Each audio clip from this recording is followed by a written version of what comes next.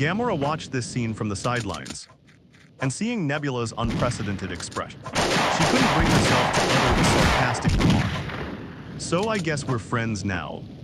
Azu stood up and pulled Nebula up with him. He then looked at Gamora and extended his hand as well.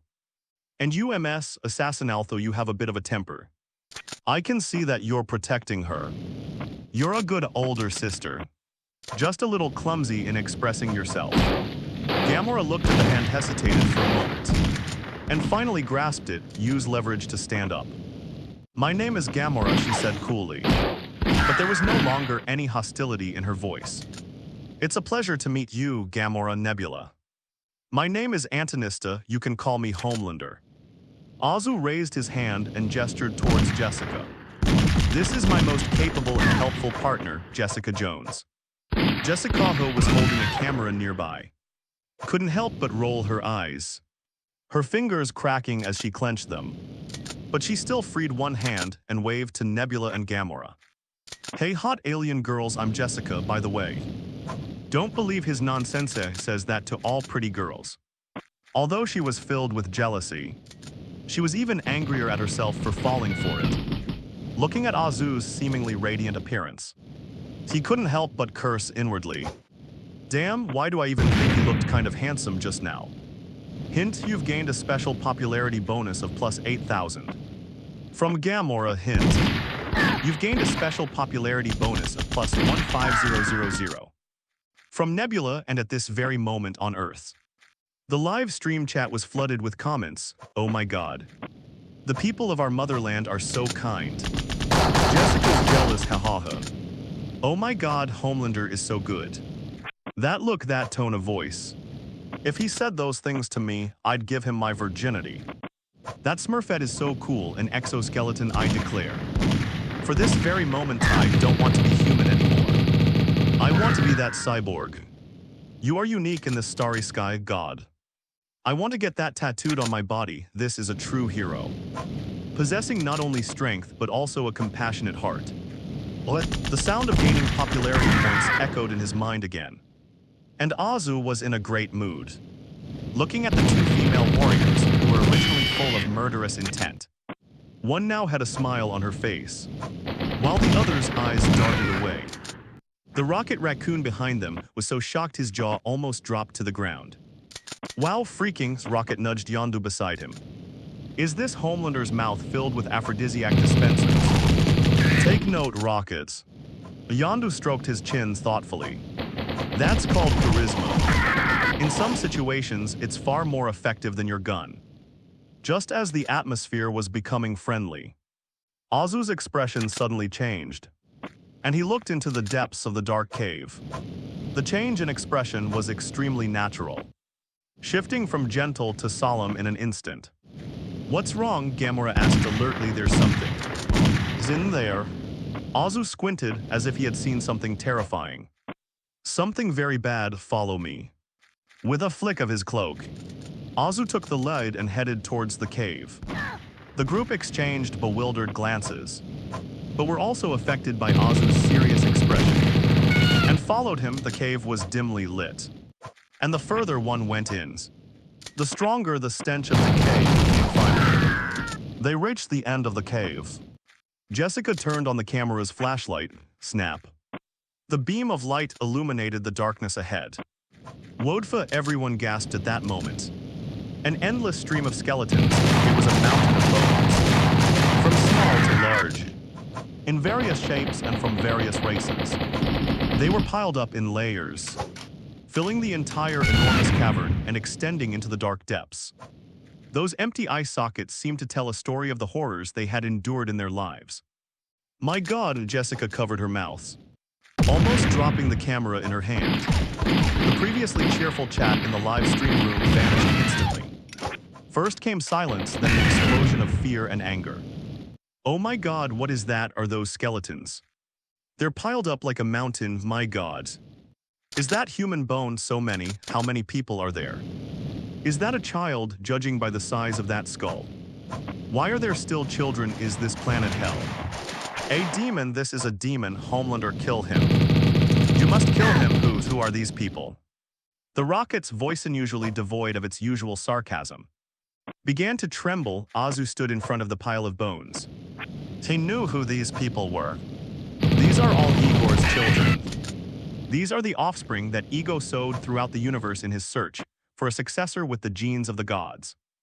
Ego hired Yondu to bring them back to test whether they possess divine power. If not, then kill it, throw it into this hole, and let it become nourishment for this planet. This was a massacre that spanned countless years, targeting one's own flesh and blood. Azu turned to look at Yondu, whose face was gloomy. Mr. Yondu, do you know something? All eyes immediately turned to Yondu. Yondu's lips trembled as he looked at the skeletons. Memories he had deliberately buried were unearthed. One after another, these children, who once sat in his spaceship, curiously asked him, "Where's Daddy?" He told them, "Your father is gone, and he will give you the best life." Then he personally sent them to this hell every trade. Every time Igor smiled and said, "I'll take good care of them." Every time he left with the money, he kept telling himself that it was for the children's good, to find them a good father. He forced himself not to think about what happened to those children afterward. But now the truth is laid bare before us. Those piles of white bones were the lives of the people he had personally sent onto the spaceship. These are all his children. In his search for a worthy successor, he sowed seeds throughout the universe and then hired people to bring these children back. I was one of the people he hired, he said. He would take good care of them, I thought. I thought he was just. You think he just wants to be a good father? Azu stepped forward, grabbed Yondu by the collar, and lifted him up. Look at these. Is this what you mean by take good care of me? Azu's anger was both feigned and genuine. Although he did it for the sake of the live stream, anyone with a modicum of moral conscience would feel outraged by such an inhumane act. Yondu, you're not stupid. You've delivered so many packages. Have you ever seen a child grow up? Have you ever seen a child walk out into the world? You really know nothing, or are you simply choosing not to think about it? Yondu closed his eyes in anguish. Yes, he had already sensed the problem, but he kept avoiding it. He was afraid that he had really sent those children to hell. So when they met Peter Quill, that kid from Earth, he finally made up his mind and took Quill into his care. But he saved Quill. But he couldn't save the hundreds of children he had sent away. No, Yondu suddenly roared, his eyes turning bloodshot. That be *****D Igor. He lied to me. He said he wouldn't hurt them. Guilt, remorse, and anger erupted in his chest like magma. I will definitely kill him. Azu looked at Yondu and nodded, then let's do it today. Don't keep him waiting too long. At this moment, the truth came to light. That seemingly dreamlike planet is actually a man-eating demon. This interstellar live broadcast completely exposed the true face of this demon to all of humanity. Azu turned to face the camera. His expression was serious, and his eyes burned with a fierce flame called justice. Fellow Earthlings, did you see that? This is the enemy we are facing. A monster who wouldn't even spare his own children. We cannot back down, nor can we tolerate this. Azu clenched his fist and declared to the camera and the entire universe. Today I am a citizen of my motherland, for the Earth, for humanity, and for these innocent souls who perished. To seek justice, declare war on this demon named Ego. We'll fight to the death. On Earth, all the spectators held their breath. They knew the final battle is about to begin. The monster that created this hellish scene, they must die. This is the will of all humankind. Kill him, Homelander. Avenge those children, for the Earth, for humanity. For everyone's. Countless roars echoed in every corner of the Earth. Hint. You've gained plus 18992 popularity points. Hint. You've gained plus 21005 popularity points. Hint. Gain popularities. The group continued their journey through the bizarre and fantastical landscape. Jessica, Azu called softly. Jessica Jones stopped and turned to look at him.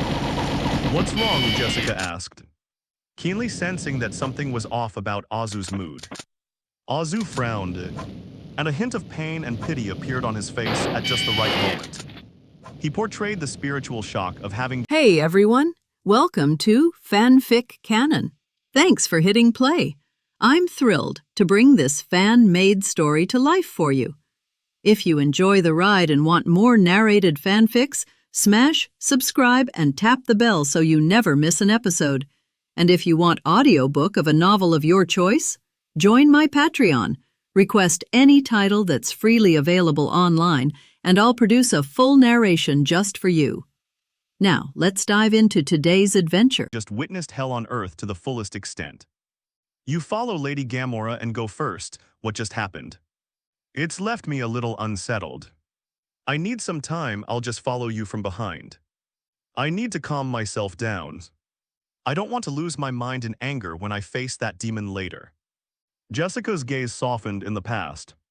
She might have rolled her eyes, inwardly mocking this jerk for putting on an act again.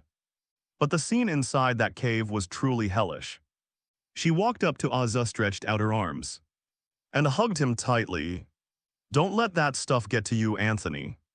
Jessica buried her face in his hard chest and said softly, that be **** D's waiting for you to blow his head off. I will, Azu patted her on the back. Go on, don't keep the audience waiting in the live stream. The chat instantly turned into a heartwarming ocean. Yes, people from our motherland are human too. Who could bear to see something like that? It's okay. Take care of yourself, we're waiting for you. My heart aches, he's carrying so much on his shoulders. Even the strongest body has a soft heart, go on. Take a deep breath, hand smash that alien be **** D to pieces. Azu then walked to the back of the group, looking at Jessica and Gamora's group, who were now a little distance away. The sadness on his face vanished instantly. System. View special popularity score. Current special popularity value, 167,000. Azu squinted at the number, 167,000. Let's go for it. What? Accumulated special popularity points won't earn interest, so it's better to convert them into tangible power. After all, fighting a planet is a bit hard to imagine. Having an extra card is always good. Open the superhero blind box. Azu gave the command in his mind. Confirm consumption of 100. 0 special popularity points for 1 advanced draw. Confirm consummation successful extracting. Within the realm of consciousness, the treasure chest, radiating dazzling light, appeared. It trembled violently, and accompanied by a stirring symphony. The lid suddenly sprang open. A golden beam of light shot into the sky, even causing a brief period of blindness in Azu's consciousness. Congratulations, host Golden Legend. As Azu listened to the system's announcement, he almost burst out laughing. System, something's wrong with you, then. Looking at the thing that had just materialized in his hand, a surge of joy welled up inside him. Holy crap, it's this. Ha, system, you've finally become a human. On a whim, he threw the newly acquired item on the ground. Nothing happened. All right, it seems we can't use it like that. Azu thought for a moment, then quickly put the thing back into his magic space and flew to catch up with the group. Ahead, on the road leading to the temple, Rocket Raccoon was walking confidently in front of Jessica's camera, hands behind his back since Azu wasn't there. This highly expressive raccoon naturally took over the anchor position. As it walked, it boasted and talked non-stop. Hey, you hillbillies from Earth, ever heard of the Sovereign? They're a bunch of genetically modified humans covered in gold dust, thinking themselves superior, but their brains are just mush. That monster had thousands of teeth, and its skin was as thick as a battleship's armor. But Grandpa Rocket devised a perfect plan, and then Rocket shrugged. Quill, that idiot was only interested in showing off, and Drax, that big oaf, just jumped right into the monster's mouth. He thought it'd be easier to cut the skin open from the inside. Haas, idiot, in the end it all came down to me. Rocket thumped his chest. I created a gravity bomb and booms, blasted that monster to pieces, and then Jessica asked, holding up her camera. Although she didn't particularly like the raccoons, she had to admit that the little guy was quite good at telling stories. And then, and then those golden-haired people not only didn't thank us, but they also wanted to hunt us down just because I took a few batteries. Rocket angrily exclaimed, an entire fleet. Thousands of ships swarming around us like flies. But I piloted the Millen dodging left and right, making a sharp turn then a reverse thrust. One shot, one kill. I blasted their fleet into a dazzling display of fireworks. The rockets got more and more excited as they talked, as if that game was a one-man show for them. The viewers in the live stream were also amused by the grumpy raccoon. This raccoon is such a braggart, ha ha ha. Although I don't understand what Sovlin is. It sounds very impressive. Was it just trying to say that it single-handedly took on an entire fleet? What? Gamora finally couldn't take it anymore and ruthlessly exposed him. If I remember correctly, her shields were shattered, and the ship's rear was blown off. If it weren't for Quill's B******** D Fatherigo suddenly appearing and using his divine power to destroy the sovereign fleet, we'd all be frozen corpses in space right now. Gamora pointed to the temple building that had come into view in the distance. Strictly speaking, the demon we're going to kill is your savior. When you see him later, wouldn't you like to kowtow in gratitude before you shoot? I am Groot, the little tree man nodded beside him. Then delivered the final blow, shut up, Groot. Whose side are you on? Rocket jumped up and down in a fit of rage. That old B******* D is just being nosy, seriously. I have 100 ways to deal with those gilded idiots. Rocket jumped onto a rock, pulled out his energy gun from behind, and struck an extremely arrogant pose towards the sky. As long as those glittering sissies dare to show their faces in front of me, I'll show them what the wrath of the galaxy's #1 bounty hunter is like. I am Groot. Baby Groot suddenly raised his head and pointed to the sky. What's wrong, Groot? Rocket looked in the direction he was pointing. ZZZZZZ, Jessica's communicator suddenly rang. It was an emergency call from Friday, the artificial intelligence aboard Homelander 1. A large number of unidentified starfighters have been detected exiting warp drive and entering the atmosphere of Ego at full speed. Azu raised an eyebrow, stepped forward and said, "Switch the camera over here, Buzz." A holographic light screen unfolded before everyone. The image is captured by the deep space radar of the Homelander 1 spacecraft. Outside the atmosphere of Ego Star, countless golden points of light appeared, densely packed like stars falling from the sky. The camera zooms in. Thousands of golden unmanned combat aircraft, in attack formation, were swooping down on the atmosphere of Ego Star like a swarm of bees. Oh shit, Rocket was still holding the gun, maintaining that arrogant pose.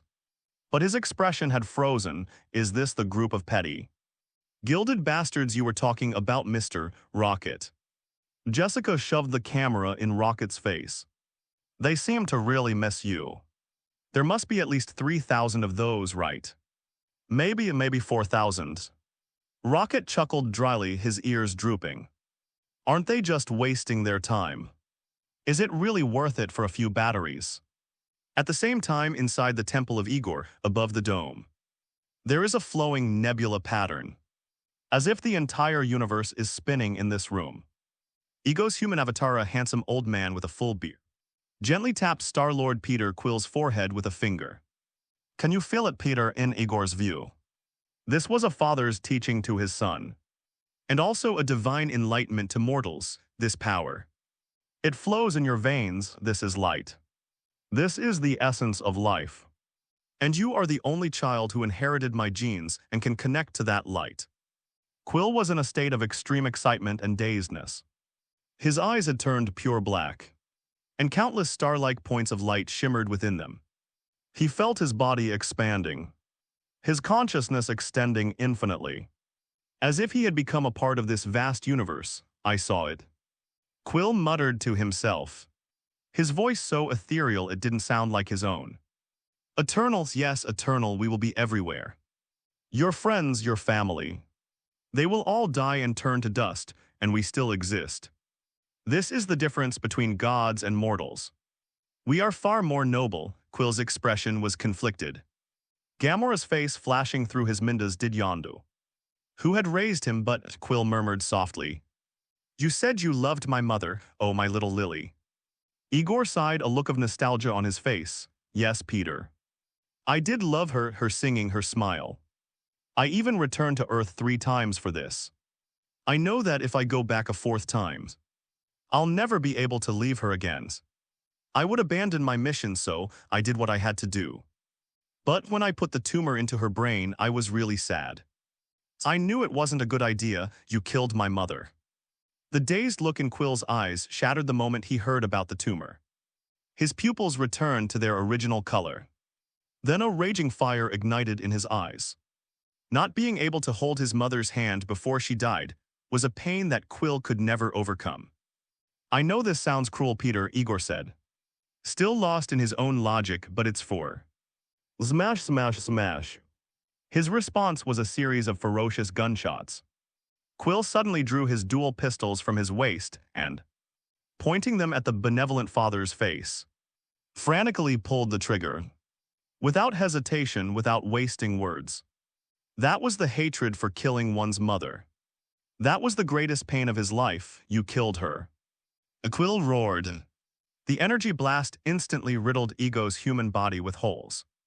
But instead of bleeding, those wounds turned into blue specks of light. The shattered body rapidly reformed in the light. Igor stood up again, his face contorted with rage. What a pity, Peter. I had hoped to accomplish this grand goal with you. Since you're unwilling to cooperate. Igor suddenly waved his hand, whoosh. A blue energy tentacle emerged from the floor of the hall. They were like living things, piercing Quill's chest in an instant and pinning him firmly in midair. For the next 1,000 years. Be a battery to provide me with divine power, Azia. Quill let out a blood-curdling scream. Let's begin. Expand, Igor opened his arms and shouted wildly. As divine power was infused, the temple shone with a blinding light. And then the entire planet began to tremble violently. Outside the temple, what happened? Gamora steadied herself and shouted loudly. An earthquake, Rocket asked, puzzled. No. It was that old B********D who did it. Azu looked up at the temple, emitting a dazzling blue light. Beep, beep, beep, Jessica's wrist communicator rang again. This time it was an emergency call from Skynet. Sir, the seed in Missouri has sprouted. The holographic projection unfolds in the video. An energy substance resembling blue jelly is seen gushing out wildly from the ground. Like a flood bursting its banks. It instantly swallowed up the surrounding trees houses. Cars, meanwhile in Earth Wanda, who had been guarding the town, was forming hand seals. And crimson chaotic energy surged out like a raging tide. Desperately suppressing the blue torrent, all mages reinforced the barrier. Dozens of Camertage mages around them chanted in unison. And layers of golden Vishanti magic circles formed. Like a giant lid, attempting to trap the destructive power underground. But the power of the gods is not so easily suppressed. Click as divine power continued to flow in. The golden magic circle began to tremble and crumble. Outside the sealed circle, Walter's heroes were already on high alert. But now it's jam that's going to eat people. Steve Rogers raised his shield, his expression grave. Everyone establish a defensive line. If anything leaks out, whatever it is, open fire. Azu hung up the call and looked up at the temple. He knew what had happened, Star-Lord Peter Quill. That fool has been pierced by Igor. He has connected to Igor's core and become a humanoid battery. Ego is drawing upon the celestial power within Star-Lord, forcibly activating the seeds buried on countless planets throughout the universe. He wants to turn the entire universe into Igor. There's no time, Jessica said anxiously. Speaking very quickly, this god has begun to unleash his divine power to devour our planet. We must stop him immediately, damn it. Something's definitely happened to Quill. Gamora flicked her sword and charged toward the temple. Buzz, buzz, buzz, a tremendous roar echoed in the sky. The sovereign drone swarm had arrived over the battlefield. ZZZZZ, countless laser beams rained down, watch out. Rocket yelled and grabbed Groot, hiding behind a boulder. Gamora looked at Rocket. Rocket, didn't you just say you could handle it? Bring out your 100 methods. Show them what you're capable of. Rocket was speechless for a moment, looking at the thousands of fighter jets in the sky, and then at the gun in his hand. You don't even have a single combat spaceship. How am I supposed to fight? Are you expecting me to use this gun to take down thousands of starfighters? Who the hell can fight a starfleet with their bare hands? I can, a calm voice rang out. Everyone was taken aback and looked up. They are from the motherland, you. Yondu exclaimed in shock. Brother. Those are space fighters, thousands of them. Only a few thousand, leave them to me, go to the temple. Disrupt Igor's action sand, rescue your friends. Then hang in there, wait for me, but. Rocket was stunned. That's several thousand. Go now. Azu shouted, interrupting Rocket's hesitation. There's no time, the Earth won't last much longer, go. Gamora gave Azu a deep look. She was a decisive warrior. She led the group and began to race towards the temple. As they left, Azu turned and walked toward Jessica, who had been holding up the cameras. Jessica, go help them too. They need your strength and so does the Earth. Azu stepped forward and gently hugged her. Jessica's body stiffened for a moment, then softened, and she wrapped her arms around Azu's firm back. At that moment, the camera shook slightly, as if the photographer's heart was trembling. The viewers in the live stream were heartbroken to see this. Sobbing, doesn't this feel like our last hug? You must come back alive. I'm totally shipping this couple. Azu brought his mouth close to Jessica's ear, his warm breath brushing against her earlobes, making Jessica blush slightly. Darling. Azu's voice was so low that only the two of them could hear it. Jessica's heart was racing and her palms were sweating. Protect the camera. Take a good picture of my back as I face a massive army alone before leaving. Jessica's moment of emotion was instantly wasted. She shoved Azu away, glared at him fiercely, and said through gritted teeth, Get out of here, you be ****D, ha ha ha ha. Azu burst into laughter. Then his figure slowly rose into the air. The stars and stripes caped behind him, fluttering in the energy barrage. His eyes were already glowing crimson, and destructive energy was poised to be unleashed. The next second, boom. His red and blue figure tore through the air, and the camera followed his movements. Against the backdrop of the dazzling and eerie sky of planet Ego, a tiny human figure is charging towards the overwhelming Golden Fleet. One man against an entire army. Is this person a madman? Nebulaho was running at full speed with the crowd. Suddenly looked back at the sky, and the words involuntarily escaped her lips. But I like this madman, let's go. Don't let him work for nothing, Yondu roared. And the Yaka arrow in his hand transformed into a streak of red light. Dancing around him, to the temple kill that be ****D. I am Groot. High in the sky, the air became thin. Azu's speed has reached its limit. Sovlin's unmanned combat aircraft swarm was now clearly visible ahead. Target locked, unknown organism rapidly approaching. In the control room of Sovereign, thousands of light years away, a group of players dressed entirely in gold were sitting in simulators, controlling these fighter jets. What's that, a Birdman? One of the operators scoffed. And crush it. A small squadron of fighter jets broke away from formation and accelerated toward Azu, while the laser cannons began to charge. ZZZZZ. High-energy thermal imaging, delivering full power without reservation. The thermal vision, like two wielding lightsabers, swept across the entire airspace. Boom, boom, boom, boom. Boom, a series of dazzling fireworks exploded in the sky. The first few dozen fighter jets, before they even had a chance to fire, were sliced in half by the heat vision, and golden debris fell like raindrops. Azu's figure didn't pause at all, directly crashing through the fiery cloud of the explosion. Bang! He smashed the nose of a fighter jet with a single punch, then, grabbing the wing, he swung it like a baseball bat and smashed it hard against another fighter jet next to him. Thump. The two fighter jets collided and turned into a pile of scrap metal. He weaved through the formation of aircraft at such a speed that even radar could not lock onto him. Every punch thrown, every flash of light, was accompanied by the fall of several, even a dozen. Fighter jets, damn it, what kind of monster is that? The control room on Sovereign was in complete chaos. How is this possible?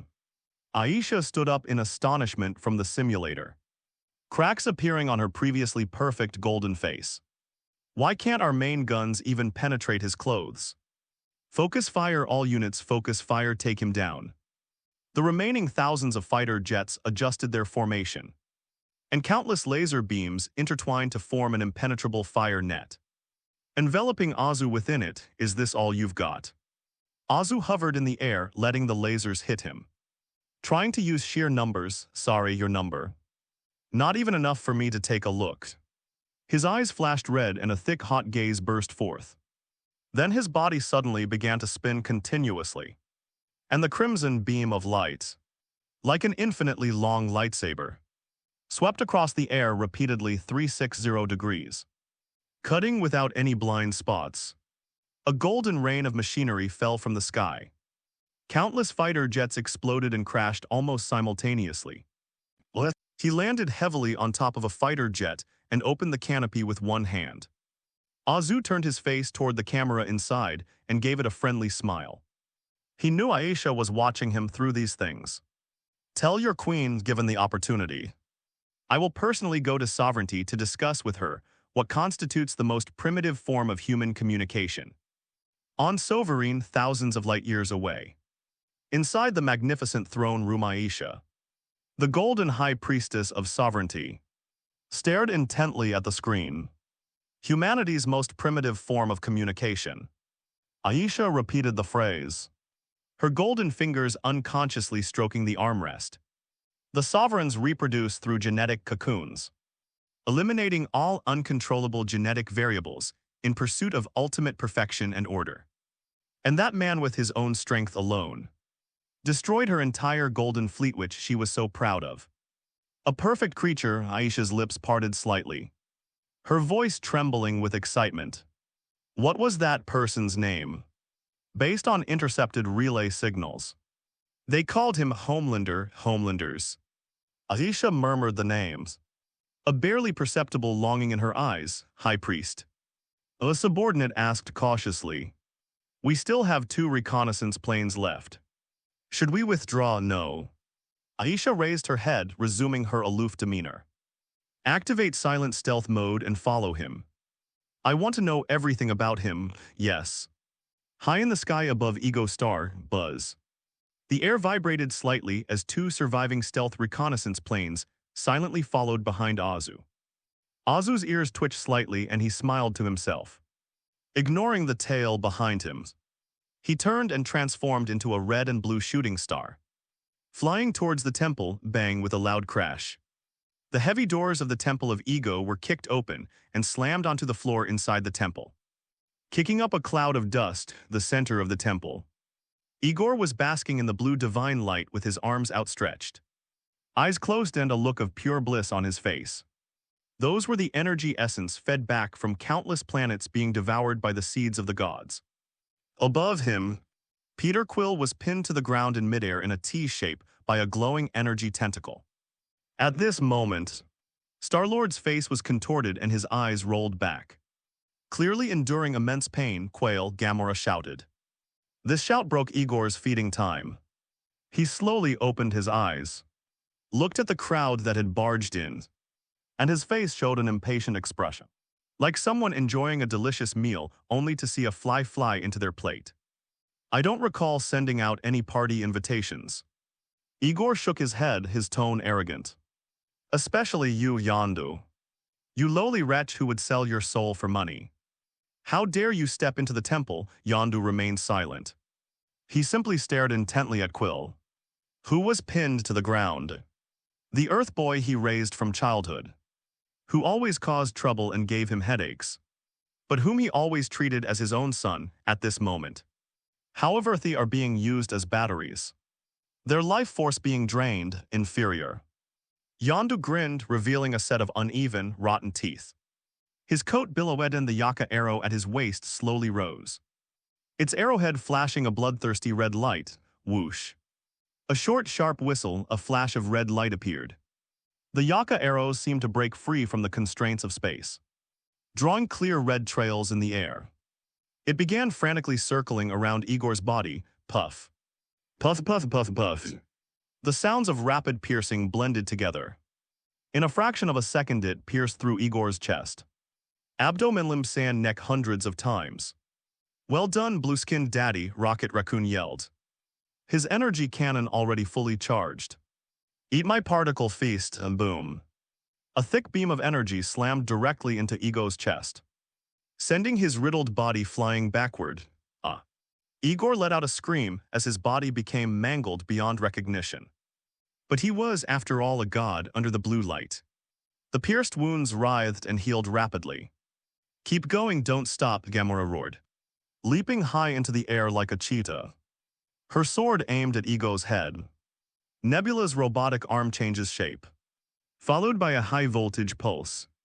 Under the combined assault of several people, Igor didn't even have time to utter a complete villainous line before his human body completely disintegrated, turning into countless blue specks of light that vanished into the air.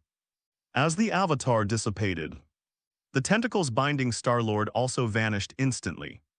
Quill lost his footing and fell from midair. Gamora slid in and caught Star-Lord as he fell. Meanwhile, in Missouri, far away on Earth, the seed of the celestial being which was growing wildly seemed to have lost its source of power. All the blue substances suddenly stopped moving. The energy surge that was about to break through the ceiling array subsided and turned into a pile of hard blue crystals, solidified on the ground. "Did it work?" Wanda, who had been struggling to keep going, felt the pressure suddenly ease and wiped the sweat from her forehead. Inside the temple of Igor, Gamora helped Quill up. "Are you all right, you idiots?" Her tone remained cold, but her movements were gentle. "Hey, Gamora, I knew you'd come." Quill clutched his chest where a dull ache still lingered. "I knew that old B*** D was up to no good." Gamora glared at him. "I told you long ago he's not your good father." Quill gave a wry smile, clutching his chest, which was still throbbing slightly. "I told you so. That's the last thing I want to hear. It comes before we need to talk. That's why I came to rescue you, isn't it?" "Yes." Quill chuckled. "Which means we're bound together by the red thread of fate. On Earth this is called destiny." "Bullshit. That's not true, you're overthinking it." Gamora retorted, vomits. The rocket next to him made a vomiting face. "Please. Can you two be a little more mindful of the occasion when you're flirting? I feel like throwing up. Seriously, my stomach acid is rising." Jessica, still professionally holding the camera, glanced at the empty hall around her and frowned in confusion. "It's over, that guy named Igor's the god. He's just dead. This is way too easy." Jessica complained with a look of disdain. "I thought there would be some kind of 3-stage transformation or a full-screen ultimate move. Instead, I got killed by a flurry of punches. Easy." Rocket patted his chest, looking smug. "That's because I'm here." It struck what it thought was its coolest pose for Jessica's camera. "This is all part of my Rocket Grandpa's plan. This is called a lightning strike, understand? Catch him off guard, concentrate firepower, and wipe him out in one fell swoop." Meanwhile, in the live broadcast room on Earth, the viewers were also completely bewildered. "Is that all? I just went to the restroom and when I came back, the boss was gone. That was so fast. I'd already got my popcorn ready. Gods, that's all. It doesn't even feel as intense as a gang fight on the streets of New York." A bang. Suddenly, a large hole burst open in the side wall of the temple. 2 figures burst in, panting heavily. Everyone looked toward the gaps. There were 2 people in sight. One was a burly man covered in red tattoos, Drax the Destroyer. The other is an alien girl with 2 antennae on her head and frighteningly large eyes. Mantis. Drax burst into the hall, glanced around, then rushed in front of everyone, his eyes wide as if he had discovered some earth-shattering secret. and roared, "Listen up, everyone. I've discovered a shocking secret. This ugly woman with tentacles told me everything." Drax looked serious, as if he were announcing the end of the world, that Igor. He's a big bad guy, he's not looking for his son at all. He wants to use Quill. He wants to plant seeds on countless planets and then turn the entire universe into his own. We must stop him after saying that. Drax assumed a fighting stance, looked around, and waited for the shocked reaction of the crowd. However, the scene became quite awkward. Everyone looked at him as if he were an idiot. Drax remained in his position, blinking with a hint of confusion. "Why aren't you surprised?" Rocket walked right up to Drax and patted his muscular thigh with his paw. "Well," Rocket exclaimed sarcastically in an exaggerated tone. "That's truly a huge secret, Drax.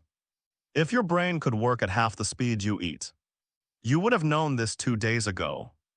Rockets pointed arrogantly to the spot where Igor had just disappeared. "Besides, that big bad guy you mentioned has already been taken down by Rocket himself." Killed. Drax paused for a moment, then looked at everyone's relaxed expressions. "Ha. Ha ha ha ha," he suddenly burst into a hearty laugh, patted Rocket's bald head, and almost shoved the raccoon into the dirt. "I knew it. Nothing can stop us. That great demon has already been killed by Drax the Destroyer's friends." "No," a trembling voice rang out. "Mantis." The praying mantis stepped forward, her face pale and her antennae trembling uneasily. "No. He's not dead, that's just his body and avatar. As long as his core brain is alive, he'll be back soon, and..." Mantis pointed to the ground beneath his feet. "He's very angry right now." Quill's expression turned grave. "She's right. I just connected with his consciousness. The old man's core is deep underground, encased in a thick protective shell, brain. Underground." Rocket looked down at the ground. "Then we need to find a drilling machine." He hadn't finished speaking. Boom, boom, boom. The entire temple began to tremble violently.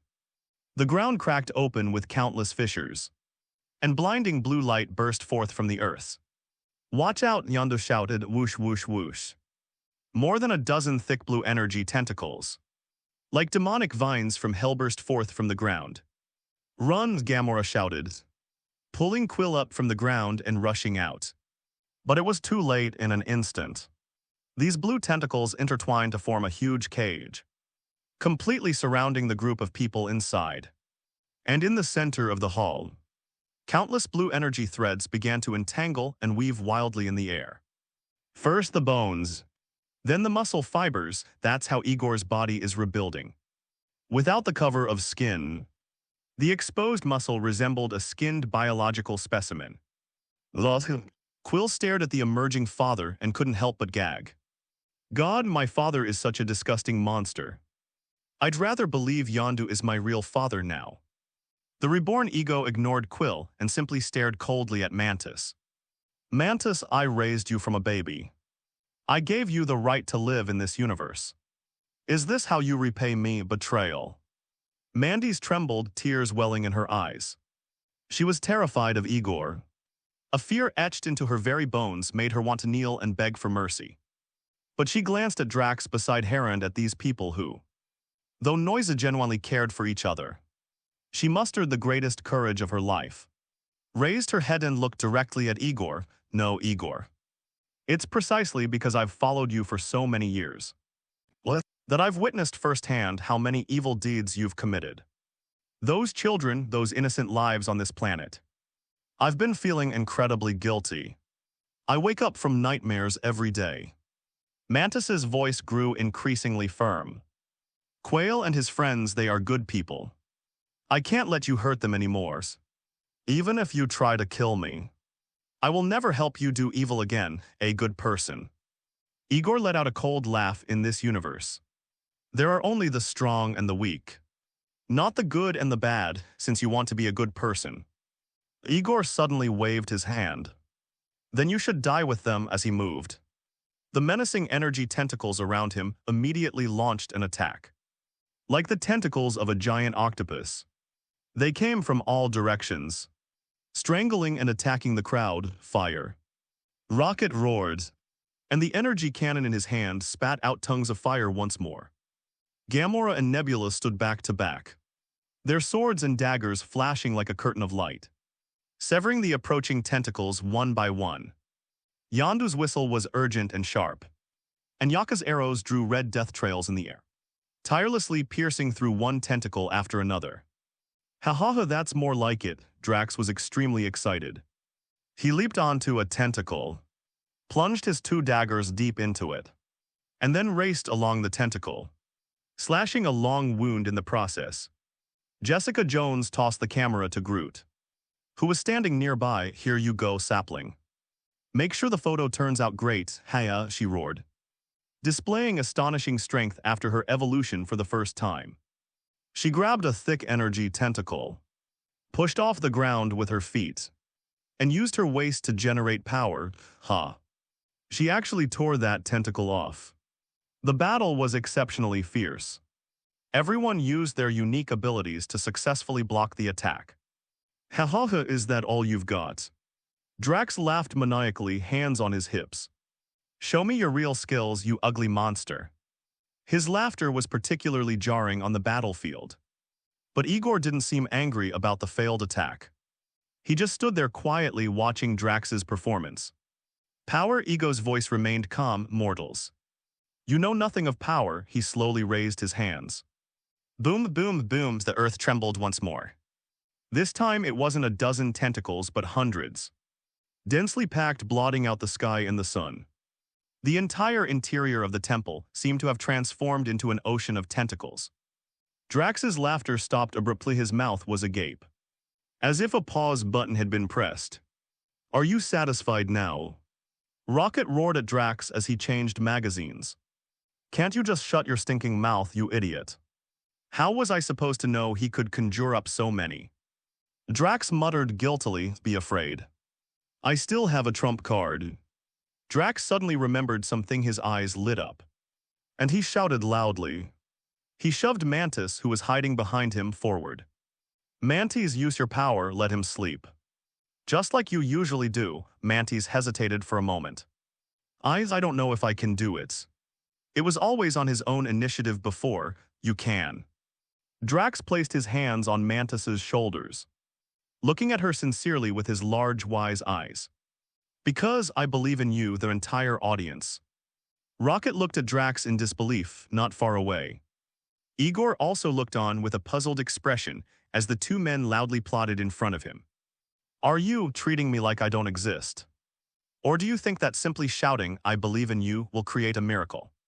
A whoosh! A tiny energy tentacle emerged from the soil beneath Mandy's feet without warning. It was so fast that no one had time to react.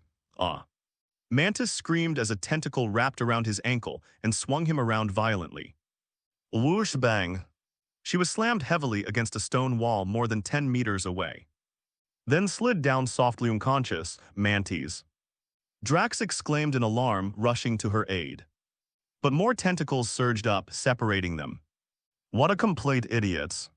The rocket was absolutely furious. It fired its guns and roared in anger, revealing your trump card in front of the main villain. Is your head just full of shit? It was as if endless tentacles were crowding each other, forcing everyone to retreat step by step. Yondu's arrow was entangled by dense tentacles, and Gamora and Nebula were wounded in several places. Although Jessica can teleport to dodge, she is still overwhelmed by the full-screen attacks. Too many, we can't kill them all. Quill cried out in despair. Meanwhile, in the live broadcast room on Earth, the audience's hearts were in their throats as the camera swayed. Groot's filming skills are clearly inferior to Jessica's. The camera shakes drastically and often shoots from strange angles. But the tension was palpable even through the screen. Oh my God, how do we fight this? We can't possibly kill them all, we're doomed. We're going to be wiped out. That big guy was such a terrible teammate. He's infuriating. Is that Mantis girl dead? I quite liked that one's where are Homelanders. Where did Homelander go? Didn't you just go M******E?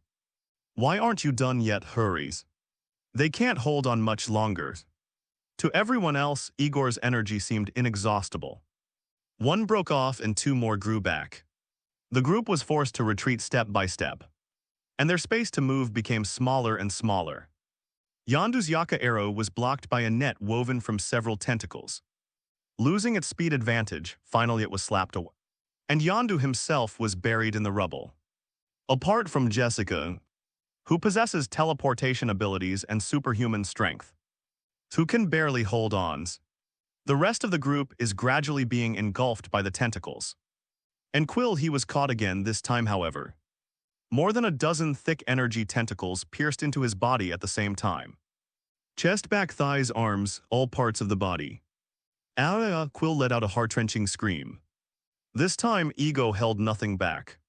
He was going to drain every last drop of divine power from Quill. Even if it meant killing him, booms, booms, booms. As immense divine power was injected into the Earth's core, the entire planet Ego seemed to begin to expand on Earth. The gray crystals that had previously fallen silent suddenly began to glow blue again. Crack-a-boom, the surface of the rock was blown open. The blue energy inside no longer flowed but erupted. Like a volcano that has been suppressed for a long time. It has finally found an outlet, not good. Wanda's expression changed drastically. This energy surge was more than 10 times stronger than the previous one. Bangs! The golden Vishanti magic circle instantly became covered with cracks. Like glass struck by a heavy hammer, hold on. You must hold on, Wanda bit her lip until it bled. Her hands gripping the magic shield tightly as she frantically channeled her magic, trying to mend the cracks. But that sudden burst of power was far too great. One corner of the magic circle collapsed. A torrent of blue energy erupted from the breach, transforming into countless enormous tentacles that swept towards the surrounding towns and defenses. There it is, the gap is there, block them back.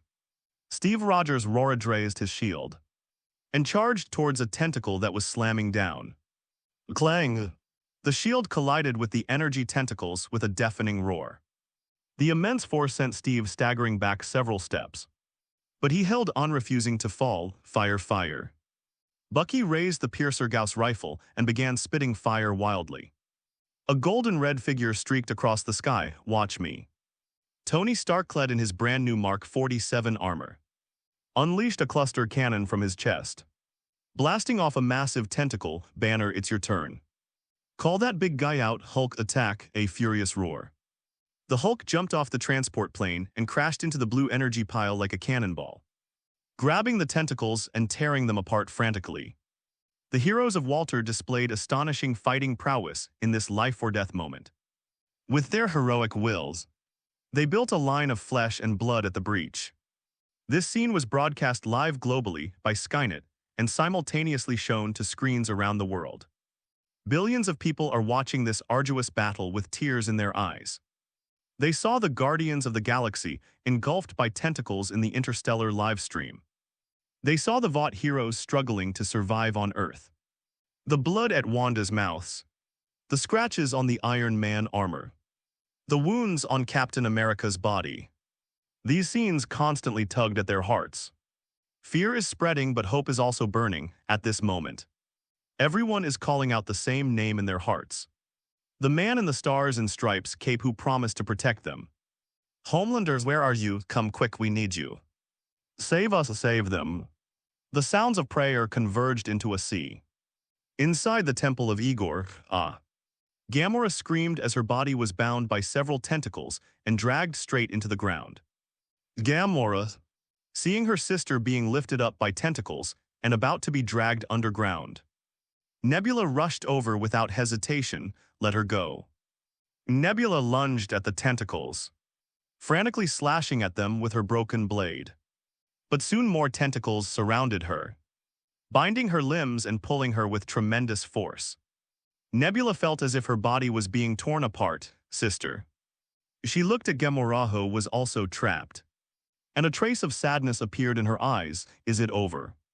She closed her eyes, awaiting death. Sudden boom. A loud bang suddenly came from above. Boom. The temple dome shattered like a fragile eggshell, and rubble rained down immediately afterwards. A beam of light shot down from the hole in the dome. At the center of this pillar of light, a red and blue figure slowly descended. The stars and stripes cape behind him fluttered in the surging air, and his perfectly sculpted muscles were faintly visible beneath his tight-fitting clothes. On the infinity gauntlet obscured by reality, the red gemstone emits a barely perceptible glow. He fine-tuned the refractive index of the atmosphere and modified the color temperature of the light. He made the dust particles in the air float in the pale golden light, creating the Tyndall effect and an epichasy beauty. The background clouds were rendered in a tragic and profound dark purple to highlight the vibrancy and hope of the stars and stripes uniform. Azu suspended in midair lowered his head slightly, his golden hair seemingly burning in the light. His eyes were hidden in the shadows of the backlight, with only 2 crimson sparks flickering. Like a god looking down upon all living beings, perfect. Azu mentally gave himself a perfect score. If this scene were captured in a still image, it would definitely have more artistic value than those oil paintings that have been hanging in the Louvre for hundreds of years. At the same time, a magnificent soundtrack resounded in the live broadcast room on Earth, pushing the atmosphere of the hero's arrival to a climax. This is Skynet's masterpiece. She precisely captured the boss's entrance timing and seamlessly integrated it into the background music. Because her boss once said that a hero's entrance without background music is like fries without ketchup, utterly tasteless. Of course, this background music was also provided by the boss, who said it matched the hero wearing a cape very well. Audiences around the world, stunned by the dual impact of the visual and auditory spectacle, fell into a brief silence immediately afterwards. The live chat exploded with comments again. The server groaned under the frenzied clicks of billions of people. And after a brief lag, the chat box erupted with the most fervent emotions that human language could express. God, is he an angel? No, he is the embodiment of God. Screenshot quick, take a screenshot. This is the moment God descends. My mom asked me why I was kowtowing in front of the TV. That pose, that look. I want to have this image printed on my living room wall. Who just said we'd be wiped out? Step forward. As long as our motherland stands, there is no such thing as despair in bar squares. And homes across the country, people either wept bitterly or cheered with raised glasses. The sense of release from being pulled back from the brink of hell drove countless people into a frenzy. Inside the Temple of Igor, after a brief appearance, Azu didn't hold the pose for too long. A hero's rescue had to be efficient. Casualties would be unseemly. His gaze locked onto the energy tentacles that were tightly binding the guardians of the galaxy. Sizzle, sizzle, sizzle. His eyes shot out high-energy thermal vision continuously, with the precision of a surgical scalpel. The blue energy tentacles that were tightly wrapped around Gamora, Drax Yondu, and the others broke off all at once the moment they came into contact with the heat vision, including Peter Quills, who was pinned in midair by a dozen tentacles and had been whipped unconscious. As the Nebula Hitch was in midair lost its tentacles, it plummeted toward the massive fissure in the ground. Just then a strong gust of wind swept by. Nebula felt a lightness in her body as a pair of strong, powerful arms caught her steadily. She looked up and saw a handsome face with sharp features, a faint charming smile on his lips, and golden hair that shimmered in the lights. They are from the motherland. He hovered in midair, cradling Nebula in his arms in a classic Princess Carrie. Are you all right, cyber sweetheart? It seems I've arrived just in time. Nebula stared at him blankly. All she knew in her life was killing pain and being transformed. I have never been held in someone's arms so gently before. A feeling I had never experienced before welled up inside me. Miraculously, a faint purple hue appeared on her blue cheeks. I'm fine, thank you, Nebula stammered. This was probably the first time in her life she had ever said that word. Hint, you have gained 15. 0 special popularity points from Nebula. Earth, Missouri. The wildly growing seed of the gods quickly dimmed, turning back into a lifeless gray stone. Stopped. Wanda's body went limp, and she almost collapsed to her knees. The energy source has been cut off. Steve Rogers looked at the scene before him, wiped the dust and blood off his face, and let out a long sigh of relief. Well done, Homelander. He smiled with satisfaction. You always manage to make it to the last minute. That's for sure. Tony Stark opened his visor to let in some fresh air. That guy's never late, always looking to show off. The heroes from all over Water City who had been prepared to sacrifice themselves collapsed to the ground, embracing each other in relief at the averted crisis. Azu gently put the nebula down. He glanced around at the disheveled crowd. Quill was being supported by Gamora, although he was weak. His complexion was gradually regaining its color, befitting his divine bloodline that rivaled that of mortals. Rocket was brushing the dust off himself when Baby Groot handed the camera back to Jessica.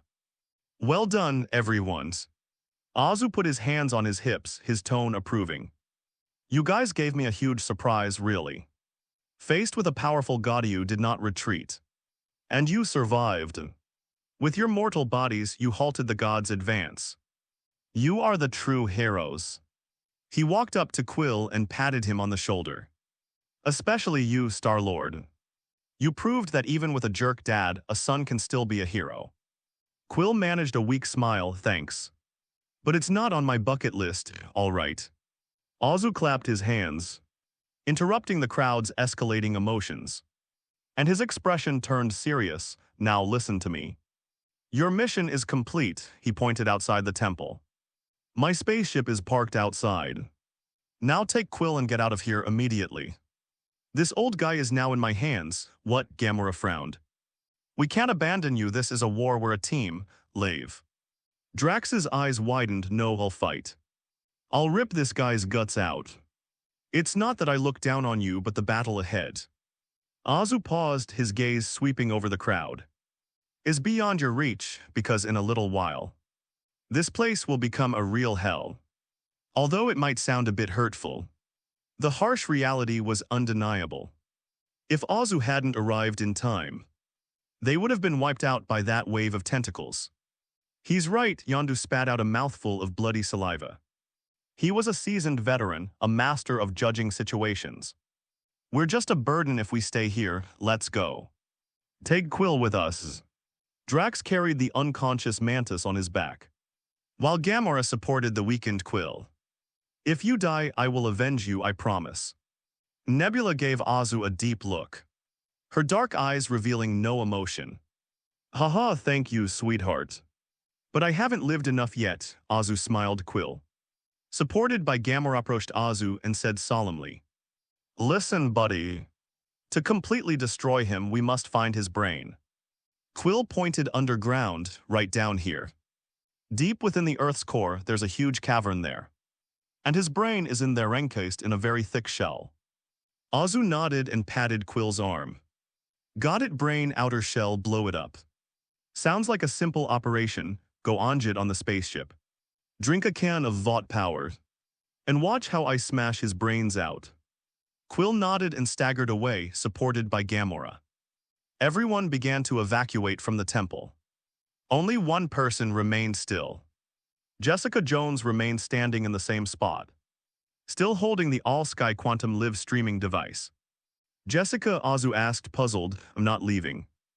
Jessica shook her head stubbornly, pointing to the camera in her hand. I am your eyes, do you remember? Without me, who would record your heroism? Who would broadcast it live to billions of people on Earth?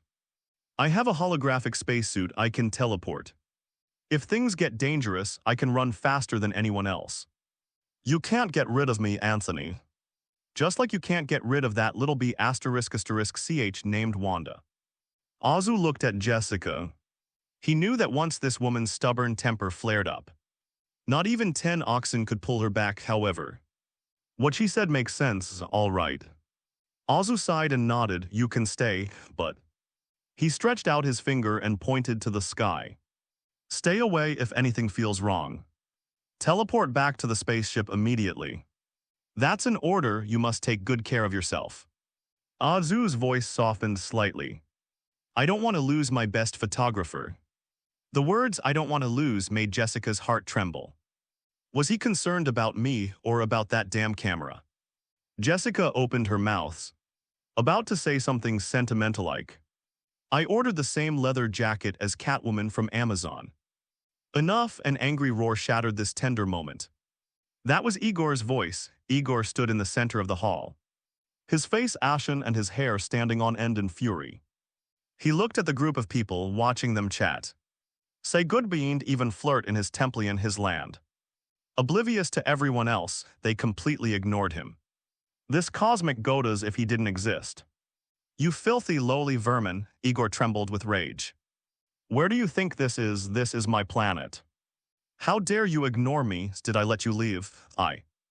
"Zzzzz," Igor's voice stopped abruptly, the last syllable of "I" still lingering in his throat. Two thick, red, burning gazes suddenly bombarded his face. Immediately afterwards, the heat vision sliced back and forth across his body, cutting his remaining remains into countless fragments that dissipated into specks of blue light into the air. And the scene was quiet for a moment. Azu withdrew his gaze, cursing inwardly, "My special popularity points haven't even arrived yet. And you old B************ D are already ruining the atmosphere.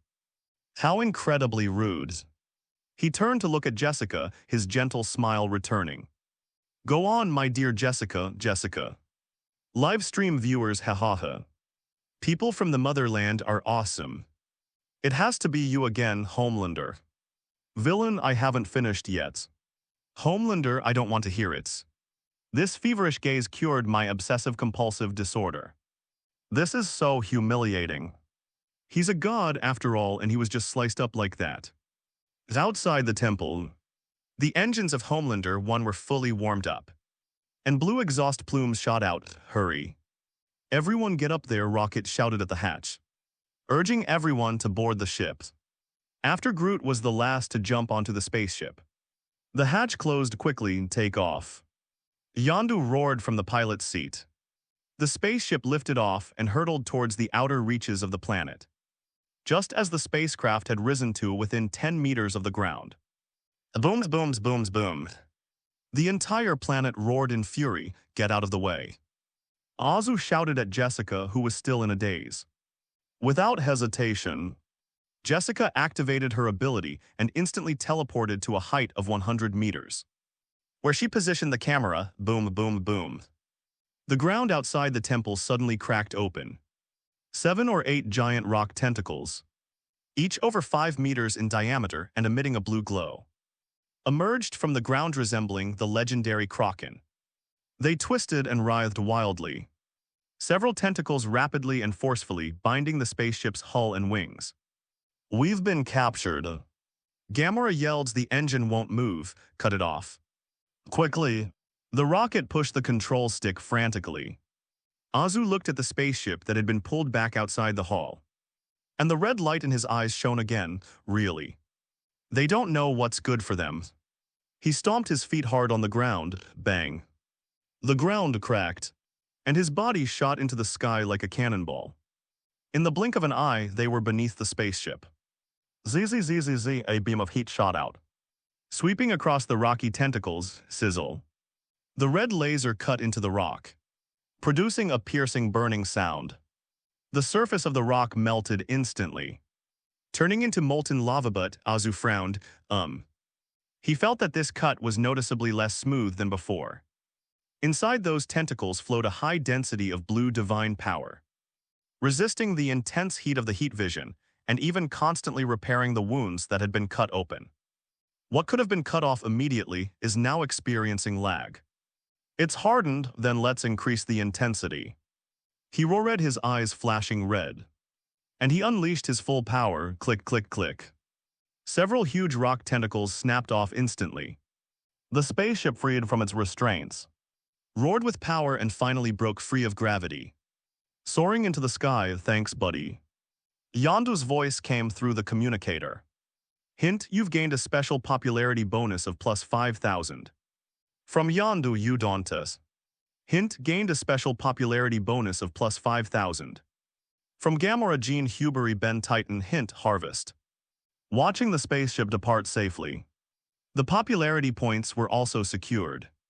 But Azu did not relax, because he truly felt that the planet beneath his feet had completely awakened. Rumble, rumble, rumble, the earth is collapsing. The temple is falling. The ground within a radius of tens of kilometers began to rise, as if some enormous creature was about to burst forth from the earth. Countless rocks, glowing plants, all matter converged under the drive of some kind of will. Blue energy emanated from the ground, surging like an ocean. Immortal.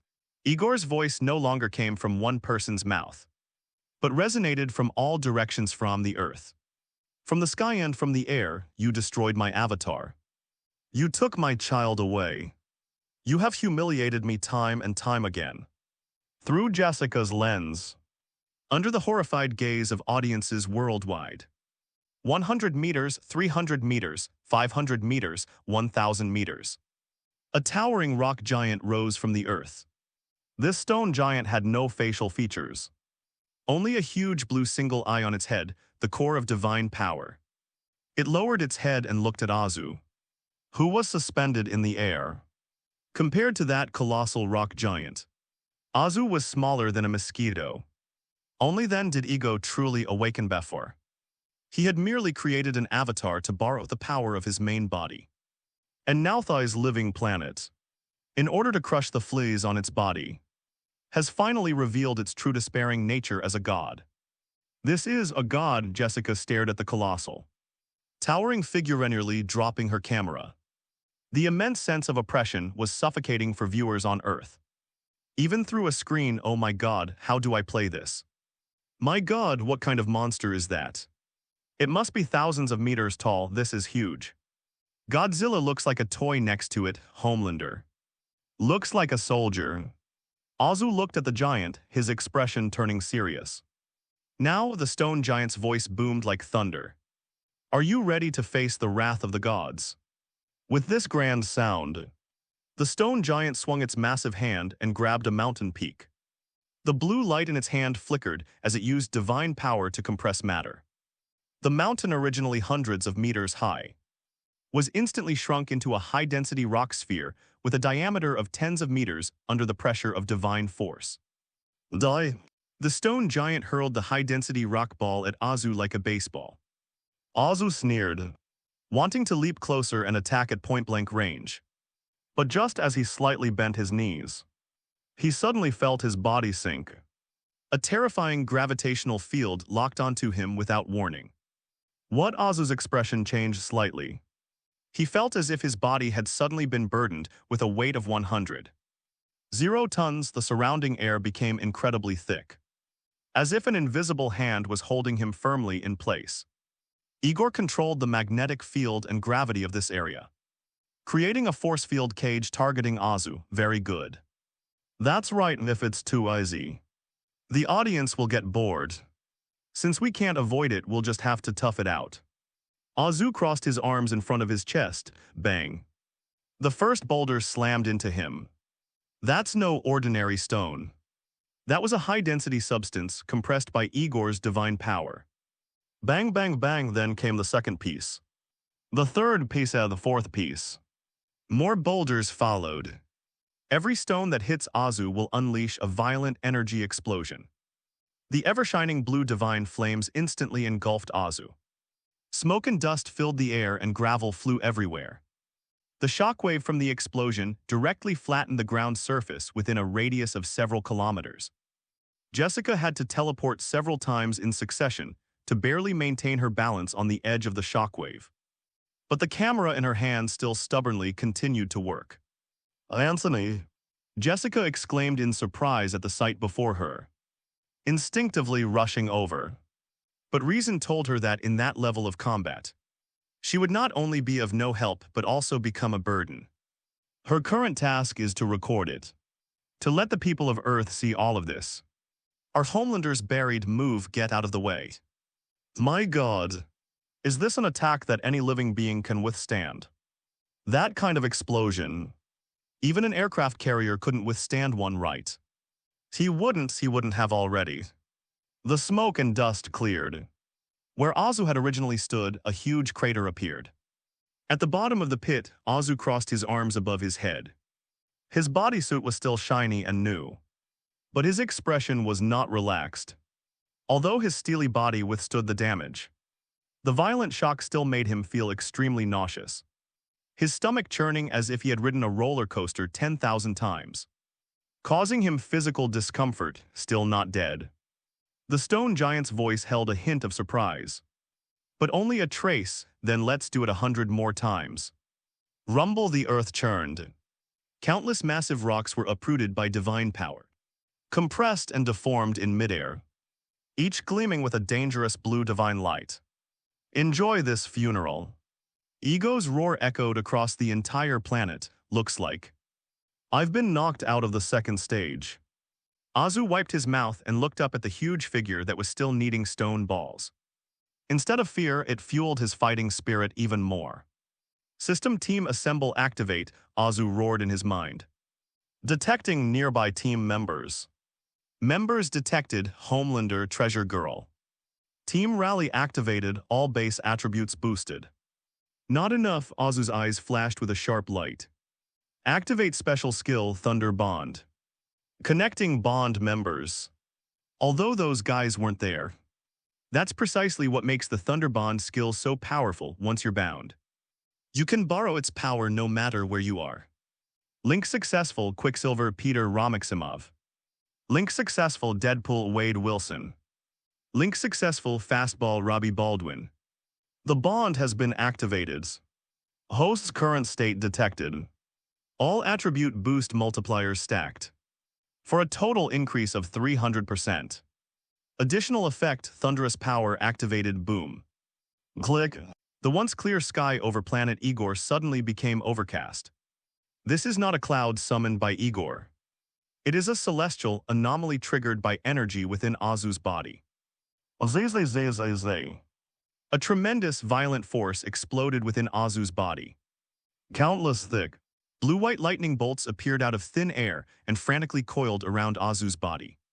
His eyes suddenly transformed into dazzling, pale lightning. Earth Sword, who had just returned from bringing reinforcements from Asgard and was about to drink a can of beer, was suddenly drawn to the large screen in front of him, which was broadcasting a live stream when that figure, crackling with lightning and resembling a thunder god descending to earth, appeared. A clatter. The beer in my hand fell to the ground, his eyes widened, and his mouth gaped open, unable to close for a long time. Wow, F***K, this, how is this possible? Thor stammered, pointing at Azu on the screen. That's my thunder, could it be? Thor suddenly realized something. His face filled with disbelief and grievance. Could it be that the old man has a B*******D child behind my back? And a Midgard at that? I knew it. Homelanders are my brothers, Jane Foster, standing nearby, coughed awkwardly twice and patted Saul on the back. Saul, maybe it's just a coincidence. Coincidence?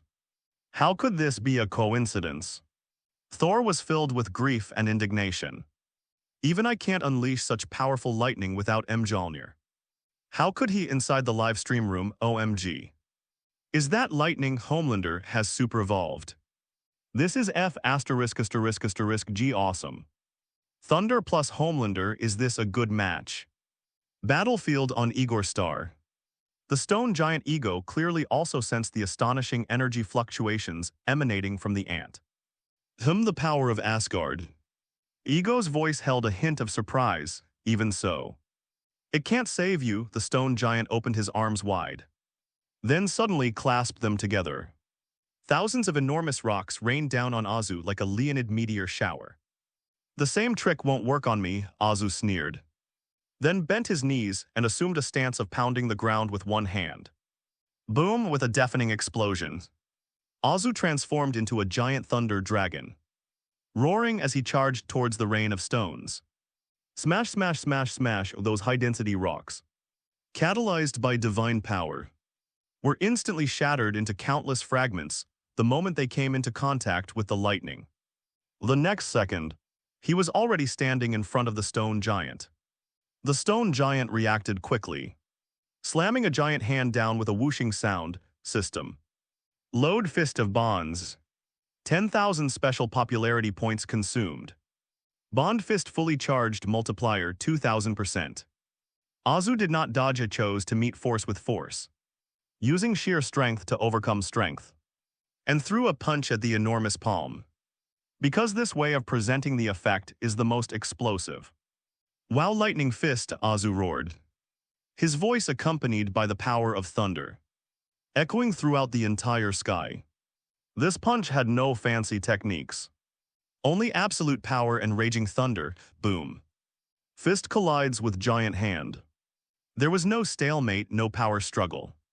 The power of thunder amplified the force of Azu's fist, and golden lightning exploded on the knuckles.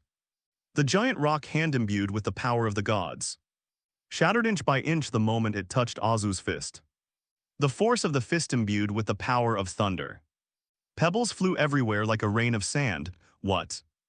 A shocking roar emanated from within the stone giant's body. Before it could make its next move, Azu's figure transformed into a lightning drill, hurtling upwards along the giant's arm. Pebbles flew everywhere and thunder rumbled. In the blink of an eye, he had reached the top of the stone giant's head. What lightning slash! With a roar, endless lightning gathered in his eyes. The originally crimson heat vision, enhanced by the power of thunder, turned into a dazzling gold sizzle. Two thick golden beams of light, carrying earth-shattering thunderous power, shot out from his eyes. The beams of light converged in the air, transforming into a seemingly infinitely long blade of lightning. This blade of light cleaved through the atmosphere and split the clouds, descending upon the stone giant with overwhelming force. Don't even think about it. Igor felt a great threat and raised one arm to defend himself. But that was in vain. Sigh, a soft sound. The lightning blade sliced through the stone giant's indestructible arm without any resistance. Then they cut open its head, its chest, its torso, cut all the way down to the deepest part of the earth. Boom! In that instant, the 1,000-meter-tall stone giant was neatly split in two. The enormous body collapsed to both sides, crashing onto the ground and kicking up a cloud of dust. Zaoliva. Igor's piercing screams echoed throughout the land. It wasn't physical pain, but a tearing apart of the soul. The stone giant's core was connected to his physical consciousness, so this strike couldn't harm his very essence. But it struck him squarely on the mind. Oh my God. Jessica, holding the camera, watched the breathtaking scene before her, her breath seemingly caught in her throat. At that moment, everyone in the live stream gaped open. The figure bathed in lightning hovered above the collapsed giant's corpse. Like a god of war. God, what power is this? Watley Light slash, that name is so cool. That was so cool. Water Ray slash, I want to learn it too. Hey, you should practice until you go blind first. Isn't this more like Thor than that alien Avengers Thor? No, this is Thor's father. This is a man of the motherland. A god among men. My kneecaps are shattered. Earth. Beautiful. Pietro jumped up excitedly. I knew it. The boss is invincible. Thor stared at the screen filled with lightning, his eyes brimming with envy. Is this the power of thunder? He's more like Thor than I am. Wanda clutched her chest with both hands, watching the man on the screen displaying his might. Her eyes were filled with infatuation. Star. She called his name softly. This is the lover in her heart. Handsome, gentle, and breathtakingly powerful. New Scalaros. Gravik was also watching the live stream on the screen. His hands were trembling. This is the power of the Homelander. He originally thought that with the Super Skrull plan and the collected DNA, he could challenge anyone. But now, looking at the man who split the mountain open, Gravik suddenly realized how naive he had been. Beep, beep, beep, his communicator rang. It was a call from a high-ranking Skrull official who was replacing the British Prime Minister. Gravik, did you see the live stream? The other person's voice was filled with panic. The plan must be suspended immediately. We can't anger humanity now, that Homelander. He's a monster. If he finds out we're causing trouble, he'll turn around and wipe us all out. Gravik opened his mouth wanting to say something defiant, but looking at that demon-like figure on the screen, He just couldn't bring himself to say, "I'm not afraid of him." So I knew. Gravik gritted his teeth and forced out those words. "Notify everyone, lie low, await my orders." After hanging up the phone, Gravik slammed the communicator to the ground. "Damn Homelanders. I will definitely get your biological sample. You belong to the Skrulls," Azu floated in midair, with a huge stone statue that he had split in two standing beneath his feet. He should have been enjoying this moment, savoring the thrill of conquering a powerful foe. But instead a chill crept up his spine. That was the spider sense he received from Peter Parker. Unlike the match against Thor 2 years ago, this warning felt like a mad drummer pounding heavy metal rhythms inside his skull. Every hair on his body stood on end as if electrified, and even his skin felt phantom pain. This level of warning was something he had never encountered before in the Marvel Universe. "Jessica," Azu instantly flew to Jessica's side, his voice low and urgent. "I want you to leave and go back to the spaceship now." Jessica Jones was holding a camera, filming several close-up shots of the stone giant's remains. She was taken aback by his words and looked at Azu with a puzzled expression. "What? Why are you leaving? Didn't you win?" "I still have to film that." "Something's not right," Azu said gravely. "Some kind of change is happening on this planet that I can't predict. Your presence here is distracting me. I'm not leaving." Jessica stubbornly held her neck. "I have a spacesuit. I can teleport. I can take care of myself, Miss Jones." Azu let out a low growl, a faint red light flashing in his eyes, a dangerous warning. "This is an order, not a discussion. Go back to the spaceship and wait for me in geosynchronous orbit." Jessica looked at him, her lips moved, but she couldn't bring herself to say anything in response. She knew this man too well when he spoke in this tone. It usually meant things were really serious. Okay. She didn't waste any more words or ask why. "But listen, Anthony. If I see you dying up there, I'll still come back. Suit yourself." Azu's eyes regained their calm. "Now let's go." Without further hesitation, Jessica reached out and pressed the device on her chest, and a blue holographic spacesuit covered her entire body. She suppressed her unease and took one last deep look at Azu. The next second, swish, swish, swish. After a few flashes, Jessica disappeared from Azu's sight. Outer space geosynchronous orbit. The Homelander 1 spacecraft hovers silently in the dark universe. Whoosh! Jessica appeared out of thin air on the spaceship's observation deck. "Hey, you scared me to death," Rocket Raccoon, who was munching on beer-flavored chips in the driver's seat, jumped in fright, skittering his snacks all over the floor. "Next time, can you at least use the front door? Or at least ring the doorbell first?" Jessica ignored the rocket's complaints. She felt her heart pounding, and the unease she felt became even more pronounced in space. She walked quickly to the huge porthole and looked down.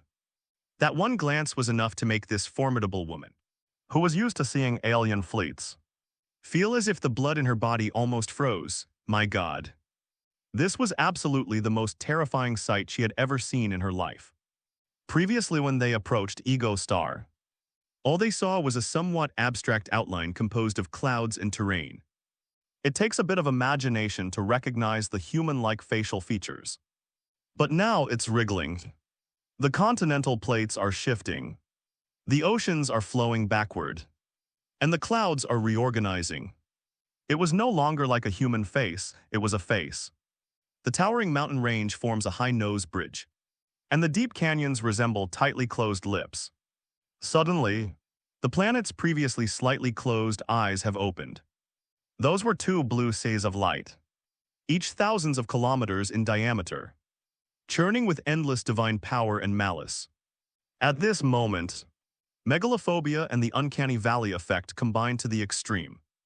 At the same time, the image was simultaneously transmitted back to Earth via the still dutiful live streaming device. The billions of viewers in the live stream also witnessed this indescribable horror through Jessica's camera lens. The people who were cheering for Azu splitting the stone giant now felt as if they had been collectively choked. In Times Square, people looked up at the giant screen displaying a planet with its eyes open. The enormous blue eye seemed to pierce through the screen. Hanging above the earth, what is that? A little girl dropped her ice cream on the ground, pointed at the screen, and her voice was trembling with tears. Mom. That ball is looking at me. No one could answer her, because the adults were trembling too. That was a terror that surpassed the limits of human comprehension. Godzilla and alien fleets are all so insignificant in the face of this living planet. If the people of our motherland are gods on Earth, then this one before us is a demon that devours the world. In the live stream, there was even a gap in the number of comments. Several seconds passed before someone finally typed out the words with trembling fingers. I feel like throwing up. Is this real? The planet has come to life. Can we really win this kind of thing? A nuclear bomb would just be a pimple, right? Don't look at that eye. Don't look. I'm not watching anymore. I'm turning it off. I feel like it's watching me. Are Homelanders still down there? Oh my God. Friday, Jessica snapped out of her daze, lunged at the control panel, and yelled into the communicator quickly. Contact Anthony, make him leave theirs immediately. Attempting to establish a connection, Miss Jones. Friday's usually calm tone sounded unusually cold now. Connection failed. Signal interference from a strong magnetic field. Try again quickly. Warnings. High energy reaction detected. The target planet is releasing an energy field. Jessica turned to look out the porthole. Then Ego Star's enormous mouth slowly opened. Phew. Although she didn't hear any sound, Jessica felt as if she could hear a sigh from hell. A faint blue mist-like energy spewed out from that giant mouth. It's like a rapidly spreading virus in just a few seconds. The thin blue mist enveloped the entire planet's atmosphere, forming a film of light that completely sealed off the planet. Damn it, Jessica was frantic. She no longer relied on the communicators. It was a waste of time. She pressed the button on her chest, activating the holographic spacesuit. I'm going down to find him. Are you crazy? Rocket jumped over and grabbed her. That thing looks like it'll eat people. You'll die. Let go. Jessica shook off the rocket and vanished in a flash. Whoosh. The next second, she appeared at the edge of the atmosphere of planet Ego. She tried to teleport back to the surface and return to Azu's side. But it was as if she had bumped into an invisible wall. Jessica's figure appeared outside the blue membrane. What's going on? She tried teleporting again. Whoosh. Still in the same spot. That seemingly thin layer of blue mist was like an invisible wall, isolating the continuity of space. Worse still, the blue mist seemed to sense her presence. Like living tentacles, they began to extend upwards, coiling towards Jessica. The feeling was like falling into super glue. Get out of here. Jessica used flash to escape again. Buzz. The space rippled slightly, but she remained in the same spot. Blue mist quickly enveloped her limbs, corroding the energy shield of her spacesuit. While alarms blared frantically in her ears. Teleport. Teleport, teleport. Jessica frantically issued commands in her mind. Swish. Swish, swish. Her figure flashed wildly in place.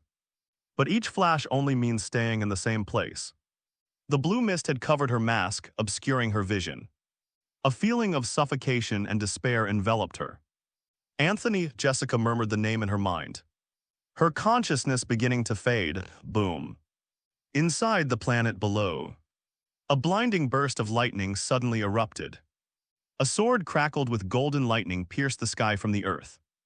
It sliced through the viscous blue mist covering Jessica's body. Immediately afterwards, amidst the rumbling thunder, a figure pierced through the atmosphere and the mist, like a shooting star traveling in reverse. It broke through numerous obstacles and arrived at Jessica's side in an instant. Anthony. Jessica exclaimed in surprise. Hurry up. Azu put his arm around Jessica's waist. Boom. Full thrust, the two transformed into a beam of light, breaking free from the planet's gravitational pull. The hatch opened and the air pressure was equalized. Jessica slumped back in her seat, still shaken, gasping for breath. Her holographic spacesuit automatically retracted, revealing her face covered in cold sweat. Azu stood in front of her, looking down at her. Jessica Jones, he spoke with suppressed anger. Did I tell you to stay on the spaceship? Who do you think you are, Kara Danvers? Do you know how dangerous that was? That thick fog was Igor's digestive enzymes. If I had arrived a second later, you would have been turned into a pile of protein. If you die, Azu bent down, grabbed Jessica's shoulders with both hands, and lifted her up from her seat. Have you considered how I feel? Jessica looked into Azu's angry eyes and suddenly laughed. She reached out and stroked Azu's cheek. I know it's suicide, but it's the only impulse I can't control, Anthony. Azu paused for a moment. The anger in his eyes gradually subsided, replaced by a complex sense of helplessness. He sighed and gently pulled Jessica into his arms. You stupid woman, he whispered in her ear. Don't do it again if you G die. Do you know how much popularity points I'll lose? Azu thought to himself. Jessica closed her eyes. Savoring this moment of tenderness, I understand, boss. Hint, you've gained a special popularity bonus of plus 15000. From Jessica Jones, hey, I said. Can you guys please stop this damn romance drama for a second? An angry voice shattered the idyllic atmosphere. Rocket Raccoon poked his head out of the cockpit, looking utterly devastated. I know you Earthlings don't discriminate when you're in heat. But could you at least look out the window first? We're doomed, Azu released. Jessica stood up, walked to the cockpit and looked out the porthole. At this point, the planet Igor had completely changed. The enormous human face was no longer static. Its mouth was wide open, like the entrance to a black hole. At the center of that abyss-like maw, endless blue energy was frantically gathering. The intensity of that energy distorted the surrounding space, dimming the starlight. Drax's eyes widened. Is he eating? Eat my asterisk, Rocket yelled irritably. He's going to unleash a verbal attack. That's a planetary-level energy cannon. He's going to blow us up, this whole star system. Gamora yelled. Rocket, jump, get out of here. I wanted to, Rocket said anxiously, scratching his head. But this damn space has been disrupted by that energy. The jump engine can't lock onto the anchor point. We're locked in. What about conventional power? Yondu asked. Be ridiculous, blue-skinned daddy. Rocket pointed outside with just the thrusters. We wouldn't get out of his range even in 100 years. And that thing has already locked onto us. The moment he fires, we're all G space dust. Utter despair enveloped the spaceship.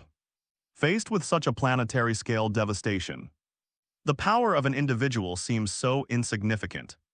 There's no escaping it. We can't beat them. They could only watch helplessly as the enormous blue sphere of light grew brighter and brighter, awaiting their inevitable deaths. Drax sighed. At least we died together. Baby Groot hugged Rocket's leg. I am Groot. Nebula leaned against the wall, closed her eyes, and seemed to have accepted her fate. Quill mustered his courage to kiss Gamora, only to be kneed in the stomach by her. Even viewers on Earth felt a profound sense of powerlessness as they watched the giant maw charging on the screen. Completion. This time it's really over. No matter how strong our nation is, can it withstand this blow? Amidst this gloomy and desolate atmosphere, ha ha ha ha. A hearty laugh suddenly broke the silence. Everyone turned around in astonishment. Azu stood with his hands on his hips, laughing so hard he was doubled over. Are you crazy? Rocket looked at him like he was a lunatic. We're going to die. What's so funny? I laugh at your lack of imagination. Azu stopped laughing and shook his head. Who says you have to use a spaceship to get home? Under the watchful eyes of everyone, he slowly raised his right hand. A gold two-hole ring was worn on his index and middle fingers. That was the ring given to him by the Ancient One. Watch. Azu's expression turned solemn, and he drew an elegant arc in the air with his left hand. Earth, he silently recited it in his mind. Sizzle. A burst of orange sparks erupted in the air. Immediately afterwards, the sparks spun rapidly and expanded, a circular portal, more than 2 meters in diameter. appeared out of thin air inside the spaceship's command center. Through that portal, everyone could clearly see the scene on the other side. Bright lights and modern equipment, that's the strategic command center of VGD headquarters. What kind of technology is this? Rocket Raccoon's eyes nearly popped out of their sockets. It jumped off the chair, approached the portal, and tentatively reached out a paw to touch it. Space folding wormhole travel, no equipment needed. Just draw a circle with your hand. This is not scientific. This completely violates the laws of physics. This is magic, little raccoon, Azu explained. We're saved, everyone breathed a long sigh of relief. It's you again, Homelander. Yondu laughed, patting Azu on the shoulder. You're a real surprise. I knew you had a trump card up your sleeve, hey cape guy. That was a cool move, Drax rushed over, wanting to give Azu a bear hug, but Azu dodged him in disgust. I must say you're much more reliable than someone else. Gamora chimed in, all right, stop flattering me, let's go. Azu chuckled, urging them on. Just help me promote myself in the universe and give me some followers. No problem, I'll spread your name in every bar. Yondu laughed heartily and was the first to step through the portal. Everyone burst into laughter, and the atmosphere instantly became relaxed. Yondu, Quill, Gamora, Nebula, Drax, Mantis, and rocket-carrying Groot all passed through the portal one after another. When they stepped onto the floor of VGD headquarters, the sense of security they felt was like stepping into another world. Jessica, it's your turn, Azu turned to look at Jessica. But Jessica remained standing there holding the camera. Completely still, Jessica, Azu frowned. What are you doing? Go inside quickly. The portal won't last long, aren't you leaving? Jessica asked. I have to maintain the portal. Azu remained in the same circling pose. I'll go over after you've all gone. You're lying, Jessica said firmly. Let's go in together, she held out her hand. Come on, take my hand. Azu shook his head and gave a helpless, bitter smile. Jessica gave her a I knew it look and pointed to the giant planetary head outside the window. You never intended to leave, did you? Azu fell silent. When did you become so smart, Jessica? Sometimes being too smart isn't a good thing for a woman. As he spoke, Azu turned slightly to face Jessica's camera. That's right, I'm not leaving, I also want to go home. And drink beer and eat hamburgers with my friends, but I am a citizen of my homeland. Earth is my home and all humanity is my family. If someone has to stay behind to face this endless darkness, that person can only be me. With great power comes great responsibility. In the live stream room, billions of people watched this scene, and were already sobbing uncontrollably. No. Come back, Homelander, we don't want you to die. Sobbing, he really wanted to protect us. This is a hero, this is a true hero, plays run. Just stay alive, God, I earnestly beg you, bless him. Hint, you've gained plus 548,586 popularity points, hint. You've gained plus 667,824 popularity points, hint. Gain popularity. Jessica looked at this man who, even in the face of life and deaths, didn't forget to cultivate a persona in front of the camera and find the right angle. Tears blurred her vision, she knew he was acting. But she also knew he was genuinely determined to stay and fight. This hypocritical B*******D is doing the greatest thing in the most hypocritical way. This narcissistic, vain yet charming guy is my lover. Jessica walked over to Azu and gently took his hand. Since you insist on being this hero.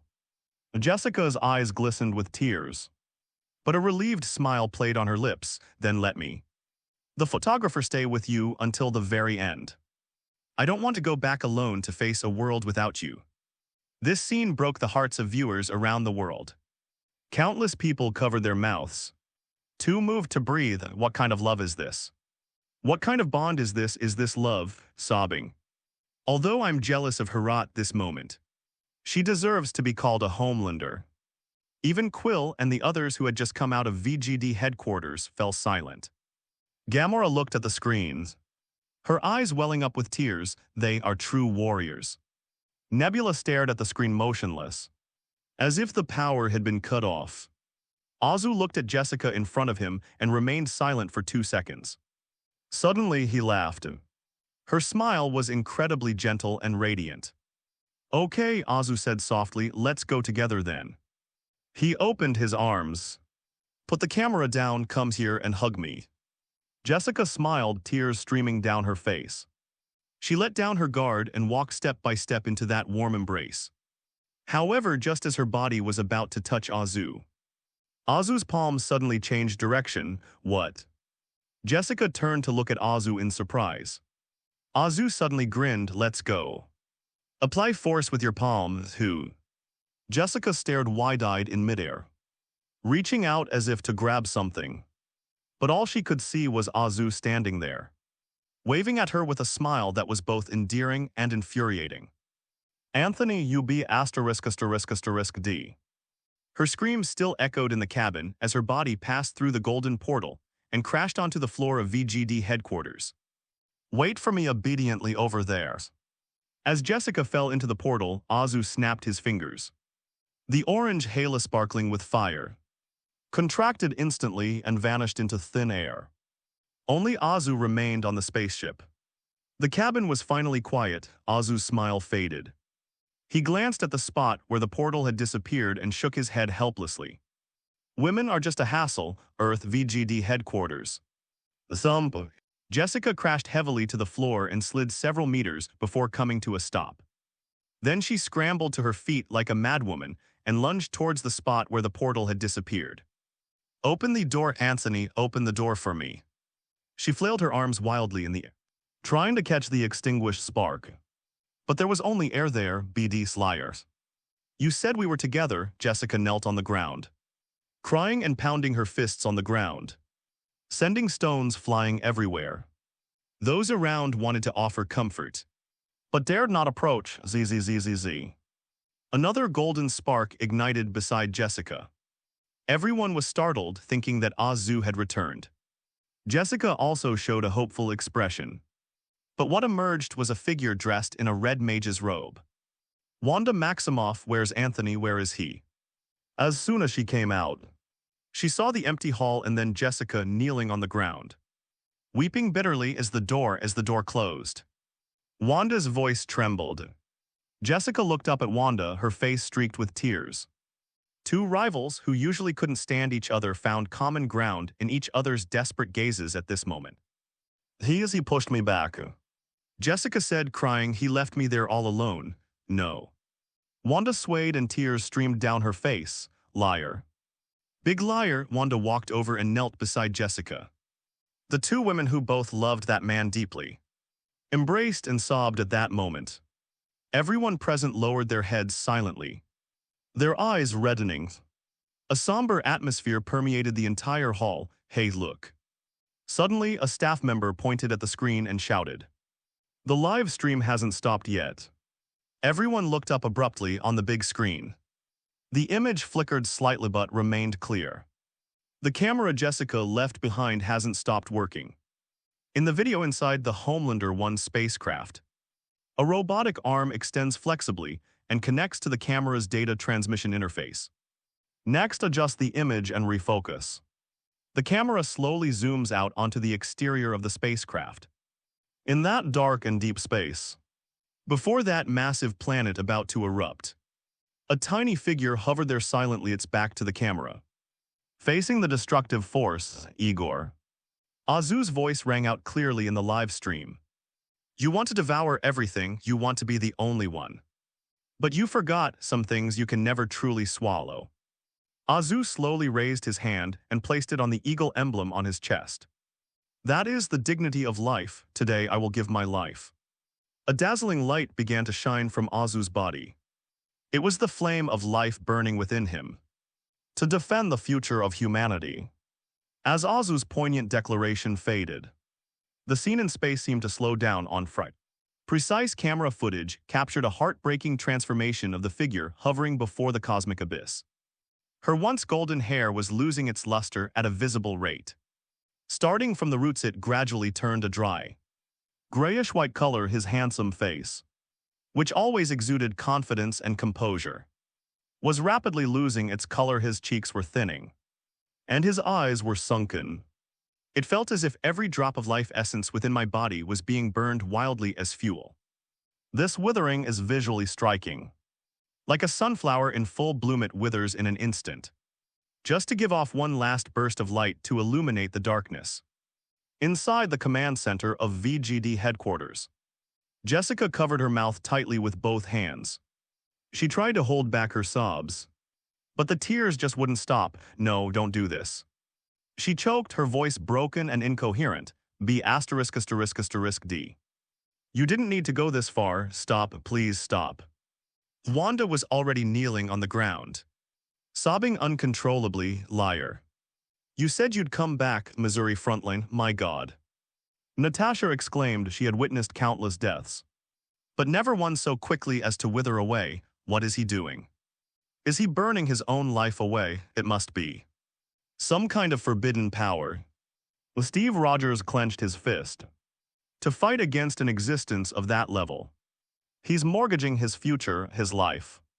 This scene was transmitted to every corner of the Earth without delay via quantum signals. No words can describe the shock and grief people are experiencing at this moment. The people of our motherland, who are always so radiant and beautiful, are turning themselves to ashes in order to protect them. Inside the bar, the sound of shattering glasses echoed everywhere. In the square, people embraced and wept. He is burning his life. An old soldier took off his hat and pressed his trembling hand to his chest. Well, I can't bear to watch. He's getting old. He's dying for us, for everyone. Hint. You've gained plus 890222 popularity points. Hint. You've gained plus 954110 popularity points. Hint.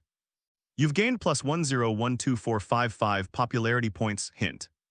Gain popularities.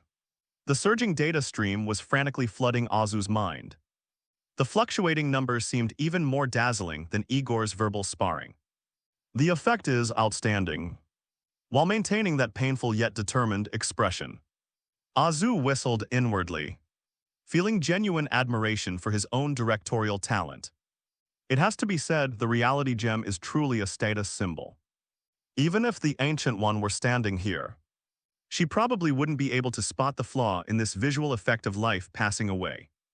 Look at that gray hair, those sunken cheekbones, and the fine, dry lines on that skin. I deserve an Oscar for best visual effects. Azu thought smugly. All right, enough foreplay. Azu's eyes began to sharpen. After all, special effects aside, the massive thing charging up in front of us is the real deal. The chilling sense of oppression caused his spider sense to frantically send out warnings. Now let's get down to business, system. Azu coldly commanded in his mind. Activate. Injustice form. System notification. Host's intention to activate Injustice form has been detected. This form will continuously increase the host's overall combat power by burning popularity points. Please check the popularity point burning rate per minute. Let's start with an appetizer. Azu stared at the grotesque planetary head before him, silently counting 100,000 per minute. System prompt. Confirm command. Unjust form activated. System notification. Injustice form is exclusive. The Team Rally and Thunder bond states have been detected. The Team Rally aura has been forcibly removed. The Thunder bond link has been severed. Damn, that's pretty domineering. Azu slightly curled his lip. But as the lightning power surrounding him dissipated, a purer power surged from the depths of his body. Under the camera's lens, Azu's red and blue stars and stripes uniform looked as if it had been soaked in ink. The once vibrant colors have turned into a deep midnight black, and the golden eagle emblem on the chest has become grayish-white. Pale hair, a withered face, and jet black battle armor. A man in a black robber representing his homeland appeared in front of the camera Friday. As expected of advanced artificial intelligence, controlled Homelander 1 to slowly adjust the angle and, with extremely professional cinematic camera work, delivered a poignant sense of a hero's twilight years, living towards death through the screen, striking the hearts of every viewer. Call. Is this the power of 100,000 views per minute? Azu clenched his fist, feeling the surging power within him. He had indeed become stronger. Twice as strong as in his previous lightning form, buzz. Buzz, buzz. But his spider sense did not weaken with the increase in power. On the contrary, it continued to interfere with his nerves like an air raid siren. Looks like it's not enough, Azu looked at Igor ahead, whose energy was nearing its critical point. The destructive fluctuations, the overflowing energy alone, caused cracks in the surrounding space system. Adjust the speed. Azu gritted his teeth and roared inwardly. 200,000, the power surged once more, and dark red energy patterns began to appear on the surface of the black battle suit. The spider sensor is still alerting. 400,000, 800,000. 1 million. A terrifying shockwave erupted from Azu in all directions. But it still wasn't enough. That heart-pounding feeling told him that if they fought at this intensity, he would lose. Would die. Azu gritted his teeth, looking at his enormous popularity points. Although it hurts, winning beautifully is more important. Besides, today's income is already astronomical. Enough for him to splurge 2 million points per minute. Booms. At that moment, Azu felt as if several exploding supernovae had been stuffed into his body. Terrifying energy fluctuations emanated from his body, even distorting the vacuum around him. Finally, the annoying spider sensor alarm went silent in an instant. That's right, Azu slowly raised his head, his eyes shining with a dazzling crimson light. The light overflowed from his eye sockets, drawing two twisted streaks of light on either side of his cheeks, like burning tear tracks. At this moment, the energy within the colossal maw of Ego Star, spanning thousands of kilometers, has reached a critical point. Die, you lowly bug. Igor roared madly in his mind. Boom. A beam of high-energy dark blue particles, over 100 kilometers in diameter, shot out from the planet Igor. The light was so intense that it illuminated the entire dark star field. Wherever the river of destruction passed, space distorted and meteorites vaporized. Azu's tiny figure was like a speck of dust in the face of such immense power.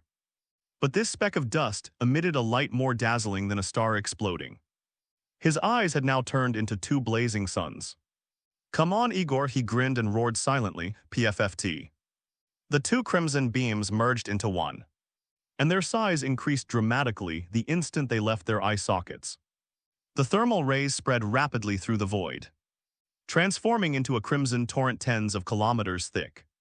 Although it still appears thin compared to the beam of light from Igora, which has a diameter of over 100 kilometers. The energy density contained in this red light is frighteningly high. A red and blue collided with a deafening roar in space. There was no sound, but to all the viewers, it was as if they heard a deafening roar that shattered their very souls. Immediately following was a visible energy ripple that spread wildly outwards in a disc shape from the point of impact. Click click, the live stream feed was shaking violently, with static constantly appearing. When the image becomes clear again, everyone witnessed that scene that they would never forget.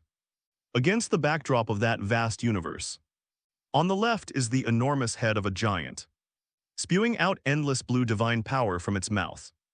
Like a vast ocean, on the right was a tiny black figure. But the crimson torrent in his eyes was like a stabilizing force, firmly holding back the vast ocean.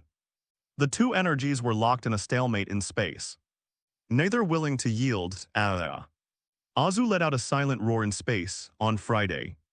In a close-up shot, people saw blood flowing from the corners of the father's mouth, nostrils and eyes, instantly evaporated by the high temperature. But he didn't back down an inch. All the viewers were on the edge of their seats as they gazed at that figure, so small yet so tenacious in the face of the ocean of energy. Tears streamed down their faces. Hold on, fatherlanders. Don't lose, absolutely don't lose, push him back. Countless people roared at the screen, as if they wanted to lend their strength to the man who was fighting desperately. Hint, you've gained plus 885467 popularity points. Hint. You've gained plus 992525 popularity points. Hint. You've gained plus 13145520 popularity points. Impossible. Ego's roar echoed through the planet's will. He could feel his divine power being rapidly consumed by that destructive red energy. That insignificant human, a mortal not even worthy of being his battery, actually managed to withstand his all-out divine power attack in a head-on confrontation. I am a god, I am the eternal god, you lowly creature. How dare you challenge my authority? Igor was furious. His lofty self-esteem was brutally trampled. The humiliation of being provoked by ants caused him to lose his last shred of reason. He originally only wanted to eliminate this threat and then continue his expansion plans. But now he has changed his mind. F***K expansion. F***K assimilation if this worm isn't crushed. His dignity as a god will be completely destroyed. I'll show you the true power of a god. Igor made a crazy decision. He erased the assimilation command from the celestial seed and instead issued the devour command. He wants to recover all the energy, even if it wastes 90% of the energy. Even if it takes thousands or even tens of thousands of years to find a new planet to plant the seeds. Earth Missouri, the god seed, which had turned into gray rock and fallen into silence, suddenly burst forth with an eerie blue light once more. Click, click, the rock surface cracked, and the earth began to tremble violently. What happened? Steve Rogers, standing at the very front of the defensive line, almost lost his footing. The energy reaction is changing. Tony Stark hovered in the air, looking at the data in his helmet. His expression changed drastically. It's shrinking. No, that's not right. It's going to explode. Watch out. He had just finished speaking. Crack, boom. The gray rocky outer shell suddenly shattered. Countless blue energy entities covering the rocks emerged from the shell. They are no longer tentacles. Instead, they transformed into various bizarre and ferocious beasts, giant wolves, pythons, and even prehistoric behemoths. They have only one purpose: to devour all living things in front of them, and then feed back their life energy to Ego's main body, which is light years away. Awu. An energy beast resembling a giant Tyrannosaurus Rex crashed through the gap in the golden magic circle. A young female sorceress in camouflage was struck by a magical backlash. She cried out in alarm and fell backward. Careful. Pietro transformed into a silver lightning bolt and gently caught her in his arms. They've broken out. Steve's face turned extremely grim as he watched the horde of energy beasts surge forth like a tidal wave. The defenses have been breached. Fire freely. Stop them. Da-da-da-da-do. Bucky's Gauss rifle spewed deadly spiked rounds, shredding an onrushing energy wolf to pieces. But these monsters felt no pain even when shattered. They quickly reformed themselves. There are too many. Natasha shouted as she retreated, firing her dual pistols in rapid succession. We need more. They've arrived at that moment. A circular golden portal opened above the battlefield. Boom, boom, boom. Several energy blasts shattered the energy mammoth that was rampaging ahead. Fully armed rocket raccoons, carrying an energy cannon even larger than itself, was the first to leap out of the spark ring. How could the galaxy's strongest team be missing at a time like this? Following closely behind were Gamora wielding a retractable blade, Peter Quill wearing jet boots and dual-wielding blaster guns, Yondu and Nebulaith blue sibling Sandrax, shirtless and wielding two daggers, roaring, I am Groot. The little tree Mantho, small, bravely stood on Drax's shoulder waving his tiny fists. Finally Jessica and Wanda emerged, their eyes still wet with tears. Without a word, they resolutely headed towards the front lines of the battlefield. It's those aliens. Steve recognized Yondu and the others. Hey, you over there, soldier with the shield.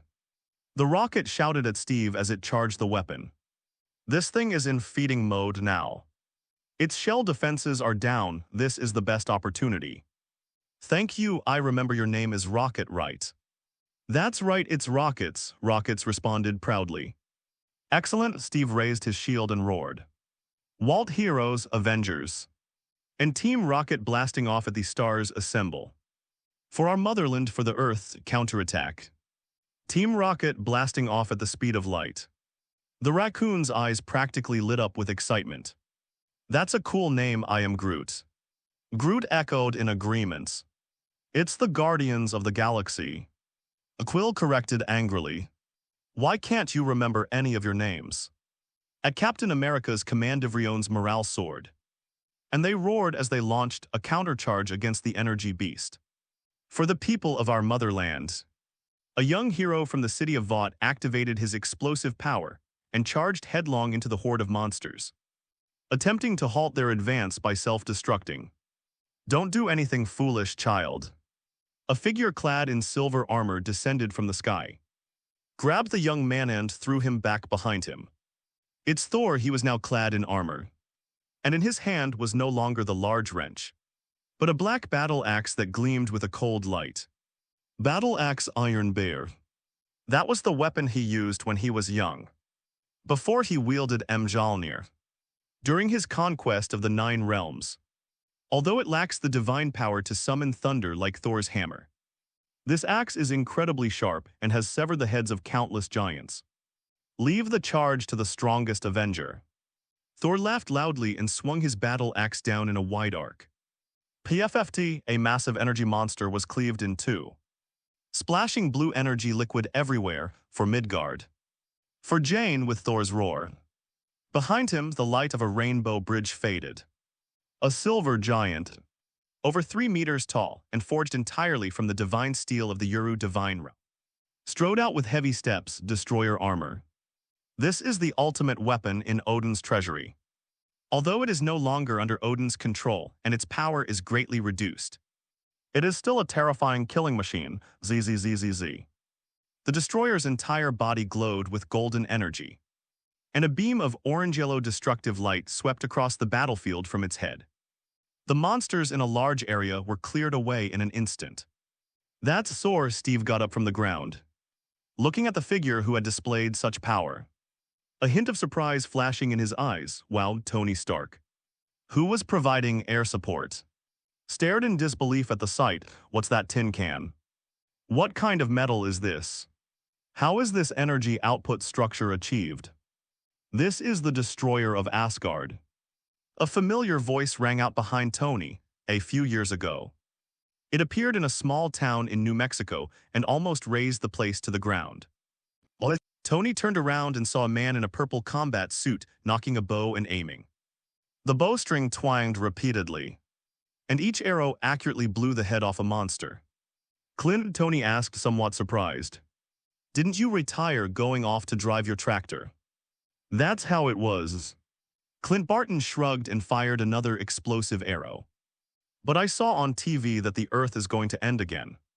I think my farm might not be spared either, by the way. He glanced at Tony. I heard you disbanded the Avengers.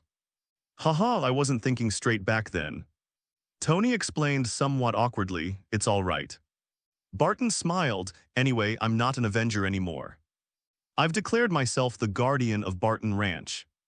Tony looked at his old comrade in arms, a smile playing on his lips. Welcome back, Farm Guardian.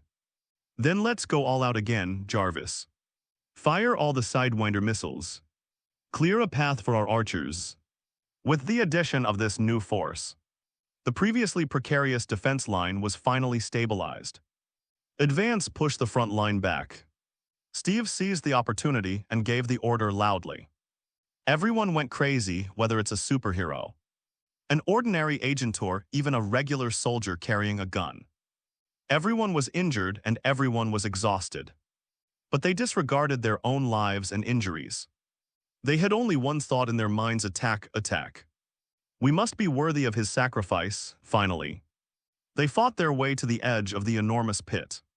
However, the scene before them shocked everyone. It was no longer a seed, but had grown into a giant flower made of blue energy crystals. It is rooted deep in the earth, with countless roots spreading in all directions, and its petals open like a greedy mouth. With each wriggling motion, hundreds of newborn energy beasts would spew out from the flower's stamen. Destroy it! Tony yelled and unleashed a full-power burst from his chest-mounted cluster cannon. However, the cluster bombardment on that celestial flower only stirred up ripples. Without causing any damage, let me try. Thor raised his iron bear battle axe leaped high into the and brought it down with a mighty chop, whoosh. The indestructible battle axe struck the flower stem and pierced right through it. It was as if there was no force applied. Yet the flower of the gods still stands on the earth, without a trace where the battle axe had struck. What the hell is this? Thor stared in shock at the perfectly intact root. This thing is producing an army indefinitely. If we don't destroy it, we'll be worn down, Steve frowned, looking at the ever-growing number of monsters around him. Then let's use explosives, Rocket refusing to believe it. Pulled out the battery he had stolen from Sovlin and prepared to handcraft a high-explosive bomb. At that moment, Peter Quill, who had been silent all along, reached out and stopped the rocket. He gazed at the celestial flowers that emitted familiar fluctuations. That was the aura connected to his bloodline, that was. Light. Quill, what do you want? Get away from me. Gamora shouted nervously. Quill didn't turn around. He reached out, took the Walkman from his waist, and carefully placed it on a rock. Then he gave Gamora a smile that was both roguish and somewhat relieved.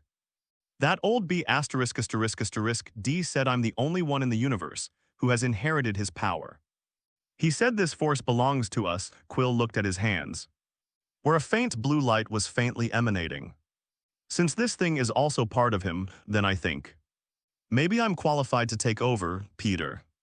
Gamora called out anxiously, trust me. Quill glanced back at her, a confident smile on his face. This is the legacy that B******D Dad left me, isn't it? Since it's an inheritance, then I'll accept it without hesitation. The next moment he pressed his hand down hard, just like Igor once used him as a battery. But now the situation has reversed, and he has become the one who benefits. Buzz. The enormous flower of the gods suddenly trembled violently. The blue energy that was originally gushing outwards suddenly reversed direction. It surged wildly into his body along Quill's arm. His eyes were tinged with black, and starlight seemed to shimmer within them. Ah. Quill roared to the sky-high's body began to glow, and blue divine power surged through his veins. The flower of the gods, however, was visibly withered, as the last bit of energy was absorbed into the body. The flower of the gods was reduced to ashes and scattered by the wind. Those monsters that lost their energy source also collapsed and disintegrated. Called. Quill lowered his hand, and the light emanating from his body slowly faded. Hey guys, looks like I got it sorted out, Quill. Gamora stepped forward and asked with concern. Are you all right? I'm fine, Quill clenched his fist. Feeling the surging power within him, I feel better than ever before. But in the distant space battlefield. But the situation took a sharp turn for the worse. Earth is just one of the thousands of planets that Igor has sown right now in every corner of the universe. On countless desolate or prosperous planets, the blue flowers of the gods bloomed almost simultaneously. Although Earth's supply has been cut off, life force is being frantically extracted from many other planets and transformed into pure divine power, which is then continuously supplied to Ego's main body through the interdimensional network. Rumble, the light on the surface of Ego suddenly surged, increasing by an entire order of magnitude. The particle impact that was locked in a stalemate with Azu instantly doubled in size. Under the horrified gaze of countless viewers around the world, the terrifying blue torrent with overwhelming force pushed back the crimson torrent and crushed towards Azu. The light of destruction was irresistibly approaching Azu's face. Everyone watching on screen had their hearts in their throats. Not only the viewers in front of the screen, but even Azu himself felt the shadow of death. This was the first time since he transmigrated that he had so clearly felt a threat to his life. Damn old B******D. You're trying to play dirty tricks on me, aren't you? Fear turned to anger, and the suppressed sense of humiliation caused Azu's anger to erupt like a volcano. How could a man of such high moral standing, a god among men, have his career ruined here? You want to beat me? Keep dreaming, system, give me more rewards. Burning rate tenfold increase 20 million. Command confirmed. Popularity points burning rate adjusted to 20 million minute. Eyes and indescribable. Terrifying power instantly filled every cell of his body, to the point that his body could not fully contain it and began to overflow. The space around him seemed to be boiling violently. Like water being boiled, get back here. Azu's eyes widened in fury, and crimson energy erupted once more. The color also changed from bright red to a chilling dark red. There were even wisps of black spatial rifts winding within. Seeing that the unstoppable torrent of blue particles was actually held back by this sudden burst of crimson fury, they even started to push back little by little. This is impossible. The scene before him was beyond Igor's comprehension. At this moment, Azu was already in a bloodthirsty frenzy. But this dedicated veteran actor didn't forget his job. He instinctively activated the reality gem's special effects. Sizzle. His black battle suit finally gave way and shattered completely. His shirt shattered into pieces, revealing his perfectly sculpted upper body, resembling that of an ancient Greek sculpture. The meticulously sculpted muscles, illuminated by the radiant energy, bulged to their limits, exuding a powerful and beautiful aura. The perfectly placed cracks on his skin perfectly embody his wild yet tragic heroic spirit. This scene captured in a close-up shot pierced the hearts of countless viewers. Hint: you've gained 669,466 popularity points. Hint: you've gained 775,222 popularity points. Hint: you've gained 652,842 popularity points. Its popularity has surged once again. But Azu couldn't care less about any of that at that moment, because ego is still escalating the conflict. That mad god is burning the planet itself. Since you want to play all in, then I'll go all in for you. As for popularity metrics, out with the old, in with the new. 30 millions, burn it, rumble, rumble, rumble. When the combustion rate increases to the astronomical figure of 30 million. Quantitative change eventually led to qualitative change. The space at the center of the collision between the two energies finally succumbed to the tearing force, causing a violent tremor that triggered an unprecedented transdimensional storm. The first to be affected was the Homelander 1 spacecraft, which was currently filming. Warning, warning. Supermassive spatial shockwave detected imminent. Sizzle smack. The sirens hadn't even finished sounding on Friday. All the electronic equipment on the Homelander 1 spacecraft was instantly overloaded by the shockwave. The static on the live stream screen obscured everything. A piercing electrical buzzing sound followed. At the same time, all screens around the world that were watching the live stream went black. Signal lost subsequent with his line of cold. White text appeared on billions of screens around the world. The world fell silent, no one spoke, no one is breathing. Everyone stared intently at the black screen, as if the image would reappear if they just kept looking at it. 1 second, 2 seconds, 1 minute, it was still dark. Did he win? Summoning a trembling voice asked this question in the quiet bar. No one answered. Panic began to spread among the crowd. No, it can't be. A girl covered her mouth, tears welling up in her eyes. He promised he would come back. He's a Homelander. He won't lose. Some people started B******G on the television, while others frantically refreshed their phone screens. But all the live stream sources were completely black. Missouri Frontline Command Center. Everyone stared at the blacked-out screen. No one dared to speak, not even dared to breathe loudly. Friday, Tony Stark's voice broke the silence. A slight tremor in it. Report. There was no response, Mr. Stark. Jarvis's voice carried a human-like regret. We've lost all telemetry signals from Homelander 1. No, Jessica staggered, her face deathly pale. No. He's so powerful, he promised me. Large tears fell to the ground on the other side. Wanda stood there blankly, her eyes vacant, as if her soul had been ripped away. Anthony. She murmured, I don't believe it. I don't believe you'll die. Crimson energy uncontrollably emanated from her body, causing the surrounding tables and chairs to tremble violently and glass objects to shatter. That was a sign of grief spiraling out of control. Calm down, Wanda's. Natasha rushed over and hugged her tightly. Don't be like that, there's no definite news yet. We have to believe him. The moment the live broadcast signal was cut off, the world was plunged into panic for viewers on Earth. But the battle continues in the orbit of ego. That crimson storm, imbued with all of Azu's rage and burning through 30 million popularity points per minute, did not stop in the slightest. It ruthlessly dissected the blue torrent spewed out by Igor. That was pure energy crushing, going against the current. They blasted a hole through the star into that enormous rocky face that spans thousands of kilometers. The grotesque human face collapsed instantly, and a transparent hole thousands of kilometers in diameter appeared at the center of Ego's star, with molten lava still pulsating at its edges.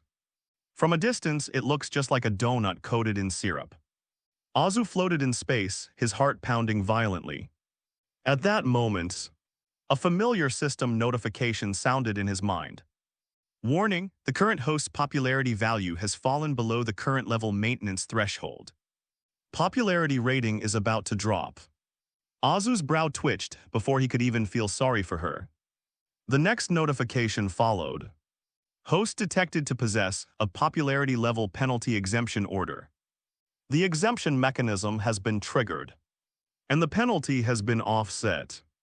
Remaining uses of the exemption order, 2-3. These notification sounds were like a bucket of cold water, extinguishing the almost insane destructive urge in Azu's heart. Stop or cease this injustice. Azu slammed on the brakes in his mind. A pang of heartache shot through me.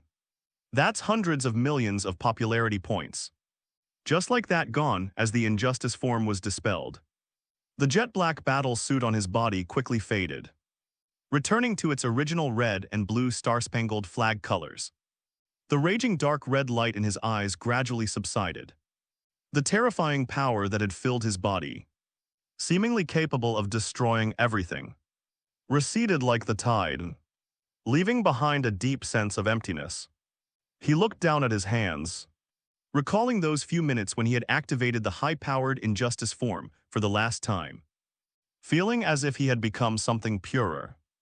Destruction itself, not just Igor, but even the distant Starsand, even the entire universe. Everything became extremely offensive to him, and he felt an urge to destroy them all if I drive any longer. I'm afraid I'll turn into that hairless old cat named Beerus. Suddenly, his supervision caught something unusual. At the heart of that blasted through planet, amidst a chaotic surge of energy, a faint blue flash attempted to escape into the depths of space under the cover of the explosion. Azu focused his vision and saw a blue brain about 10 meters in diameter, its surface covered with crisscrossing lines. That was Igor's brain, this cunning old thing. Just a second before the destructive torrent was about to engulf the planet, decisively severed all ties with its physical body, abandoned most of its divine power, compressed its core brain to about 10 meters, and ejected it from the depths of the Earth's core. He gave up almost everything he owned just to save his life. Azu sneered, trying to run. It burned through hundreds of millions of my popularity points and even used up one of my immunity tokens. Now you think you can just walk away like this? There's no such thing as a free lunch. Azu's figure left a trail of afterimages in the vacuum as he chased after the blue brain. Igor clearly sensed the killing intent behind him. The light on the surface of his brain flashed wildly, and he stopped sneaking away and his speed increased dramatically. As a god who had lived for countless years, he had never felt such fear as he did today. His body was gone. His proud divine power had been directly shattered, and now only this most vulnerable core remained. As long as the brain is still there given a few thousand years, it can recoagulate matter and become a planet again. But the prerequisite is that he has to survive. The menacing figure behind him clearly had no intention of giving him that chance. Get out of here, you madmans. Igor's consciousness waves vibrated wildly in space, filled with dread. Didn't you want to assimilate the universe? Azu's voice traveled through Asgardian magic to Ego's mind. Didn't you want to become eternal? Don't run away. Come back and let's talk about the meaning of life again. The distance between the two is constantly decreasing. Having lost most of his divine power, Ego was unable to escape this monster with the power stored in his brain alone. 1,000 kilometers, 500 kilometers, 100 kilometers. You think you've won, mortals. Igor's mental roar was deafening. He suddenly stopped fleeing, and the nerve tendrils that had been drifting backwards suddenly stretched forward, weaving into a complex geometric shape. A gravitational singularity cage. That's his unique application of the rules of the universe. Buzz! Azu felt as if the space around him had suddenly frozen. The originally flat space of space was transformed into an extremely complex gravitational vortex under Ego's manipulation. Up-down left right in all directions. All directions point to the center. He was locked in a gravitational space with a radius of less than 10 meters. Ha! Igor's brain floated outside the cage, letting out a wild laugh of relief. You're very strong, really very strong. But you are ultimately a living organism. As long as you are matter, you cannot escape the bondage of gravity. Azu tried moving his fingers. It's very heavy. It felt like a mountain was pressing down on me. But Azu didn't panic. His expression didn't even change. He looked at that arrogant brain through that layer of distorted gravitational waves. That's it, his voice was flat, tinged with sarcasm. Who do you think I am? I am a citizen of my motherland. I can go wherever I want the next second. System unjust mode activated, burn rate 1 million. Boom, power erupted from his body once more. Although it lacked the destructive power it had before, it was enough to deal with a brain that was barely clinging to life. Click. That seemingly indestructible gravitational cage was directly broken through by Azu. The miniature black holes that formed the gravitational cage devoured each other. Annihilate then disappeared after losing their balance. Azu took a step forward and arrived in front of Igor's brain in the blink of an eye. Old man's. Azu looked at him coldly. It's time to say goodnight. Igor was in despair. There's no escaping it. We can't beat them, it can't be contained. All his methods and divine power were like child's play in the face of this unreasonable, seemingly tireless monster. But he was not willing to give up. He is a god. The sower of the universe, he cannot die like a lowly insect. Igor's brain began to contract violently, and the original blue light began to turn deep purple. If I die, then you can forget about living in this universe either. He ignited what little primal divine power he had left. Not to attack but to open a passage. A black hole passage connecting to the edge of the universe is used to banish Azu to the antimatter universe. But the price is that the weakened Azu will be unable to escape. Between Azu and Igor, the space collapsed without warning. That is, Azu's expression changed. That's an antimatter universe, Ego roared madly, his brain already distorted by the suction force. Let's perish together. A tremendous suction force erupted and Azu tried to retreat. But the distance was too close, the gigantic Darkmaw swallowed a person and their brain in an instant. Then the crack closed quickly as if it had never existed. This star field has returned to silence. Chernobyl Novoskurulos. Gravik stared at the words, signal lost on the screen for a full 10 minutes. Haha, that is awesome. Gravik finally couldn't hold back and let out a suppressed laugh. He's dead, he must be dead. No one could survive an energy burst of that magnitude. Not even him. The ambition in his eyes regained its luster. Now who can stop me? The adjutant beside him smiled and asked, Sir, shall we restart the infiltration plan? No. We can't be careless. Gravik's smile faded and his eyes became cautious again. That monster, he performed too many miracles. What if he's not dead? Wait a little longer. Even if the opportunity is right in front of us, we must wait. But Gravik turned around, his gaze intense. Evolutionary research on the super Skrulls. And the collection of gene samples can accelerate. Yes, sir, upon receiving the order. Adjutant Skuru turned and left, a cryptic smile appearing on his face as he turned away. Bromley, London, this is a quiet suburb. The morning mist has just dissipated, and sunlight filters through the gaps in the curtains, spilling onto the soft large bed. Nick Fury sat bolt upright in bed, panting heavily, his body drenched in cold sweat. Well, Fury let out a painful groan. My head is splitting with pain. Overusing Ghost Rider's power has placed a tremendous burden on his soul. He instinctively reached under his pillow, a habit he'd developed over years as a secret agent. His gun was always within easy reach. But he found nothing. Fury threw back the cover, stood up, and looked down at himself. The tattered trench coat was gone, replaced by a men's pajama set. He pushed open the bedroom door and went down the stairs. In the living room, the television was on, and a BBC news anchor was broadcasting the morning news in a standard London accent. As of now, Homelander has been missing for over 24 hours, and VOD International has not yet restored communication with Homelander 1. People around the world are spontaneously holding prayer ceremonies. Fury paused, his brow furrowing. Missing. You're awake. A gentle female voice came from the kitchen. Fury whirled around, his muscles tensing, and assumed a defensive stance. A black woman who looked to be in her 40s came out carrying 2 plates.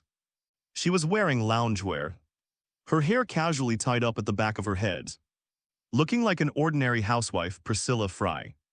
Nick Fury's wife is also a Skrull. Her Skrull name is Vala. Don't be so nervous, darling. Vara placed the plate on the table. That's bacon and eggs, not a bomb. Although your taste has always been unique, this set of pajamas is something you left here before.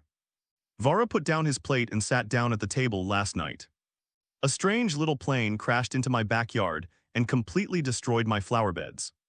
Then I found an unconscious old man lying in the cockpit, still clutching the gun tightly in his hand.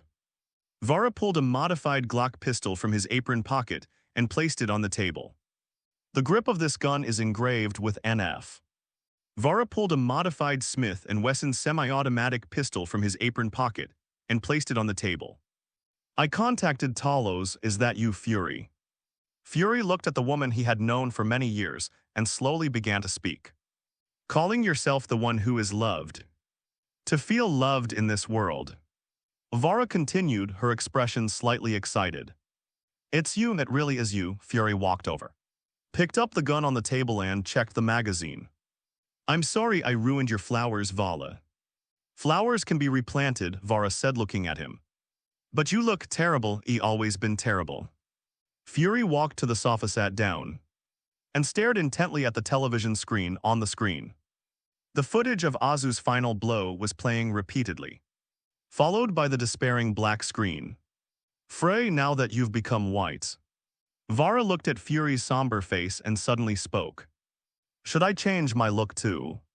Marilyn Monroe or that new white pop star? That way we'd look more compatible when we go for a walk. This was originally intended as a joke to lighten the mood. But Fury didn't laugh. Mephisto's power is now severely depleted, and he is temporarily unable to transform. Even his last trump card, Homelander, has gone missing. This is really troublesome. Antimatter universe. There is no light, no direction, and even the concept of time becomes blurred. This place is filled with energy particles that are the complete opposite of a matter-of-fact universe. The moment Azu and Igor fell into this space, a horrific annihilation reaction occurred. A body composed of matter begins to release energy violently the moment it comes into contact with antimatter particles. But Azu was prepared. My darling, protect me. The moment he was swallowed, he had already activated the power of the reality stone. A layer of red reality distortion field clung tightly to his skin, keeping out the surging antimatter. Although he expended a huge amount of energy, he survived. A chilling mental shockwave emanated from not far away. Azu turned his head to look. All that could be seen was Igor's enormous blue brain, which was currently being tortured. Its blue surface was rapidly dissolving and dissipating. Divine power is collapsing. Consciousness is disintegrating. Why? Why are you all right? Igor stared at the unharmed Azu and let out a scream of disbelief. This is an infinity stone, this isn't fair, fair. Azu flew to him and looked down at the collapsing god. When you threw those children into the cave, did you talk to them about fairness? No. I'm not reconciled. Igor's thoughts were becoming increasingly weak. Filled with regret and fear, he wanted to drag Azu down with him. But he discovered that Azu had cheated. While he was the only one running naked, truly horrific. Azu shook his head though he said it. There was no pity on his face. Help me, help me. Igor's consciousness became intermittent. And he finally couldn't help but plead, no, I can be your servant, I have knowledge. I have power. This once invincible god is now begging for mercy like a dog. His voice was growing weaker and weaker. And his size had shrunk by nearly half, servant. Azu stroked his chin, although this guy is a cunning old fox. It has to be said that as a god he might be useful in the future. Okay, Azu flipped his wrist. A uniquely shaped metal sphere, purple and white in color, appeared in his hand. The surface of the sphere is engraved with a white M shape. And it looks ordinary overall, like a toy. This is the golden legend he drew using 100. 0 special popularity points when he was on Igor Star. Super Master Ball System Special Edition. Note, capable of capturing any non-human life form with 100% accuracy, converting it into a particle stream and absorbing it into the sphere. The captured object is subjected to forced will adaptation, making it absolutely obedient and loyal to its capturer. 100% capture forced brainwashing. Azu looked at the ball in his hand, his mouth stretching to his ears in a wide grin. System, the things you gave me this time are really so thoughtful, hey big head. Azu lifted the master ball and struck a perfectly standard throwing pose. You're lucky. Although you've lost the right to be a human being, you've gained a more promising job, go master ball.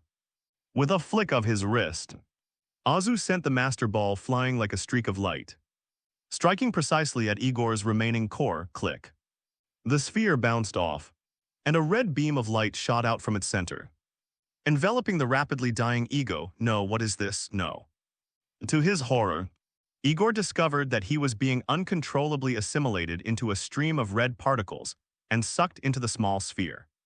Snap, the master ball closed, and a red light flashed at its center 1 time, 2 times, 3 times, ding right arrow, ding right arrow, ding right arrow, ding down right arrow, ding up right arrow. After the ignore the rules sound effect plays, the red light turns white, which is a sign of a successful capture, done. He stored the master ball in magic dimension. Now it's time to go home. Azu raised his right hand. The golden ring appeared somewhat dim in the faint glow of the gemstone's energy. An embarrassing thing happened. Not even a spark appeared in the void. Azu didn't believe in superstitions and drew another circle. Still no response. I need to send, Azu frowned. Now look what's happened. We were fine when we came, but we can't go back. Maintaining the reality stone requires enormous resources. Although his physique is strong, he cannot withstand such endless consumption. There must be a way. Azu flipped his hand and took out the master ball again. Come out, Igor. A flash of white light. A blue brain only 5 meters in size appeared before Azu. This is Ego's current form, though miniature. It still exudes the aura of a god, master. A respectful voice resonated in the void. Igor awaits your command. Your will is my direction. Your... Shut up, Azu interrupted him. Tell me, how do we get out of this godforsaken place? This, Igor's gaze flickered as if he hesitated. Reporting to master, that passage was one way. The rules and elemental arrangements of the antimatter universe are unique. My abilities are ineffective here. I cannot break through the dimensional barriers. All right. Since we can't go back to the conventional methods. Azu sighed and put Igor back into the master ball, then. That's the only option, a flash of light and a light. Fluttering note landed in Azu's hand. Item, Earth 1 7-day luxury tour ticket, single round trip. Note, this is a VIP vacation voucher to Earth 1. Wherever you are, tear it open and you can enjoy a 7-day otherworldly vacation. The effect upon use. The host will be disregarded by all space-time laws of the current universe and will be instantly teleported to Earth 1. Duration 7 calendar days. Restriction: this is a one-time use item after 168 hours. Regardless of the host's current state, they will be forcibly teleported back to the coordinates of their initial arrival in the current world. Tier as Azutora Corner. A dazzling meteor streaked across the sky, trailing blazing flames, like an intercontinental ballistic missile locked onto its target, hurtling straight toward Azu's skull. Azu was stunned. It felt so familiar. Boom. Azu has disappeared. Time is relative, especially when it comes to interdimensional and antimatter universes. In Azu's opinion, he only stayed in this godforsaken place for a short while. But for Earth in a matter-of-fact universe, 3 days. A full 72 hours have passed. During these 3 days, everyone at Walter was plunged into unprecedented anxiety and depression. Ordinary people gathered in church squares, and even streets, lighting candles and praying for the man who disappeared into the starry sky. In the plaza in front of the water tower, flowers have been piled up into a small mountain. Countless cards written by people in various languages converge into one sentence.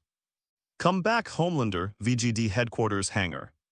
The place is brightly lit, and the arc of the welding torch burns day and night. A brand new spacecraft is quietly parked on the launch pad. Its appearance is more rugged than the previous Homelander 1, with thicker armor and a larger engine. Turn the thruster power up, you stupid tin man. Can't you go any faster? Rocket Raccoon leaped onto the cockpit's eyes bloodshot, and roared at Tani, who was hiding inside the engine nozzle. Shut up, you stinky cat. Tony leaned halfway out of the engine, his face covered in engine oil, waving a laser welding torch in his hand. You think this is like building Lego? This is about constructing a spaceship capable of hyperspace jumps in 3 days. I'm risking my life, understand? Although they were hurling insults at each other, their hands never stopped moving. This is the result of Tony Stark and Rocket Raccoon's 3 days of tireless work. Homelander II. Thruster calibration complete.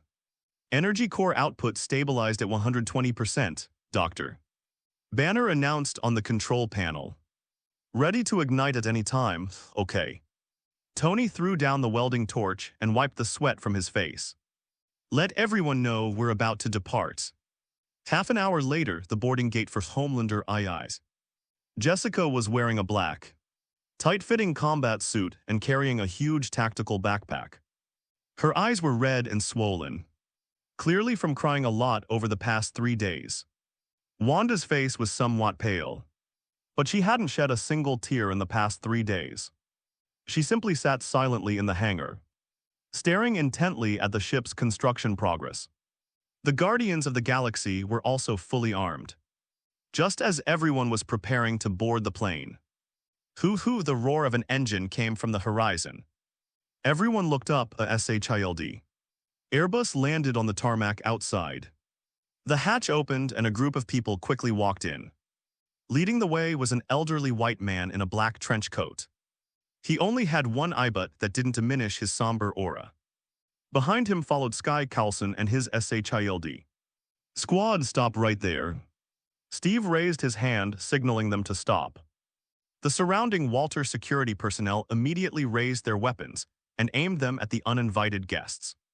State your purpose, Steve said seriously. I am Nick Fury, the old white man spoke. In that familiar tones, with that arrogant air that made you want to punch him. What? Tony was stunned for a moment, then scoffed, huh. Nick Fury, you might as well say you're MJ. Natasha chimed in, indeed, Fury is black and wanted. And you don't look like you're wearing a disguise.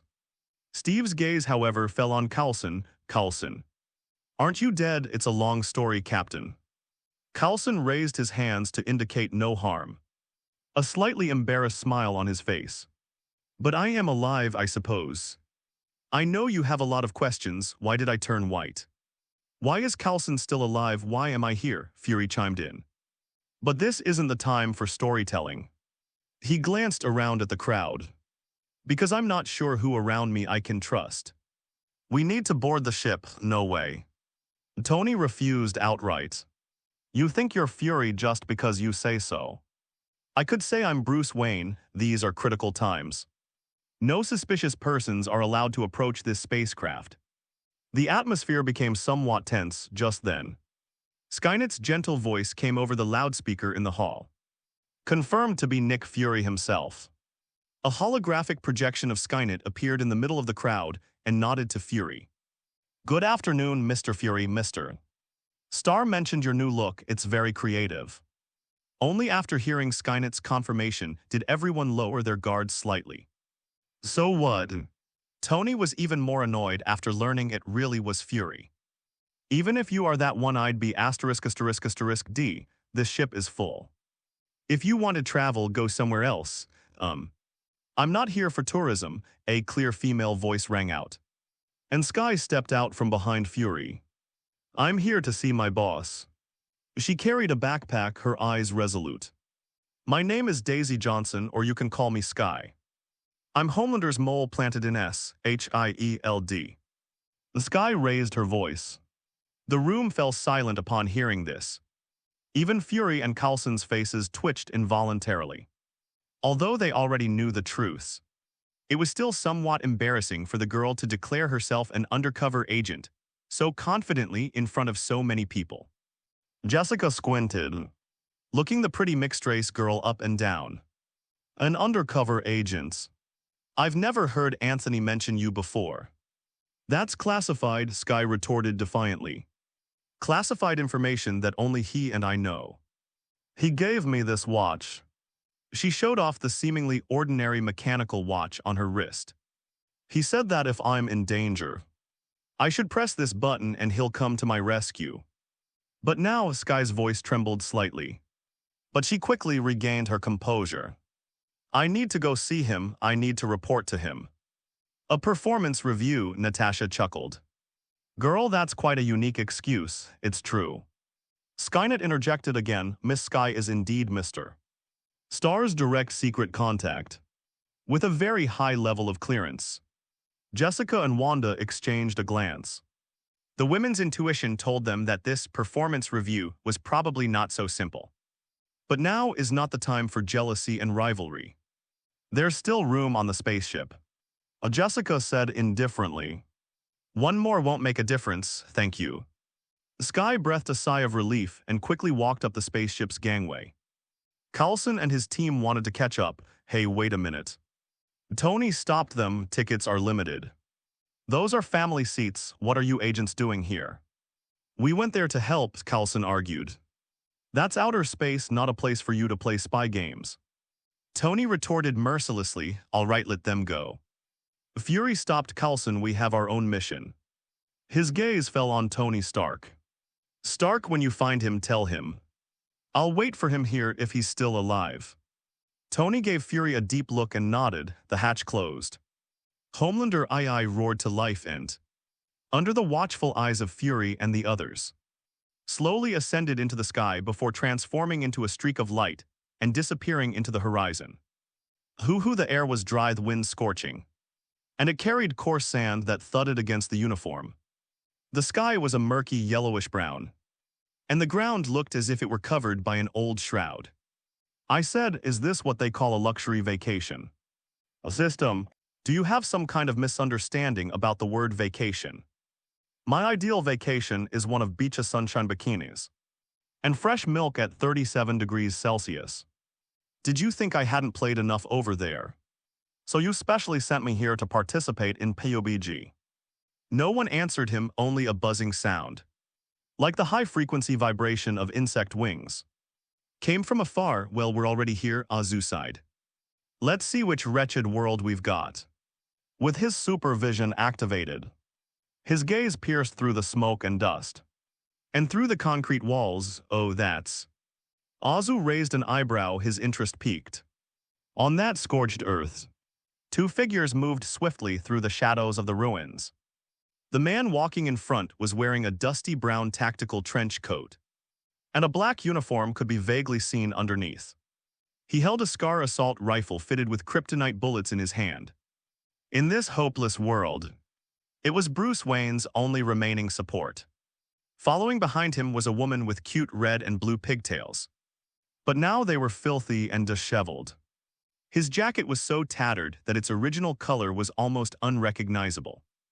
Harley Quinn, the former queen of Gotham crime, is currently dragging a heavy anti-tank grenade launcher and chewing tasteless gum. How much further, little bat? Harley lowered her voice, but her tone carried a slightly neurotic excitement. She kicked away a skull at her feet. If you don't make me blow something up, I'm going to start blowing myself up. Shut up, Quinn. Bruce didn't turn around. He stopped behind a collapsed concrete wall and raised his binoculars to observe an abandoned subway entrance ahead. According to Cyborg's intelligence, there's a group of black market merchants there who have the kryptonite we need. Oh, of course, that green glowing stone. Harley whistled, her eyes darting through the ruins. If we find it, could we also get a hamburger? Or a rat would do. I'm starving. Lie. Bruce suddenly raised his fist to signal for a stop. It was too quiet around us. There's an ambush. Batman's instincts were honed through countless brushes with death. He whirled around, grabbed Harley by the collars, and tumbled to the side. Boom. A high explosive shell pierced the wall they had just been leaning against, and the concrete shattered under the high-energy impact. Enemy attack position 12 o'clock. Bruce rolled on the ground, knelt on one knee, raised his rifle, and pulled the trigger into the shadows. Bang, bang, bang. Specially designed explosive bullets detonated in the darkness, illuminating the silhouettes of the ambush group. It was a squad of Superman commando soldiers clad in black armor and wearing red S armbands. They were advancing in formation, armed with energy rifles modified with alien technology. Above them, dozens of winged demons swooped down, emitting piercing screams. Ha, that's more like it. This is what a party should be like. Harley wasn't afraid. Allenstedge let out a shrill, maniacal laugh. She leaped to her feet, hoisted the massive grenade launcher, and fired a shot at the charging soldiers. Take this, you bastards, my special Quinn-style attack. Grenades exploded among the soldiers, but these soldiers, brainwashed by the anti-life equation, showed no fear. Braving the flames, they continued their advance. Shit. These guys are even more fanatical than M fans. Harley cursed, throwing away the empty launcher and pulling out the baseball bat from her back. We need to retreat. Harley, run into the subway station. Bruce threw a smoke grenade, trying to block the parademan's vision. Retreat. Retreat isn't in my dictionary. Only fight, and fight even more relentlessly. Ha ha ha. Come on, you flying cockroaches. Harley let out a maniacal laugh, swinging her baseball bat in a wide arc through the air with a whistling sound, and slammed it hard into the head of a parademan. Bang. The demonic helmet and its head caved in, and deep purple blood splattered everywhere. Ha. Home run. Harley landed, rolled to dissipate the impact, and casually drew her large-caliber revolver from her waistband, firing a shot behind her without even looking. Bang. A parademan that was about to ambush her had its head blown off, and then she frantically pulled the trigger at the parademan that charged at her. That thought lingered in her mind for months. The scene with the helicopter haunted her like a nightmare. Gotham was burning at the times. The Joker was sitting in a helicopter, and she reached out her hand thinking that Pudding, whom she had loved all her life, would pull her up. But the man just stared at her coldly, then kicked her in the face. At that moment, Harley Quinn, who loved the Joker, fell to her death. Now only a vengeful ghost remains alive. Die, die. All of you die. Harley threw away her empty gun, pulled out a grenade, shoved it into the mouth of a parademan, and then kicked it into the enemy ranks. Boom.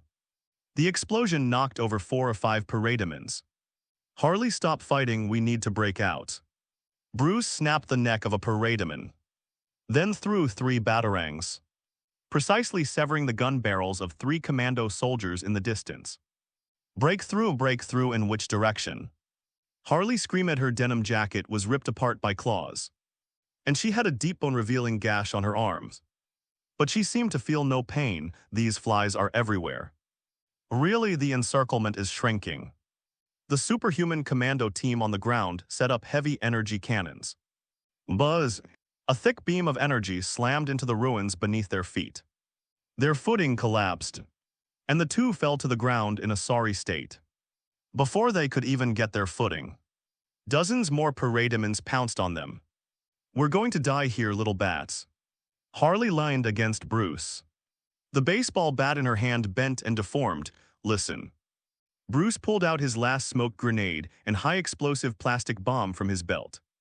"I'll detonate this place in a bit when the smoke rises. Jump down and run east along the sewers. There's a backup exit there, and what about you?" "I'll hold them off." Bruce's voice left no room for argument. Male chauvinist, Harley pouted. She glanced around and saw a gigantic parademon leader, spear in hand, stealthily circling around to Bruce's side and rear, preparing to deliver a fatal blow. Bruce was busy setting the bomb and had no time to look behind him. In that instant, Harley made her choice. She didn't want to owe anyone anything, especially men. "And if I die here, perhaps I can escape that nightmare. This time, it's my turn to be the hero." Harley suddenly shoved Bruce aside. "Harley!" Bruce exclaimed. Harley charged toward the parademon leader, not dodging the oncoming spear, but instead spreading her arms as if embracing death. Until the spear pierced her abdomen. "Gotcha, you ugly thing," blood gushed from Harley's mouth. But she revealed a sinister smile. She pulled the pin on the grenade and shoved it into the parademon leader's mouth. Surprise! Boom! Flames shot into the sky. The massive shockwave blasted away all the surrounding parademons, and the leader was blasted to pieces. Harley's petite body, like a tattered leaf, was thrown into the air by the blast wave and then fell helplessly to the ground. Her consciousness began to fade. "Is this death?" "It doesn't seem that cold." It even felt somewhat warm. Harley struggled to open her blood-covered eyes, and through her blurred vision saw a face. Golden hair, a perfect jawline, and those deep blue eyes. She was being held gently in a pair of strong arms. "Wow." The man spoke. It was a well-trained magnetic voice, full of charm. "Look what I found. An injured little stray cat." Azu looked down at the woman in his arms. "Is this Harley Quinn, the crazy, eccentric Harley Quinn?" She looked truly pitiful. Her face was covered in blood and dust, and her clothes were tattered, revealing large patches of her pale and scarred skin. Who are you?" Harley coughed up blood and asked weakly. "Who I am doesn't matter, sweetheart." Azu extended his thumb and gently wiped away the blood from Harley's mouth. "The important thing is, you look like you really need a hug if you were Death's." Harley gave a weak smile. "You'd definitely be the coolest one, Death, ha." "For some things, yes," Azu chuckled softly, glancing down at the parademons roaring at him and the Superman commandos firing their guns. "It's so noisy, isn't it?" Harley nodded subconsciously, a little. Then let them be quiet. After saying that, his eyes instantly lit up, transforming into two crimson suns. Zzzzz. A high-energy thermal gaze shot out from his eyes. There were no unnecessary movements, just a slight turn of the neck, like the Grim Reaper's scythe. It drew arcs of death in the air. Sizzle, sizzle, sizzle. Whether it's the heavily armored Superman commando team or the tough-skinned parademons, under the sweeping heat of the camera, they were neatly cut into two or more pieces. The screams lasted only a few seconds. The ambush team that had just cornered Batman and Harley were now reduced to smoking charcoal. Azu withdrew his gaze. The red light in his eyes gradually fading and his warm, welcoming smile returned. Below, Batman Bruce Wayne slowly stood up from behind the cover. He was still clutching the rifle with only a few bullets left in his hand. But his body was as stiff as a stone, that red and blue figure. Those eyes that can project heat vision. It also has a floating posture in the air. In that instant, he seemed to see that friend from the past. A name almost instinctively burst from his throat. Clark. Bruce's voice trembled slightly. Carrying a long-suppressed hope is that you, Clark. You're finally back. If Clark were to break free from the control of the anti-life equation, if he comes back, then perhaps there is still hope for this hopeless world. However, the figure slowly descended.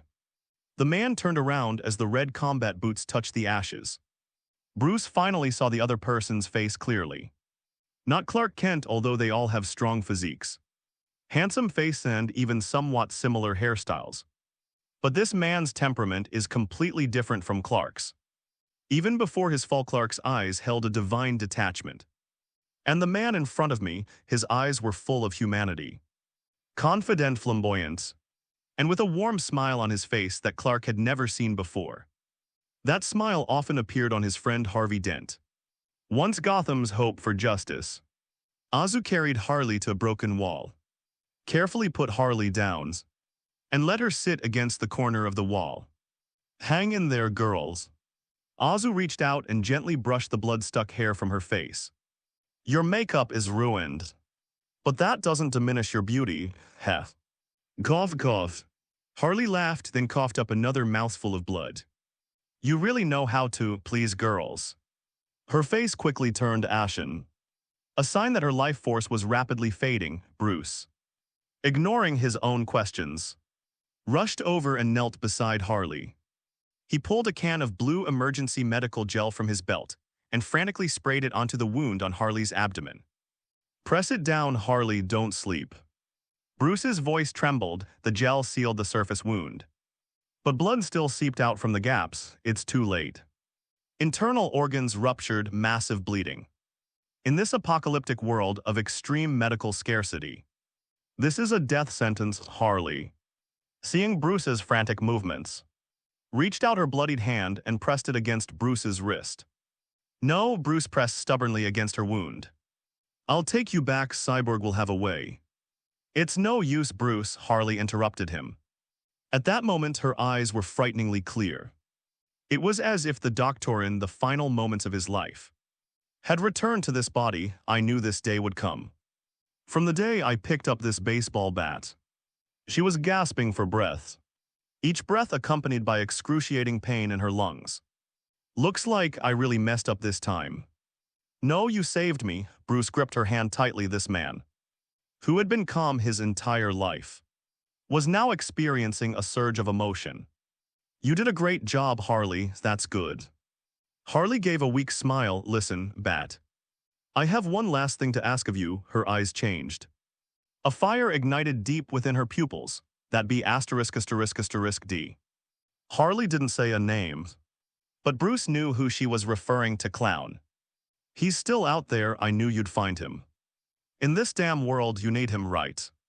You need to use that madman. Bruce remained silent. Yes.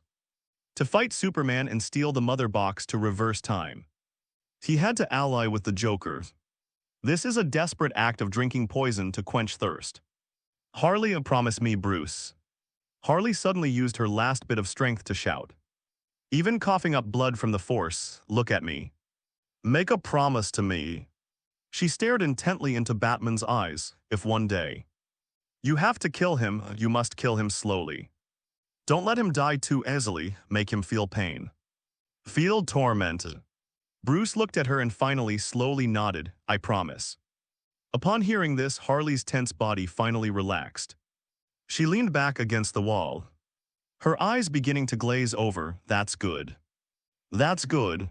Harley's gaze slowly moved and landed on Azu, who was squatting to the side. She looked into Azu's deep blue eyes, the purest color she had ever seen in her life. Hey. Handsome. Harley looked at Aurora, as if the playful spirit of Harley Quinn had returned. You have such a nice voice. And the way you saved me just now, that pose was so cool. She struggled to raise her hand, wanting to touch Azu's face. Azu readily knelt down, took her hand and pressed it against his cheek. Hee. So cute, she chuckled, her fingers lightly tracing across Azu's face, leaving a few red marks on his clean skin. Do you think you can handle me? Most men can't. Her voice trailed off and her eyelids grew heavier. But I really want you to try, really. But unfortunately, I'm going to die. Her hand slid down limply and stopped on Azu's chest. Finally, can I die in your kiss? Harley closed her eyes. Her eyelashes trembling, awaiting the last warmth. Bruce, standing to the side, turned his head away. Unable to bear watching any longer. No, huh. Harley was stunned, clearly not expecting such a rejection. Yeah, I must look awful looking like this. It must be said that even at the end of her life, this woman still exuded a fatal charm. Azu smiled and gently shook his head. Sorry, sweetheart. Although your offer is very tempting, but... He reached out a finger and flicked it across Harley's nose. Your face looks like a rotten tomato that's just been stepped on. Harley stared at him blankly, then suddenly laughed. Haha, rotten tomato, cough cough. You're the first man to say that about me, you.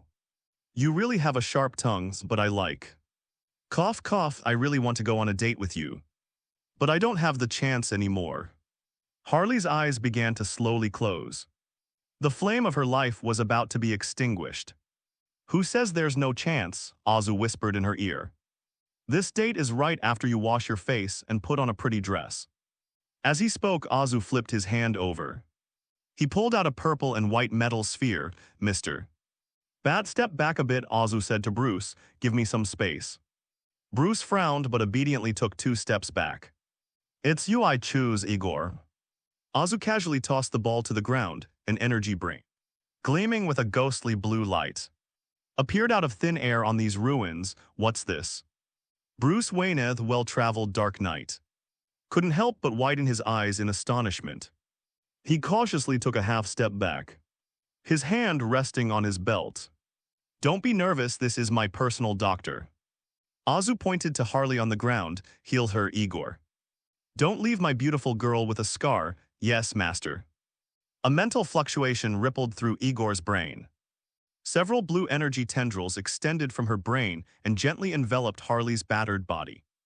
As a god capable of creating life and reshaping matter, even though he is not as powerful as before, healing the physical injuries of a mortal is still a piece of cake. Under Batman's shocked gaze, blue light surged. Harley's abdominal wound healed at a visible speed. Broken bones reconnected, and damaged internal organs were repaired. Even the skin on her face, blackened by gunpowder smoke, regained its fair and smooth appearance. In just over 10 seconds, Harley Quinn, who had just been on the verge of death, took a deep breath and sat up abruptly. Phew. She touched her belly, then touched her face. I'm not dead. Harry jumped up in disbelief like a monkey, picked up the baseball bat and swung it around a few times. Wow, haha, I feel amazing. I haven't felt this energetic in ages. She turned around, looked at Azu, and made no attempt to hide the heart-shaped light in her eyes. All right, since you saved me, from now on you're mine. He grabbed Azu's arm and shouted, I declare. From today onwards you are my Mr. Candy, hint. You have gained a special popularity bonus of +20. 0 from Harley Quinn. Hearing the pleasant notification sound in his mind, Azu nodded in satisfaction. Good job saving this girl. He then waved his hand, returning Igor to the master ball. Mr. Candy, that name sounds sticky. I love everything sticky. Harley blinked her big eyes and licked her lips with her tongue. At that moment, Batman finally came up. He didn't let his guard down because of Harley's resurrection. On the contrary, he became somewhat wary. The power this man displayed was too strange. Heat vision, flight, and this outfit. It can even summon these never-before-seen creatures to heal. Who exactly are you? Bruce asked in a deep voice, with his characteristic bat-like tone. Several months have passed since Darkseid's invasion. Earth's defenses collapsed. The Justice League was defeated. And every corner of the world is ablaze. If you're a superhuman on Earth, I shouldn't have never heard of you. Batman's sharp eyes were fixed on Azu. You can fly, you have thermal vision, your uniform. Are you an alien, a Kryptonian? After all, your outfit is too similar to that person's. That person who, of course, it's Superman. The son of Krypton Kal-El, Batman said in a deep voice. Everyone on Earth knows him. You possess his power, yet you deny being one of his kind. Superman Azu chuckled and shook his head. Just hearing his name tells me he doesn't have my taste. Don't compare me to that kid. I am a citizen of my motherland, as he spoke. Azu took a step back, slightly raised his chin, displaying the perfect stance he had practiced countless times in front of the camera, and then suddenly turned around. Who? His spotless stars and stripes cape fluttered in the wind. Take a look at this. Azu gave a thumbs up and pointed to his back. Bruce was taken aback, his gaze instinctively falling on the bodysuit that perfectly outlined his glutes, their contours firm-toned and brimming with explosive power. His brow furrowed, his mind racing. What kind of tactical maneuver is this? Is this some kind of provocation or some kind of hint? Harley Quinn standing nearby reacted quite differently. Wow, Harley blew a sly whistle, her eyes gleaming. That asterisk, it's amazing. I absolutely love this amazing It's definitely an American asterisk, no. It's the world's best asterisk. She excitedly jumped behind Azu, wanting to reach out and pat him. Mr. Candy, we have to go on a date tonight. I'd rob a bank for you just for that asterisk. Hint. You have gained a special popularity bonus of +10. 0 from Harley Quinn. Azu turned around and looked at Batman, who was seriously analyzing tactics, and Harley, who had a perverted look on her face. His lips twitched involuntarily. What I mean is, Azu suppressed the urge to throw the two people into space, grabbed his cloak and shook it. I showed you the cape. Look at this flag, the stars and stripes, get it? What alien would drape the stars and stripes over their body? Huh? Azu pointed to the stars and stripes on the cloak, his face full of disappointment and frustration. Can't you guys please stop focusing on such vulgar things? Batman is Harley's hee-hee, but it really is perky. Just as this awkward atmosphere was spreading, boom boom, the roar of an engine came from afar, and a modified off-road vehicle drove over, kicking up clouds of dust. Azu stared intently and saw two people sitting in the car. A black guy whose entire body is mostly made of machinery, with only half of his face still human. Another person wore orange and black tactical armor, carried a longsword on his back, and held an assault rifle in his hand. The SUV came to an abrupt stop on the gravel-strewn ground, its tires kicking up a cloud of choking yellow dust. The car door opened and Victor Stone stepped out. His red electronic eyes scanned the surrounding ruins, finally settling on Bruce's weary face. Don't waste your energy, Bruce. Steelbone got straight to the point. Without any pleasantries, I intercepted encrypted communications from the Superman regime. Those so-called black market leads were all traps. All the kryptonite dealers were wiped out 3 days ago, and their heads are currently displayed in the square of Metropolis. Upon hearing this, Bruce's grip on the rifle tightened slightly. So the signal we received was a decoy, that's right. It's a trap, designed to lure out the hiding rebels and wipe them out in one fell swoop. A cyborg continued. I deciphered the signal and tracked them here. Looks like I've arrived just in time. At that moment, the man who got out of the passenger seat took off his tactical helmet, revealing white hair and a single eye. Slade Wilson, the death knell, the world's deadliest mercenary, was leisurely slinging his assault rifle over his back, watching the slightly disheveled Batman with great interest. Looks like our Dark Knight's luck has really run out. Slade looked around at the paradement corpses and charred marks scattered on the ground, and said sarcastically, what? Now you even need to personally take care of that crazy woman. Bruce gave him a cold look, threw the empty magazine on the ground and began reloading. If you're here to collect a debt, Slade, you'll have to wait in line, Bruce said gravely. I'm bankrupt now. Wayne Enterprises' assets are worthless. I don't have the money to pay you, money, Slade sneered. Pulled a cigar from his tactical vest, didn't light it. Just chewed on the pungent tobacco. Look at this world, Bats. The dollar is too hard to even wipe your asterisk. Those alien bastards ruined my business and turned my Swiss bank account into a meaningless string of numbers. He spat out the tobacco crumbs from his mouth, his single eye gleaming coldly. I'm here only to get revenge for my money. Killing those aliens is my only pleasure now. After saying that, Slade's gaze passed over Bruce and landed on Azu, who was being harassed by Harley. What's this? Your new Robins. Slade turned to Bruce and pointed to Azu's conspicuous attire. Sandbat, I must say your taste is getting weirder and weirder. Do you have some kind of peculiar fetish for that alien savior? Well, you actually commissioned a uniform for your new henchman that pays homage to that alien dictator. What is this? Some kind of distorted psychological compensation. Although some patriotic elements have been added.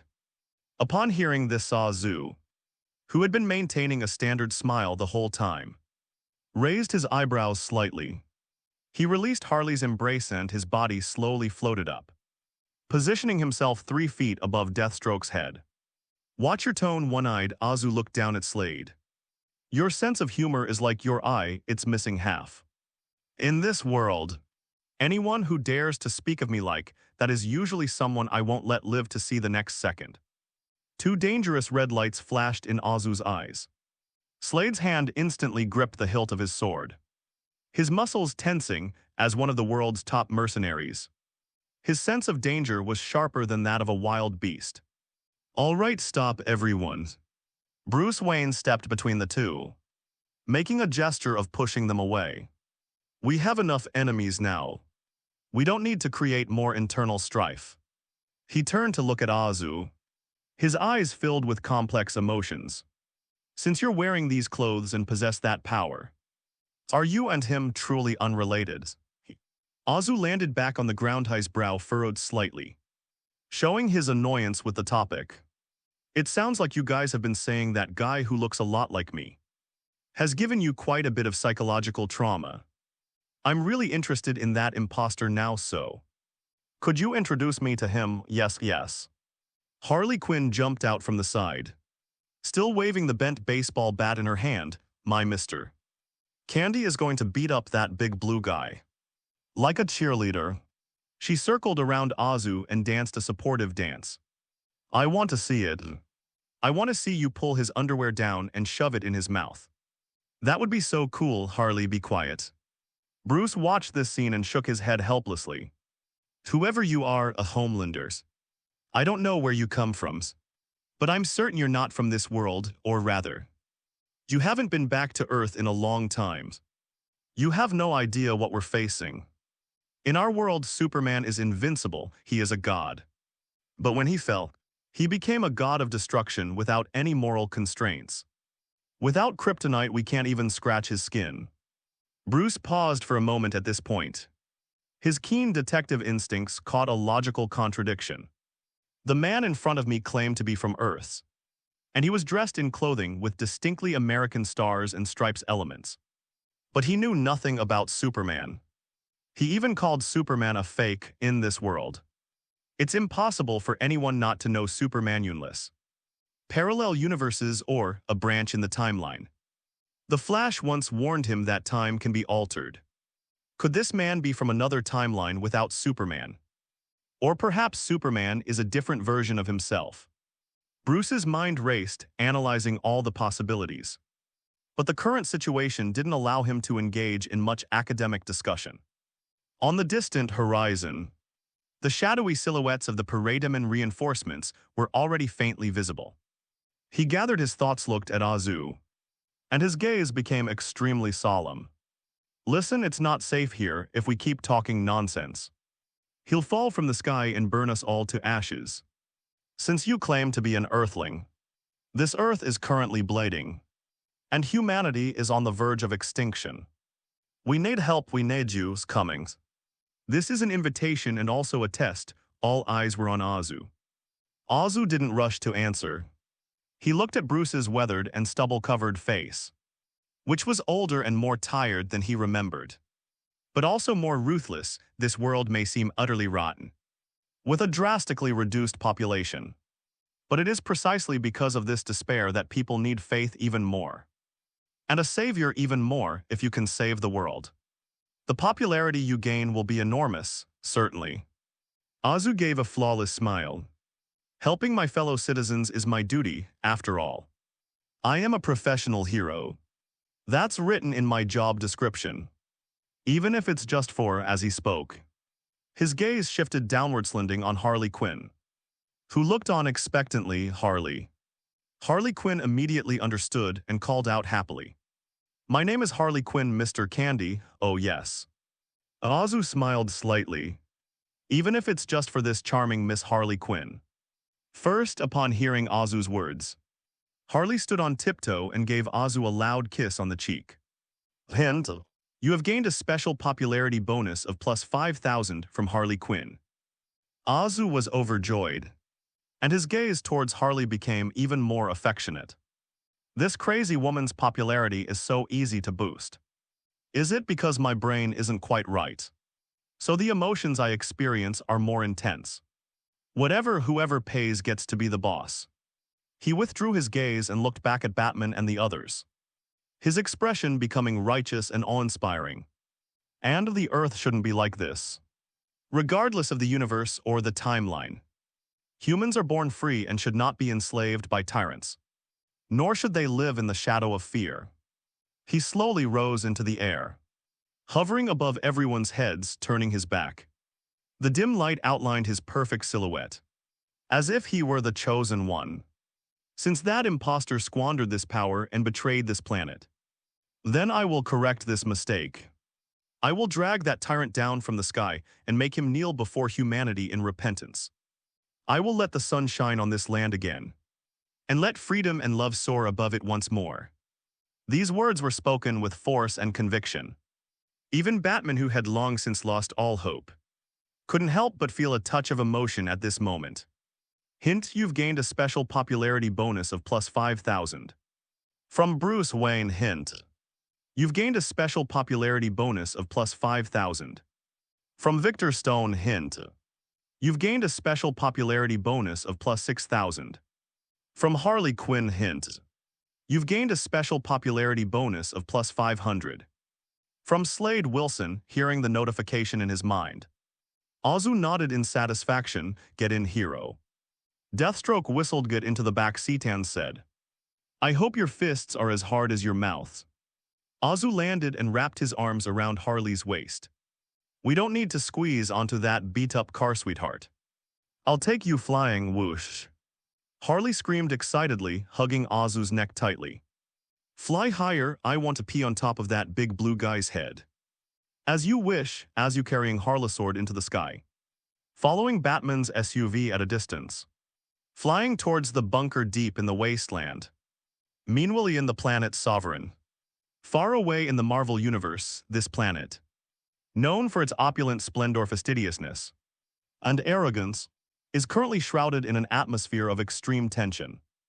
High Priestess Aisha of Sovereignty remained seated on her high golden throne. But at this moment, her demeanor no longer carried the composure she once had. Below the hall stood representatives from various civilizations across the Milky Way. Roman Daith, Centurion of the Nova Empire, stood at the forefront dressed in his uniform, his face ashen. Then came the representatives of the Kree Empire. Although Ronan was dead, the Kree's arrogance remained undiminished. Even the usually disorganized Raider Alliance sent out several fierce-looking leaders. In addition, there are the Interstellar Alliance, the Galactic Council. Representatives from almost half of the Milky Way's civilizations gathered here, and they all pointed their fingers at Sovereign. The reason is simple. Although Ego's self-expansion plan was interrupted, the brief outbreak of the Godflower still brought catastrophic consequences to countless planets. Cities were destroyed, ecosystems were damaged, and countless people died or were injured. Although Igor is dead, the angry victims need an outlet, an explanation, and most importantly, compensation.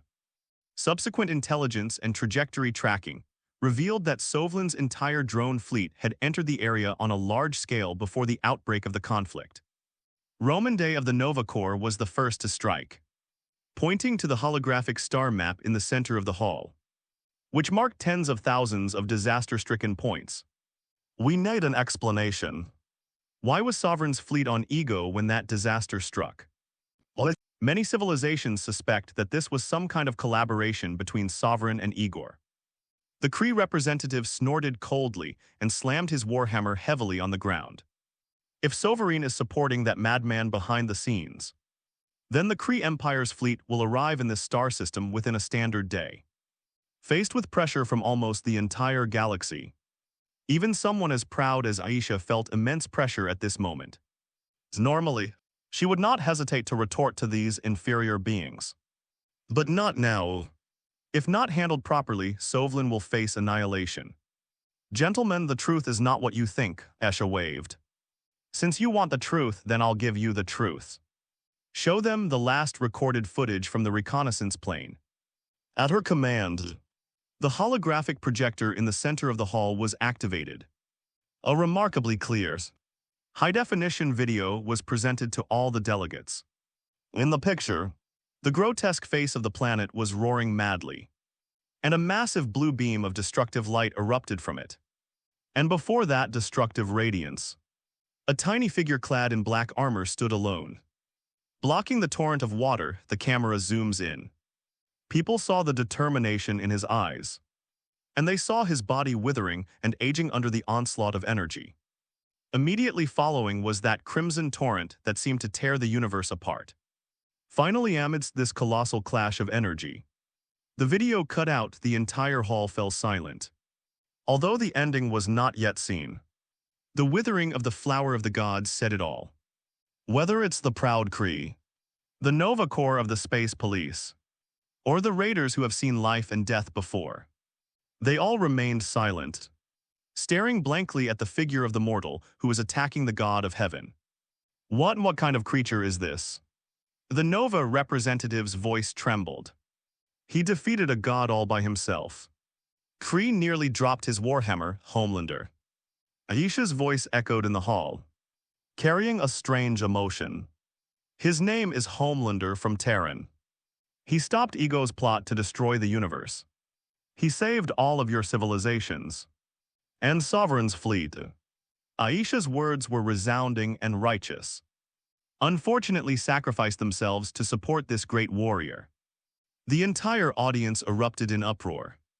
Although this explanation is far-fetched, in the face of those breathtaking images, no one bothered to question the whereabouts of Sovlin's thousands of dilapidated planes. All attention was drawn to this powerful figure known as Homelander. Send this video footage to the Interstellar News Agency. The rising star made a decisive decision. The entire galaxy needs to know this. A new guardian has been born in the universe. The former site of Igor's star, Buzz Space Distortion. A rugged and enormous spaceship appeared out of nowhere in this desolate star field. Homelander II has arrived inside the cockpit. Everyone crowded around the porthole peering out. However, the scene before them was breathtaking. It turned out to be a planet with a giant human face. Now only a shattered star, its core pierced remains, silently floating in the dark universe. Countless fragments of meteorites floated around the spacecraft as Homelander II slowly traversed them. Jarvis, scan for life signals, Tony said gravely. Scanning, full frequency band search. An hour of silence felt like an eternity. I'm sorry, sir. I conducted a full spectrum scan of the area, including quantum remnants and biosignals. The result is 0. This sentence was like a death sentence. No, Jessica Jones's body went limp, and she leaned against the wall. Her tears fell silently. He's really gone. Although she had prepared herself mentally, the heart-wrenching pain she felt when faced with the reality still left her breathless. Anthony, Wanda could no longer control herself. The last breath she had been holding on for so long completely dissipated at that moment. Liars, you promised me. She knelt on the ground, and crimson chaotic energy erupted from her body like a runaway wildfire. The surrounding instruments began to crackle, and even the structure of the spaceship groaned under the strain. Wanda, control her, Steve Rogers yelled. Bring him back, I want him back, Wanda cried out. Chaotic magic gathering in her hands as if trying to tear open the space and bring the man back. Stop her, otherwise the spaceship will disintegrate. Rocket yelled, grabbing the fixed seat. just when the situation was about to spiral out of control. The spaceship's main control screen suddenly lit up, and the graceful figure of Skynet appeared on the screen. "Please calm down, Miss Maximov." Skynet's voice was steady and calm. "Mr. Star is not dead." These words acted like a powerful tranquilizer, instantly calming the chaotic scene. Wanda looked up in surprise, the red light in her eyes fading. "What did you say?" "I have just completed the analysis of the gamma energy model for this area." Skynet retrieved a complex data model. The data indicates that there is energy feedback from a tier in spatial dimensions in this area. Mr. Star is very likely lost in some spatial dimension. Furthermore, Mr. Star left me a video before he left. He had already foreseen this situation, Skynet continued.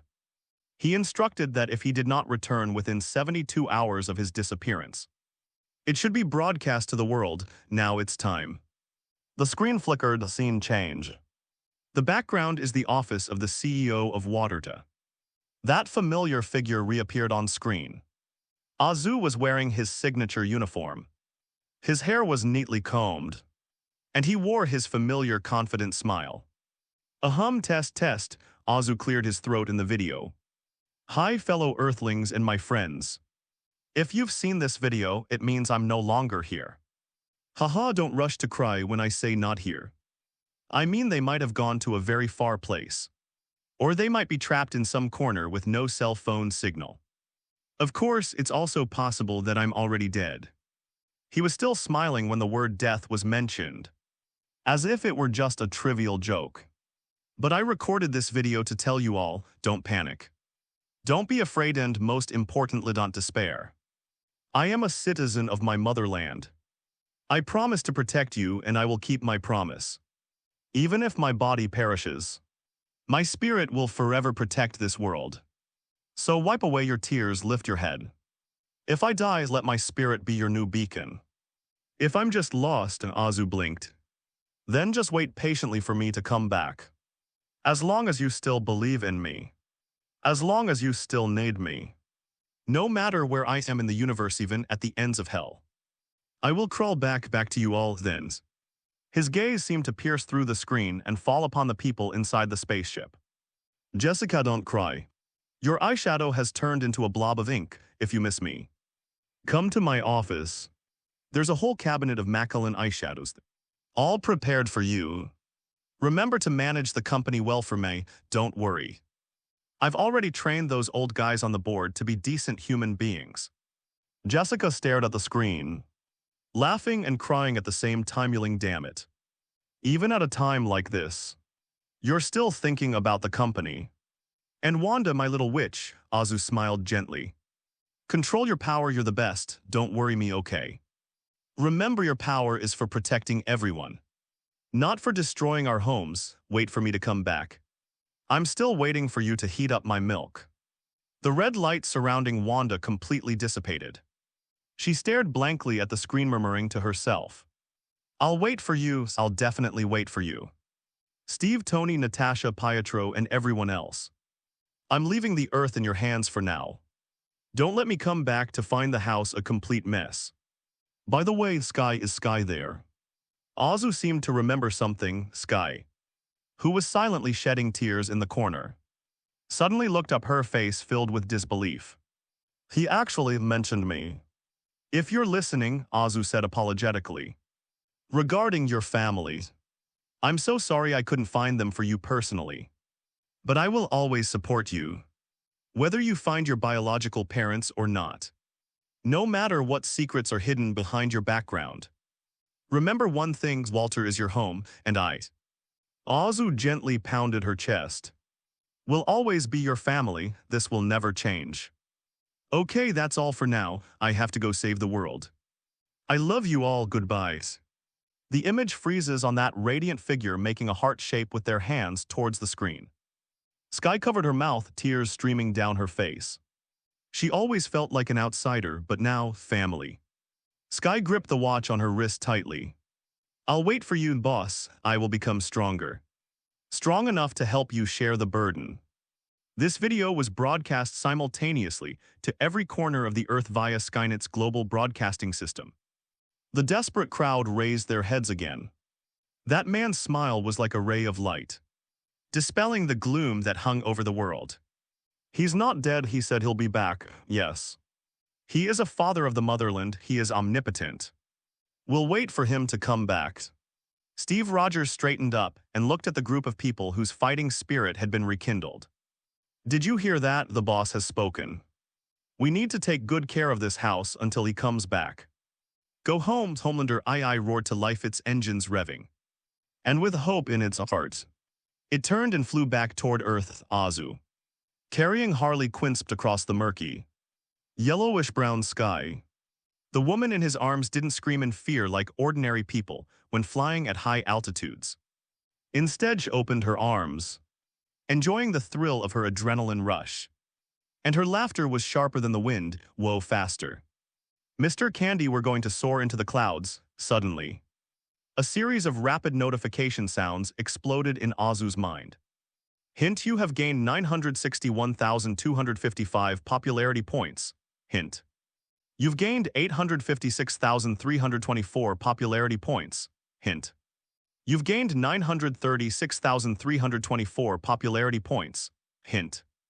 You've gained a special popularity bonus of plus 15000. From Jessica Jones. Hint. You've gained a special popularity bonus of plus 15000. From Wanda Maximoff. Hint. You've gained a special popularity bonus of plus 15000. From Daisy Johnson. Hint. You've gained plus 10000 special popularity points. From Steve Rogers. Hint. You've gained a special popularity bonus of plus 8000. From Tony Stark. Hint. The Harvest. This sudden surge in popularity caused Azu to pause slightly in midair. After a moment's thought, he understood what was going on.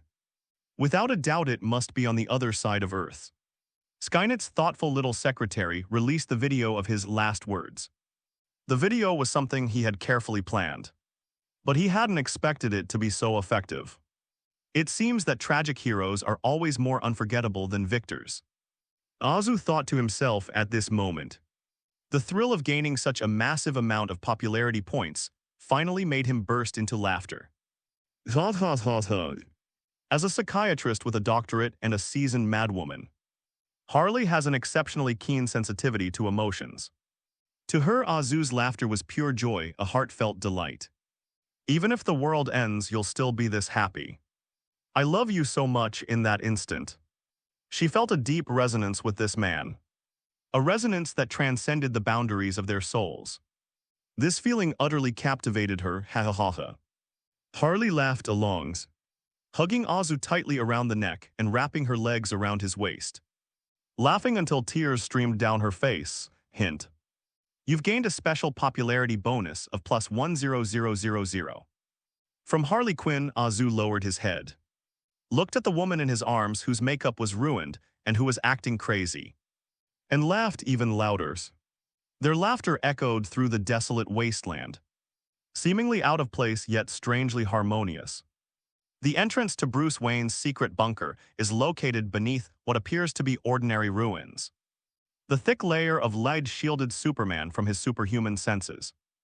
As Azu landed with Harley in his arms, the bunker door slowly opened with a muffled hydraulic thud. Azu stepped inside. There was no high-tech feel to be found in a Batcave instead. There were only various rudimentary facilities cobbled together for survival. Sizzle smack. A blue arc of electricity flashed through the depths of space.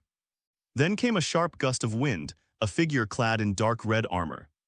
Its body crackling with blue electricity moved at high speed through the narrow passage. The wind it stirred up, scattering the blueprints on the table. Barry Allen, the Flash. Even in this apocalyptic environment, he must constantly train to maintain the connection of the Speed Force. He seemed to sense the intrusion of a stranger, and his figure suddenly froze, stopping in front of Azu. The moment Barry caught a glimpse of Azu, his face turned deathly pale. Overtake. Calm down, Speedster, Azu smiled and raised a hand. Look closely, I bet you also think I'm the imposter. Barry was stunned. He blinked and looked at him carefully again. Not that tyrant in the metropolis. though they share similar physiques and that damned sense of oppression. Who are you? Barry relaxed slightly but remained wary, his fingers tapping nervously on the armor plate on his outer thigh. You were brought back by Bruce. Where's Bruce? He's eating shit in the back. Harley poked her head out from behind Azu, eyes lightning. Let me introduce you, this is my new boyfriend, Mr. Candy. Oh, by the way, he's strong, super strong. Nice to meet you. Azu gave a standard, friendly smile and nodded slightly. I am a citizen of my motherland. While you all seem to have some kind of PTSD about my appearance, I promise I'm much cuter than you think, Homelander. Barry awkwardly extended his hand. Hi. I'm Barry Allen, you can call me the Flash.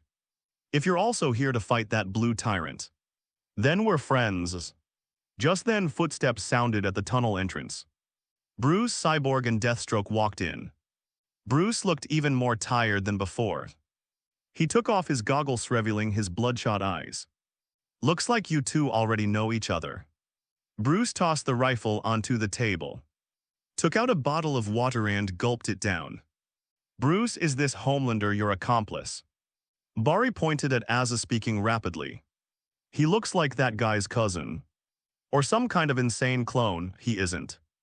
Bruce wiped the water from the corner of his mouth. At least that's what he says.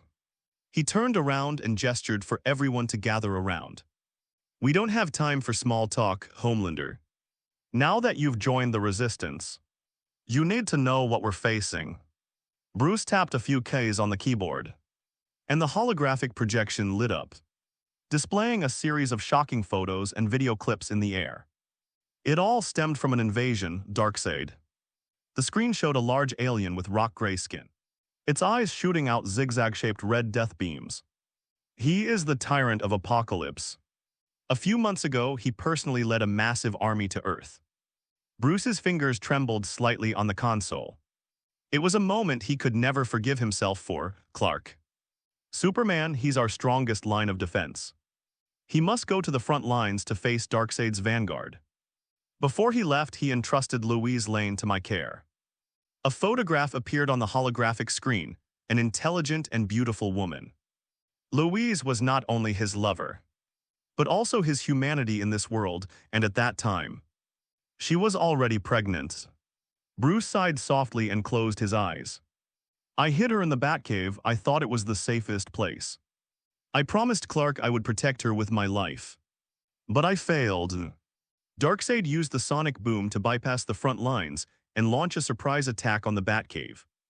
Scene changes, the Batcave is engulfed in flames, and Batman lies in a pool of blood. Right in front of me, he used that red death ray to burn Louise and their unborn child to a crisp. Harley was blowing bubblegum nearby, but she stopped when she heard this, and then Azu asked expressionlessly, then Clark came back. Bruce opened his eyes, his gaze filled with pain. He just happened to see that scene. At that moment, the heart of a body of steel shattered. Darkseid changed him at that moment. It's the anti-life equation, a mathematical formula that strips all intelligent life of its free will. The cyborg Victor explained, stepping forward. It proves that hope, love, and free will are meaningless. It can directly rewrite the logic of a living being's brain, forcing them into unconditional submission to the user. From that moment on, Superman died, Bruce continued. What survived was Darkseid's most loyal general. The Justice League fell apart on that day. Bruce pulled up a list of the dead. Diana, Wonder Woman. She led the Amazons in resistance and died on the battlefield. Her body was taken back to Paradise Island for cremation, and the island subsequently sank to the bottom of the sea. Arthur Curry's Aquemens. He died by his own weapon in battle against Darkseid. His trident is now in Mira's hands. The last exile of Atlantis. Bruce turned off the holographic projection, and the hall fell into darkness. This is the current situation in the past few months. 80% of the world's population has disappeared. They either died in war or were captured and transformed into mindless parademons. Superman established a totalitarian empire. He had an army of fanatical puppets dressed in Nazi-style uniforms bearing the S symbol. hunting down any who resisted in the ruins. But that's not the worst of it, Cyborg said, projecting a massive black tower into the air. That was an information transmission base located in the heart of Metropolis. The Superman regime used apocalypse technology to modify Earth's existing satellite, broadcasting and internet systems. They converted the anti-life equation into electronic signals and inserted them into all receiving devices 24 hours a day. Anyone who hears or sees that signal will have their will gradually eroded, eventually turning them into a walking corpse. We estimate, and Bruce paused slightly, that there are probably only 1 billion or so humans left alive globally. And that number is decreasing rapidly every minute. Over 1 billion, Azu nodded thoughtfully. This number gave him a slight sense of relief. Although it was much less than he had expected, it was still a huge number if managed properly. The popularity generated by these billions of desperate people can be of exceptionally high quality and fervent enthusiasm. That does sound really bad. Azu nodded, his tone genuinely concerned. So our next task is simple, right? He pointed to the projection of the Black Tower. We stormed into Metropolis, took over that transmission base, and stopped that equation from turning people into idiots. No, Bruce rejected the proposal outright. That's useless as long as Superman is still around. As long as Darkseid is still around. That signal can be rebuilt at any time, besides. With our current strength, a direct attack on Metropolis would be suicide, really. So what's your plan, Bat? Azu raised an eyebrow, looking at him with interest. We need to find kryptonite, Bruce looked into Azu's eyes. That's the only thing that can hurt him, kryptonite. Azu raised an eyebrow, interesting. If I were Superman, I would never allow such a thing to exist. That's right, Cyborg replied. I've searched every known network and black market database globally. The Superman regime has destroyed all its kryptonite reserves over the past few months. That trap we just saw was the last clue, that's it. Azu shrugged, then what's the point of your plan? No, there's one more piece, Bruce's voice lowered. Where? Steelbone asked doubtfully. No, not the location, Bruce shook his head. It's the people in this world. There's a madman who would absolutely keep that thing hidden away, and who has the ability to evade Superman's detection. Bruce turned around, his gaze sweeping over the crowd and landing on Harley, who was playing with a baseball bat, the Joker. He's the only one who can help us now, clang. Harley's baseball bat fell to the ground. Upon hearing this name, Harley Quinn, who had been laughing and joking just moments before, suddenly became like a cat whose tail had been stepped on, her fur standing on end. Don't mention that name to me, Bat Boy, I'm warning you. I will never ask that B*****D for help, never in my life. Harley screamed, filled with extreme disgust and anger. If I saw him, the only thing I would do was shove this stick down his throat. All the way down to his stomach. Harley, calm down. Bruce tried to soothe her, but his voice remained harsh. To save the world, we need that kryptonite. F***K the world. Harley covered her ears, shaking her head frantically. I won't listen, Bat, you promised me. She suddenly turned around, grabbed Azu's arm and looked up, her big eyes brimming with tears, looking utterly pitiful. You'll support me, won't you, Mr. Candy? You won't force me to go find that B***D, will you? Azu lowered his head, looking at Harley's tear-streaked face. He reached out and gently wiped away her tears. Of course, darling. He looked up at Batman, his tenderness turning cold. Bat, didn't you hear what the lady said? She said no. Since Harley hates that Joker so much, he must be a complete scumbag and utterly wicked villain. Right? Bruce remained silent. Although Azu's logic is quite illogical, his conclusion is correct. The Joker is indeed a collection of that adjective. Look, your expression says it all. Azu spread his hands, looking completely at ease. Since he's a perverted scumbag, why should we pin our hopes of saving the world on him? This is illogical and even more so unjust. But without kryptonite Bruce began. No buts. Azu interrupted Bruce. The reason you feel the need for that stone is because you are afraid. You're all terrified by that alien imposter. Azu pointed to himself and smiled confidently. But now I'm here. You don't need to go looking for that clowns. Or that broken stone, I'll deal with that imposter. I'll show him what true power is. Yes, that's awesome. Harley jumped up excitedly. And without caring about the occasion, she wrapped herself around Azu's neck and gave him a big kiss on his handsome face. I knew you were the best, love you, sweetheart. You can call me Little Pumpkin now. I'll always call you that, Little Pumpkin. Azu patted her waist. No. Bruce Wayne slammed his hand on the table, his voice stern. Absolutely not. Homelander, you have no idea how terrifying Superman is. And it's not just a matter of strength. Our enemies also include Darkseid and the entire Legion of Apocalypse. We only have one chance, Bruce stared at Azu. One chance to correct all our mistakes. We can't gamble that on your individual heroism. Correcting errors, Azu narrowed his eyes, grasping the key point in the question, and looked directly at Bruce. Tell me, what is your opportunity? Bruce glanced at Cyborg and the Flash. The three exchanged a glance and finally Bruce nodded. He knew he had to persuade this powerful outsider.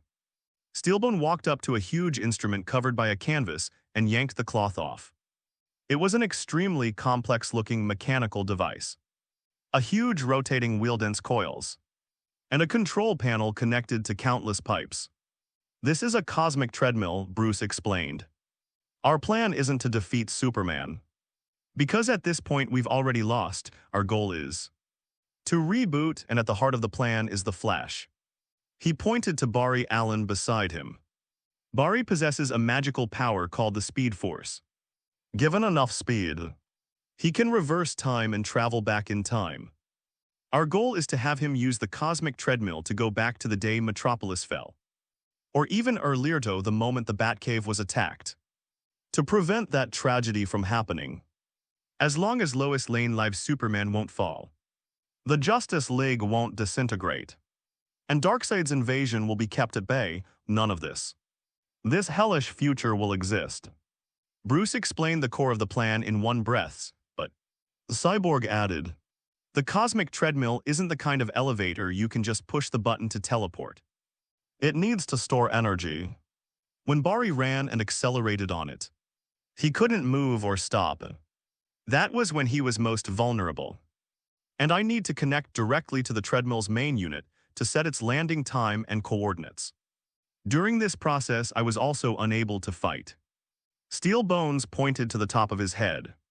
And once the cosmic treadmill starts, the immense energy surge released by the Speed Force is like lighting a flare in the darkness. Superman's superhuman senses would capture us in an instant. He'll fly here from Metropolis in seconds and wipe us all out before Barry even gets through. So we need kryptonite. Bruce continued, his eyes resolute. Even if it only weakens him a little. Even if it only slows him down for a minute. That's our only chance of winning. After speaking, Bruce looked at Azu, waiting for his response. A brief silence fell over the hall. Azu suddenly chuckled. You're just going to tell me such an important plan to someone you've only just met? What if I'm a spy sent by that imposter? What if I'm Darkseid's lackey? With your lack of secrecy, no wonder you lost so badly. At this moment, everything leads to certain death except for faith. Bruce looked directly at Azu and said in a deep voice, I have no choice, my gut tells me you're not one of his men. Azu shook his head, his mockery deepening.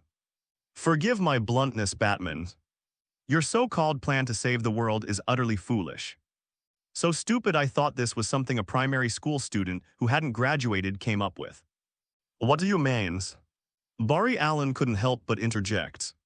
Have you considered the consequences? Azu walked around the unfinished cosmic treadmill, his fingers lightly tapping the metal casing. There is a very simple logical paradox here. What if this fast-moving kid really did travel back in time? Save the woman named Lois and change history, so. Azu pointed to the dilapidated walls around him, and then to the scars on everyone's bodies. What will happen to us here if the past had been altered? Then this desperate timeline wouldn't exist. If it never existed, then the future Flash wouldn't have gone back to save people. Well, you can't possibly be unaware of this simplest grandfather paradox. Azu continued, ignoring Bruce's increasingly grim expression. Your so-called attempts to change the past cannot save the world today. You will only create a new timeline, a parallel universe. In that new timeline, everyone is probably very happy. Louise is alive, a child is born. And everyone is having picnics together in the sunshine. But what about here? Azu stomped his foot and the ground trembled. This damned wasteland. This world full of ashes and corpses, it still exists. The suffering here will not disappear. And you're just running away. Azu pointed at Bruce's nose, mercilessly reopening the wounds in his heart. You want to create a beautiful dream, then hide inside it and pretend none of this ever happened. And the price is to completely abandon this world. To abandon everyone here. And the remaining billion or so people died in pain and torment because of your inaction. Bruce's face turned deathly pale. His body trembled slightly, and a hint of pain flashed in his eyes. Does he know? How could one of the world's most intelligent people not know about the theories of the multiverse and time branches? But he could only gamble that the Flash could rewrite reality and overwrite this flawed timeline. Because apart from that, he really didn't know how to win. No, once Flashpoint occurs, reality will be rewritten. Bruce tried to argue, just fooling yourself. Azu rudely interrupted him. I've seen the multiverse, Batman. I know how time works. Those who toy with time will ultimately be destroyed by time. That's the key point. If we let the Flash go back and mess with the timeline, and he actually creates the Flashpoint, the entire universe will be reset. Who knows if Homelander will even have a place in the reset DC universe? What if he's been erased from time? It's your behavior that needs to be corrected. Azu's eyes suddenly lit up with a red light. No, stop. Bruce seemed to realize something and subconsciously reached for his waist. Zzz, two blazing gazes shot from Azu's eyes, piercing directly through the sophisticated cosmic treadmill. Boom, boom, boom. The instruments exploded one after another at high temperatures. Sparks flew and metal twisted. The machine that carried Batman's hopes for victory turned into a smoking pile of scrap metal in the blink of an eye. What did you do? Barry Allen screamed, clutching his head, staring in horror at the pile of scrap metal. You've destroyed our hopes. Cyborg's arm instantly transformed into a high-energy plasma cannon. Aimed at Azu, Bruce stared straight at Azu, his eyes blazing with fury. Are you insane? The atmosphere was tense and ready to fight. But Azu didn't care at all. He stood in the firelight, his cloak billowing in the heat. I'm helping you win. Stop dreaming, Bruce. There's no going back, no second chance. We stand here, our feet planted on this land end behind us. We protect these people who are still alive. Azu's voice was strong and resonant, echoing in the empty bunker. If I were you, even if it meant facing a near-death experience, I wouldn't place my hopes on a vague and uncertain past. I will clench my fists and fight for a future for this world. For those who are still alive, even in defeat. We will still die as warriors on the front lines. It's better than spending time with you bunch of North American cowards, indulging in that unrealistic pipe dream. As he spoke, Azu suddenly turned around, his cloak billowing behind him, leaving behind a resolute and imposing silhouette. Listen to me, you bunch of losers. I'm going to save the world, truly save it, in my way. The 50% charm bonus reached its maximum effect at this moment.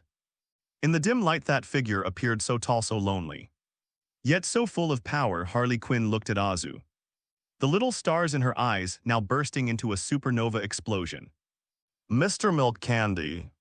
She gasped softly, her heart was pounding in her chest.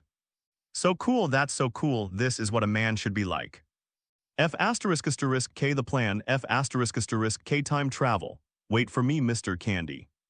I want to do something big with you. Harley grabbed the baseball bat from the table and, like a schoolchild going on a field trip, skipped and hopped after him.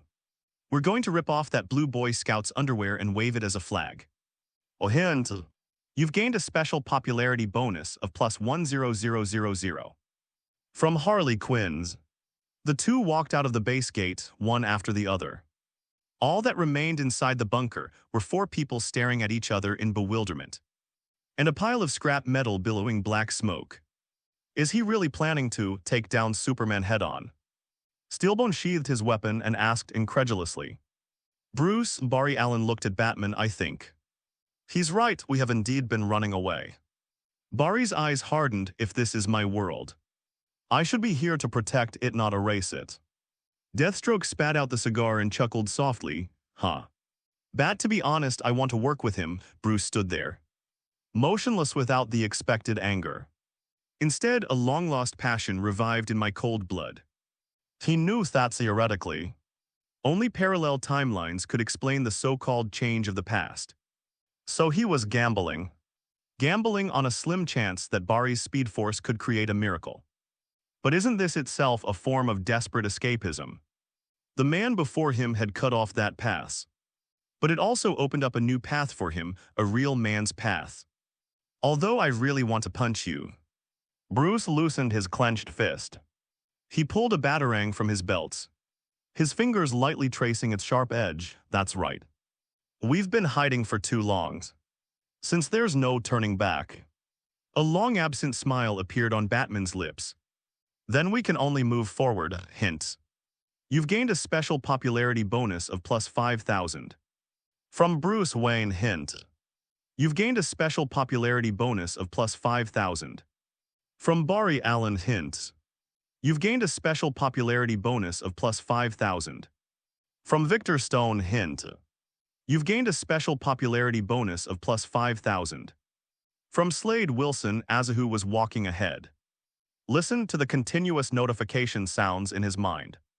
He was overjoyed, these natives of the DC universe, who just moments ago looked like they wanted to devour him alive, were now contributing to his popularity. What a bunch of a DORABLE Chinese letter leaks. A metaphor for easily exploited investors. VGD headquarters helipad, Homelander II descended slowly. The airflow generated by its anti-gravity engines dispersing the water on the ground. Although Azu's video message gave the world a much-needed boost, the emptiness of the absence of a heroic leader still hangs like a dark cloud over everyone's hearts. The hatch slid open with the sound of hydraulic pressure deflating. Jessica Jones was the first to step forward. In the few seconds it took her to step out of the cabin, her demeanor underwent a transformation that surprised everyone who knew her. Miss Jones, are you all right? Ashley, who came to pick her up at the airport, was stunned for a moment when she saw the woman exuding such a powerful aura. She had expected to see a woman break down, so she had tissues ready. Ashley. Jessica's voice was steady without any tremor, and even a bit colder than usual. I'm here, President Jones. Ashley instinctively called out this title she hadn't used in a long time. Immediately notify everyone that an emergency board meeting will be held in 30 minutes. I want all senior executives present in the meeting room. Anyone absent will be fired. Tell the Public Relations Department that I need to see 20 different public opinion guidance plans regarding Homelander's interstellar expedition going missing in 10 minutes. Notify the Finance Department to freeze all non-essential overseas investments and transfer all funds to the Deep Space Administration. Notify the Security Department to raise the alert level to the highest level. If anyone dares to cause trouble behind our backs during this period. Jessica paused, a dangerous glint in her eyes. Directly exercise the qualified exemption right. As Jessica walked toward the president's office, she rapidly assigned tasks. That familiar feeling sent a shiver down the spines of the longtime Walter employees present. They were all too familiar with that look. When Homelander went missing last time, Jessica used this same look to subdue those disobedient directors and executives one by one. President Jones is back behind Jessica. Wanda silently descended the gangway. She didn't speak, nor did she look at anyone. She walked to an open space and raised her hand. Zai. A portal crackling with sparks tore open in the air. On the other side of the gate are the snow-capped Himalayas and the ancient architecture of Kamar-Taj. The monk Mordo was instructing his apprentices in the square when he saw Wanda return and immediately went to greet her. "Wanda, why are you back?" the news said. "I want to go into the libraries." Wanda interrupted him, her voice calm and even. "I want to read all the high-level texts on dimensional magic and spatial magic." Mordo frowned. Many of those books contain forbidden powers. The Ancient One said that if your power is not controlled, then let her stop me. Wanda raised her hand, and crimson chaotic energy danced at her fingertips. No longer as violent and overflowing as before, but condensed into a substantial form. "I'm calm now, Mordo." At this moment, her eyes were filled with unwavering determination and single-minded focus. "I'm too weak. If I had enough power, I could stand by his side and pull him back before he loses his way. I will never let this happen again." After saying that, she ignored Modu's astonished gaze and walked straight towards the library. From that moment on, Kamar-Taj had one more madman. She worked tirelessly day and night, studying those obscure and difficult magical spells. Her rapid progress terrified all the mages, because what sustained her was no longer hatred, but something even stronger than hatred, the unwavering desire to transcend dimensions and find her lover. On the huge helipad at VGD headquarters, Homelander II has completed refueling and maintenance. The Guardians of the Galaxy are gathered at the hatch, saying their final goodbyes. "So, this starship is ours now." Rocket Raccoon stroked the spaceship's hull with obvious delight. "Walter shouldn't mind, right?" Quill hesitated, glancing at the busy crowd in the distance. "After all, it's their property, mind it." Yondu chuckled. "We also contributed to saving the galaxy. So what's wrong with taking one of their ships? It's a reasonable reward." "That's right." Drax nodded, his face serious. "And this ship has very soft beds. Much more comfortable than the Milans." Gamora walked over with her backpack, glanced at her unreliable teammates and sighed. "Where do we go next?" Quill was silent for a moment, then looked up at the deep starry sky. "That guy Homelander, he said he was just lost. We are the Guardians of the Galaxy. Our job is to meddle in other people's business. Since he's not dead." Quill's signature nonchalant voice rang out. "Then we'll search every corner of the universe and bring him back. And pick up a few bounty missions while you're at it." Rocket added, "Fuel for the spaceship isn't cheap." "I am Groot." It's settled then. Yondu laughed, patting Kraglin on the head. "Hey Big O, start the engine, we're off." Everyone started walking towards the spaceship, except for one person who didn't move, Nebula. Gamora stopped, turned around and frowned slightly. "What are you doing?" "We're leaving." "No, Gamora." Nebula shook her head. "I'm not leaving." "Why?" Gamora frowned. "You still hate me." "No, Gamora. I don't hate you anymore, but I don't belong there either." She turned around and looked at the towering statue of the Fatherlanders in the distance, gleaming in the sunlight. "I've been wandering the universe for too long. A killing machine, a monster. But when he looked at me, I felt like a human being. I'm going to stay here and wait for him." Gamora fell silent. She looked at her sister Nebula, who had once been filled with malice and murderous intent, but now seemed like a child who had found her home. "Okay." Gamora stepped forward and gently hugged Nebula. This was the first real hug the sisters had ever shared in their lives. "Take care of yourself. If anyone bullies you, I'll tear him to pieces." Nebula interrupted Hera, stiff, awkward smile tugging at the corners of her lips. "Don't forget who I am if you can't stay here. The doors of the Guardians of the Galaxy are always open for you. Take care, little sister." Gamora turned and left, boarding the spaceship, with its engines roaring. Homelander II spewed blue flames as it slowly rose into the breaking through the atmosphere and disappearing into the vast sea of stars. Nebula stood still until the spaceship completely disappeared. "Your name is Nebula, right?" A cold voice sounded from behind. Jessica had walked over at some point. Nebula turned around, reverting to her usual aloof and unapproachable demeanor. "It seems you've made your choice. Jessica looked the cyborg up and down.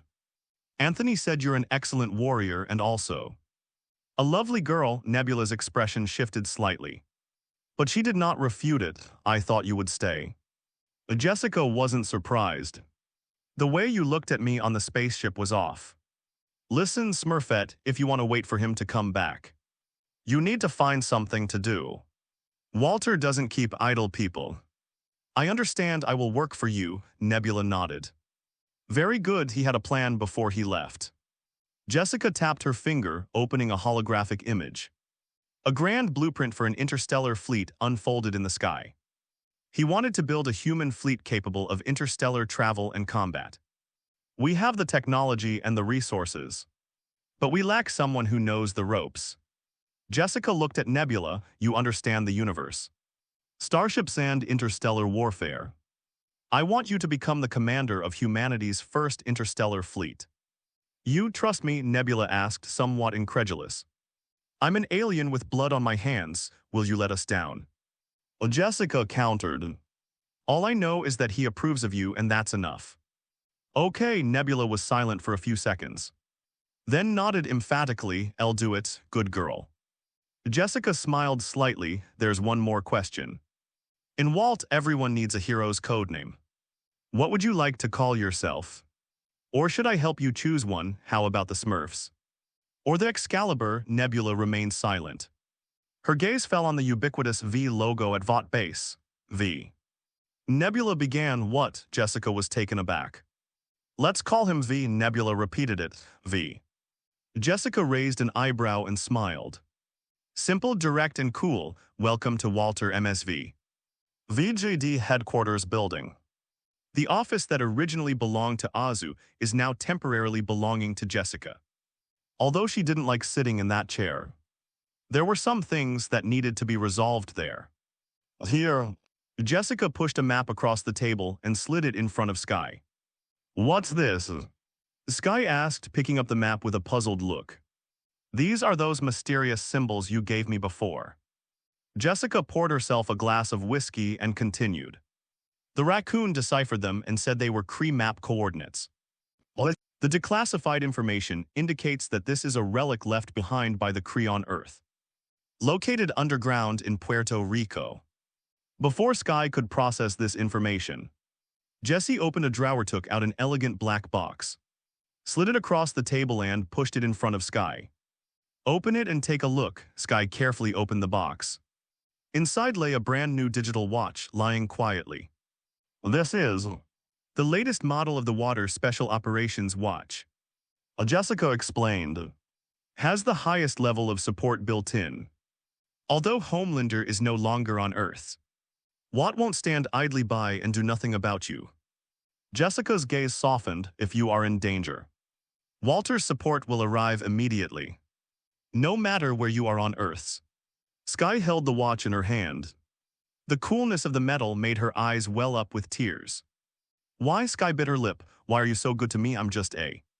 Don't misunderstand. Jessica put down her glass, gazing at the empty sky outside the window. I'm not helping you. I'm just helping Anthony fulfill his promise. That B*** D always has a good eye for people. Though I don't understand why he's so interested in you. Jessica sighed. Take your things and go. Go do what you need to do. Let him down. Shortly after Sky and Carlson's SHILD team had left, there was another knock on the office door. Nick Fury walked in. He chose to stay. Miss Jones. Fury walked to the desk and sat down, a rare guest. Jessica leaned back in her chair, watching him with a leisurely air. The former director of SHIELD, actually letting his subordinates leave first and staying behind alone. Let me guess. You're trying to scam some funding from Vought to repair your secret base. I want to talk about the scrolls. Fury ignored Jessica's sarcasm and went straight to the point. Oh, Jessica raised an eyebrow. Those green-skinned chameleons, Skynet already told me. I heard they threw a huge party in Chernobyl, and even wanted to turn Earth into a radiation playground. That's Gravik, leader of the radicals. Fury said gravely, not all Skrulls want war, so. Jessica leaned forward. What are you trying to say? Do you want me to give them green cards? Or give them a piece of land in New York to build a little Skrull town?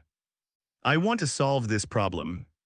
Fury looked directly into Jessica's eyes. I understand them, I've dealt with them for decades. I know their culture, their weaknesses. You need someone knowledgeable to handle this mess. I want to join Walter. Jessica was silent for a moment. Then suddenly burst out laughing. Let me sort out this logic. Nick Fury, the former director of SHIELD, is now a wanted criminal. You want to come to VOT to work. But you're the one who started all this, aren't you? Jessica's smile vanished, her eyes sharpening. Now that things have gone too far, you're coming to Walter seeking a solution. I'm sorry, Director Fury. While Walter is a commercial company, we don't harbor traitors. The words traitor struck Fury like a heavy hammer blow to his face. Even someone as composed as him couldn't help but feel the veins bulging on his forehead at this moment. I'm not a traitor, Fury growled, slamming his hands on the table. Everything I did was for the Earth, for humanity. Back then we had no Avengers, no Homelander. Faced with an alien threat, we were like a bunch of monkeys with sticks. I had to utilize every resource at my disposal. Perhaps my methods were dishonorable. Perhaps I made mistakes. But I have never betrayed humanity. He was breathing heavily, his chest heaving violently. I'm standing here knowing during your mockery. Not to find a job and retire, but I want to make up for all of this. Silence fell over the office. Jessica stared into Fury's eyes for a long time. Just as Fury was about to give up, Jessica spoke up. Go report to Skynet. Skynet is handling the identification and elimination of the Skrulls. You'd better pray you're still of some use. But remember, Fury. Jessica's voice rang out coldly as Fury got up to leave. If I find out you're using your spy tricks at Walter, I will personally throw you into the sun. Believe me, I have the ability to do so now. Fury paused for a moment. He didn't turn around but silently opened the door. He stopped just as he was about to step across the threshold. I have one more question, Fury said, his back to Jessica. Brock Rumlow, the current director of SHIELD. He's one of yours, right? Jessica didn't say anything, but just smiled meaningfully. Silence itself is the answer. Fury shook his head with a self-deprecating smile. I knew it, what I consider a formidable enemy is indeed insignificant in his eyes. He pushed open the door and stepped out, his back view somewhat desolate. But what he didn't tell Jessica was that what truly made him decide to join VOT was neither the Skrulls' betrayal nor SHIELD's wanted notice, but it was on that day. At the very moment, he piloted his Hellfire fighter plane crashing to the ground. He finally pressed the button on the old pager, that pager, which he had treasured for decades and considered his last resort. The signal has been sent. But even now the sky remains empty. Carol didn't come. The people of the motherland are right. Ultimately, Earth can only rely on Earthlings themselves. A major city, this city, once hailed as the city of tomorrow, is now shrouded in the shadow of death.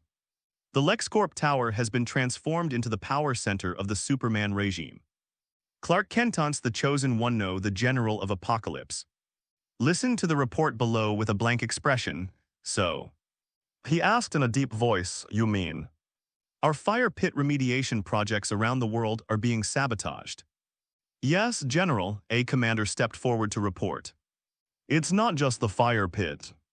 Our three main concentration camps in North America, as well as the Parademons incubation facility in Europe, have all been devastated in the last few hours. A devastating blow, Superman's eyebrow twitched. Yes, and our troops stationed in various locations. Those elite units that are besieging and suppressing human resistance strongholds are also suffering devastating blows. At that moment, the side door of the hall opened. Gloria's Godfrey, Darkseid's propaganda minister stationed on Earth, strode in. He held a data panel in his hand, his face grim. Child of Krypton, you must see this. Godfrey tossed the data tablet into the air. and a holographic image unfolded in the center of the hall. This image was extracted from the visual nerves of the frontline demons. In the picture, a red and blue figure was suspended above the huge fire pit. The stars and stripes cape behind him billowing in the heat. "Who is that?" a general from Apocalypse exclaimed. The man on the screen moved. There were no fancy moves. Just a sudden flash of light in his eyes. Two crimson beams of heat like swords of judgment sliced through the protective shell of the world's furnace factory without hindrance, detonating the energy core. Boom. A massive explosion engulfed the screen. The scene changes again. This time it was in a prisoner of war camp, where countless parademons swarmed towards the man like locusts. A contemptuous smile played on the man's lips as he easily tore through the parademon's lines. His flight was both elegant and ferocious, each punch accompanied by the explosion of a sonic boom. Bangs, bangs, bangs. The parademon's bodies exploded one after another in midair. Finally, the image freezes on the blonde man floating in midair. Holding a demon-like head in his hand, this guy has the same strength as you, the same heat vision.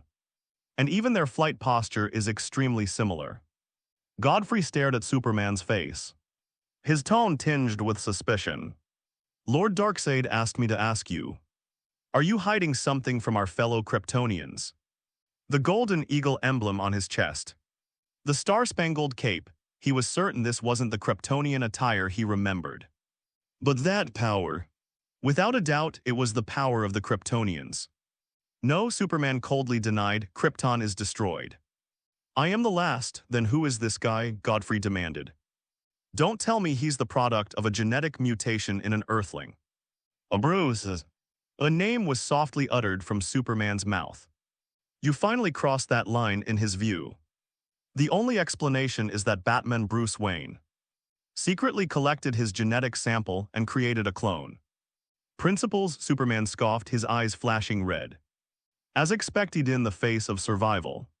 Your principles are worthless. Where is he?"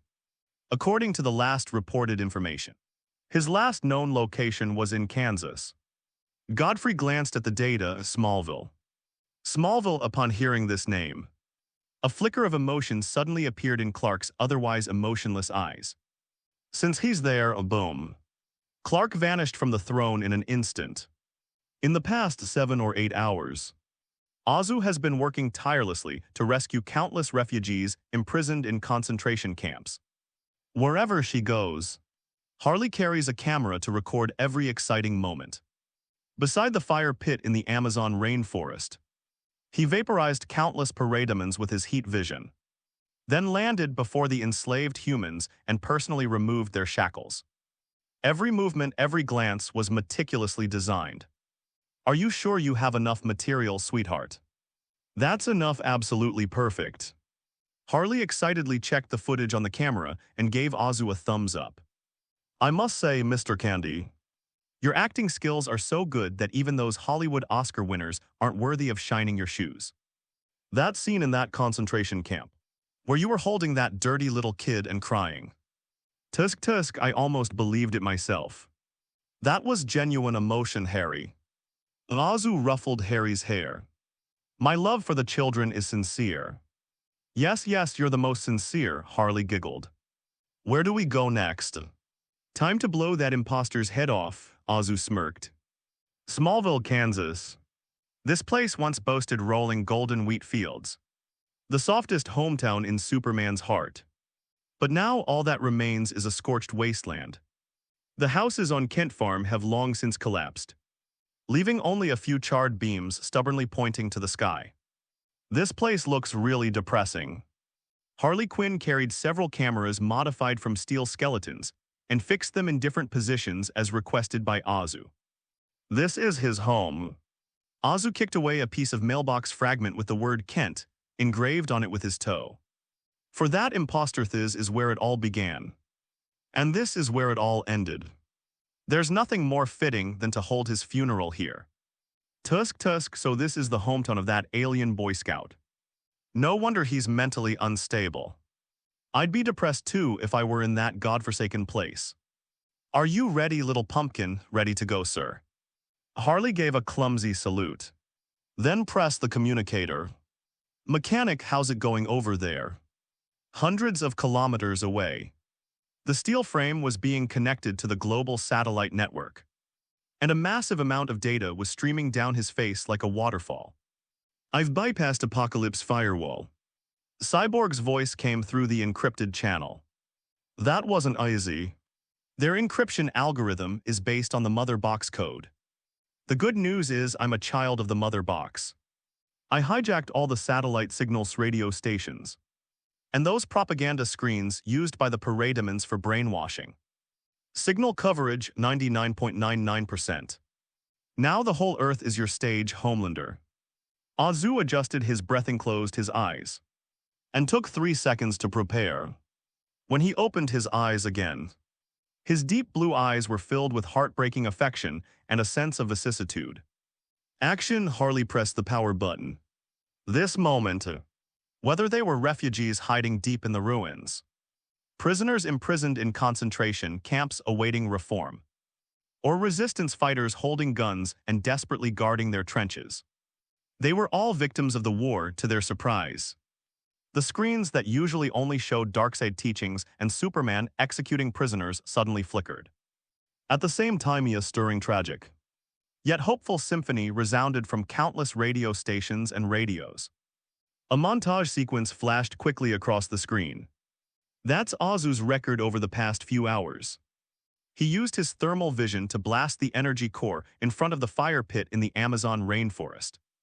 In a concentration camp in Paris, he tore open a massive electromagnetic door weighing tens of tons with his bare hands, and silently wept while holding a little girl covered in wounds. He tore countless parademons to shreds on the ruins of London. His stars and stripes cape fluttering in the smoke. Every shot is precisely timed to the beat of the background music, combined with slow-motion close-ups, showcasing an unparalleled aesthetic of violence. Finally, the image freezes. The backdrop is the desolate, scorched earth of Smallville. Azu stands in the center of the frame, the wind gently ruffling his blonde hair. His eyes are melancholic yet resolute as he stares directly into the camera, as if looking into the depths of everyone's soul. My compatriots, Azu's voice rang out. There was no background noise, no interference. The sound reached everyone's ears clearly, and the warm voice seemed to possess a soothing magic. You have suffered. I know you have lost loved ones. Lost your homeland, lost your dignity as human beings. I know you hide in the darkness, afraid to make a sound. I know you look at the sky, your eyes no longer filled with hope, but only with fear. I also know that you once trusted someone, a god from the stars, a savior draped in a red cloak. But he betrayed you. He turned this beautiful planet into hell, enslaved you. He stole your freedom, he stole your smiles. In the underground shelter, a ragged mother tightly hugged her child, staring at her cracked phone screen, tears silently streaming down her face. I am a citizen of my motherland. I too came from the stars, but I am different from him. Azu placed his hand on his chest. I bleed the same blood as you, then. He slightly raised his gaze and began to recall a past that did not exist. Like you, I was originally just an ordinary earthling. When I was a child, a group of aliens from deep space took me away to turn me into the perfect superweapon they wanted. They isolated me, brainwashed me, threw me into an incinerator, and took pleasure in watching me suffer. They want to turn me into a weapon to invade Earth. Azu clenched his fists, his muscles bulging beneath his tight-fitting clothes. But I did not give in, because no amount of spiritual pollution could change my love for my hometown. I fought my way out of the lab, entered the universe, and fought against all sorts of alien tyrants. But I've never forgotten this place. He squatted down, grabbed a handful of charred soil and gently rubbed it. This is my home, even across thousands of light years. I can smell the earth in my dreams. Azu stood up, letting the dust in his hands drift away in the wind. Until recently, I heard crying on the other side of the starry sky. That was the cry of a mother losing her child, the roar of a soldier before his death, the groan of a world on the verge of collapse. And when I finally returned, a thin mist rose in his eyes, and tears slowly slid down his cheek. I witnessed my compatriots being slaughtered like livestock. I saw once prosperous cities reduced to ruins. I once thought I had become a monster in the universe. But now I understand all the suffering I've endured. All the torment I've suffered was for this moment, so that I may regain my power and return to protect you all. I am a citizen of my motherland, but I am also your son, your brother, your family. Azu suddenly swung his arm, his sadness replaced by rage. He pointed at the camera, his voice booming like thunder. Superman, you hypocritical coward, you filthy alien scum. You have failed this land that nurtured you. Today I am a citizen of my motherland, representing every dead human being, representing every free will that still breathes. I will bury you right where you grew up. These words resonated like a thunderclap across the globe. In this oppressive world, no one has ever dared to insult him so openly. This is a declaration of war, South America. A hidden underground bunker belonging to the resistance. A group of ragged soldiers gathered around the radio, listening to the stirring voice, and their previously numb faces gradually regained color. His cursing was F***G awesome, an old soldier spat. That's what a man should say, who is he? A young soldier asked, how dare he? He's a remarkable man. The old soldier wiped his gun, a glint in his eyes. My brothers in Europe told me he single-handedly wiped out an entire alien army last night. Back to the live broadcast. Azu's speech reached its climax, my fellow countrymen. My warriors who fight in the shadows.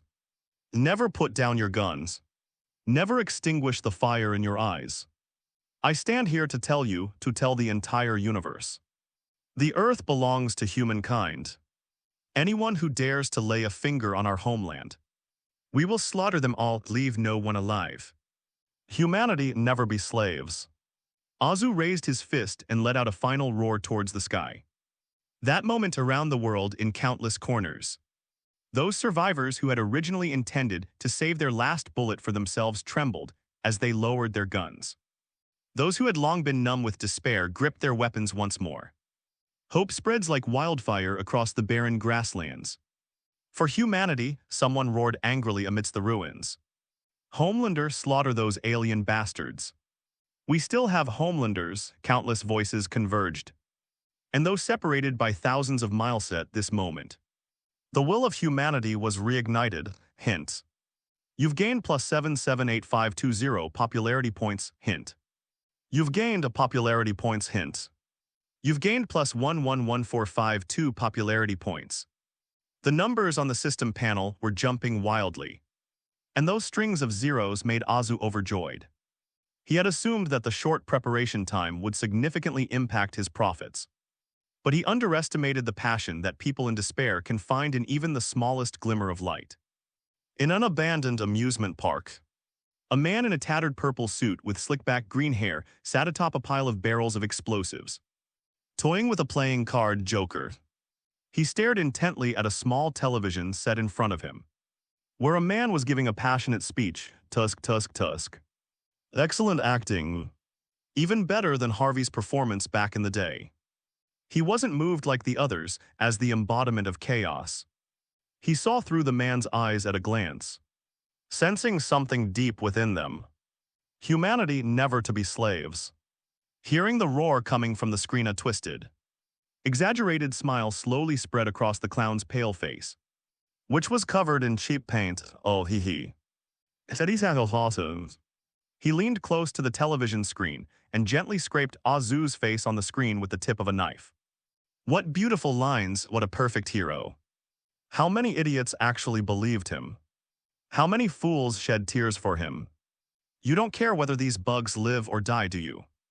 You blondie in the stars and stripes. The clown turned around and drew a big smiley face on the old blackboard with red chalk. Then drew a little man wearing a cape next to the smiley face. It's all right, it's all right. I'll help you find your true self, ha ha ha ha. The clown danced and sang in the amusement park after all. There's no better toy than a hypocrite who cares too much about his image. A bat squad is lurking outside the metropolis, Barry Allen. Watching Azu on the screen. Trembled with excitement, my god, he's so eloquent. I can't suppress the urge to run, Slade chuckled. A perfect conman, but I like this conman. Bruce looked at the man on the screen who was challenging him at the Kent farm. Listening to all that talk about alien terraforming and deep space battles. He seriously doubted that it was all just a script made up on the spot. But he didn't care, he did it, Bruce said softly. He gave the world what it needed most, now it's our turn. Get ready, hint. You've gained a special popularity bonus of plus 8,000. From Harley Quinn, hint. You've gained a special popularity bonus of plus 5,000. From Bruce Wayne, hint.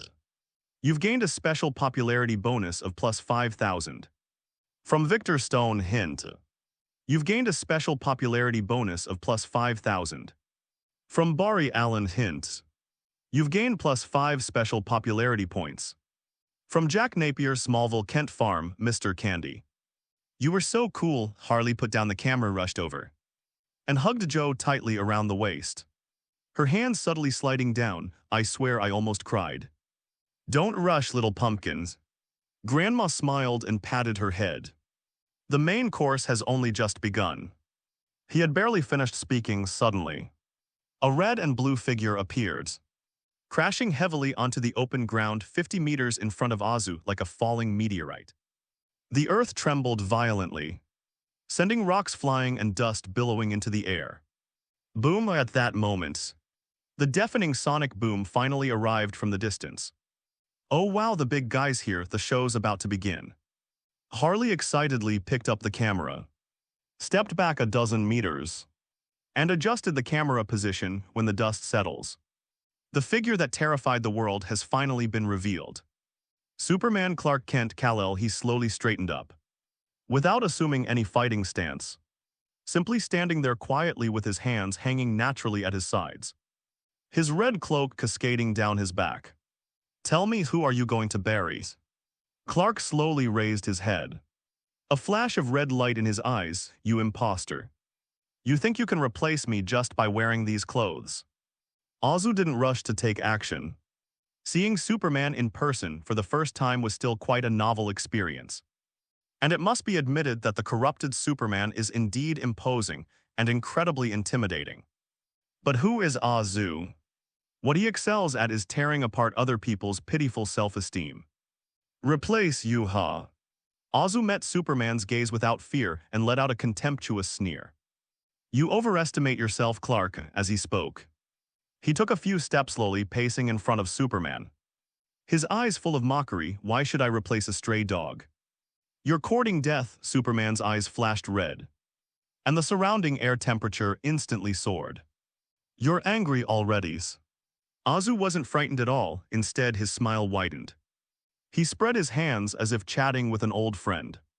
To be honest, Clark, I'm very disappointed in you. Look at yourself. What are you doing? Serving as a dog to the murderer who killed your wife and children. Shut up, Superman roared, these words striking precisely at the most painful nerve in his heart. Why should I shut up? Did I say something wrong? Azu gave Superman no chance to breathe, closing in step by step, unleashing his full barrage of venomous words. Darkseid burned Louise's body through with a beam of light. Right before your eyes charred your lover and your child, who hadn't even had a chance to see the world, and you. As a husband, as a father, what have you done? You didn't avenge them. You didn't twist Darkseid's head off, you chose to kneel. Azu pointed at Superman's chest, piercing his heart with each word. You're using the anti-life equation as an excuse. You think that as long as your brain is brainwashed, you won't have to face that excruciating pain, right? You've transferred your suffering onto the world. You killed your friends. You destroyed the hometown where you grew up. You made millions pay for your pathetic weakness. You're a coward, Azu raised his voice, and the word coward echoed over the ruins of the farm. If Louise saw you now, acting like a dog for your enemy. Azu smirked coldly. She must have felt that dying at Darkseid's hands was far cleaner than living under your protection. This sentence completely ignited the pain and madness that Superman had suppressed deep in his soul. The string of reason snapped and died too thick. Crimson gazes burst forth from his eyes, filled with boundless rage, and shot straight at Azu's face. That's right, Azu had been waiting for this moment too.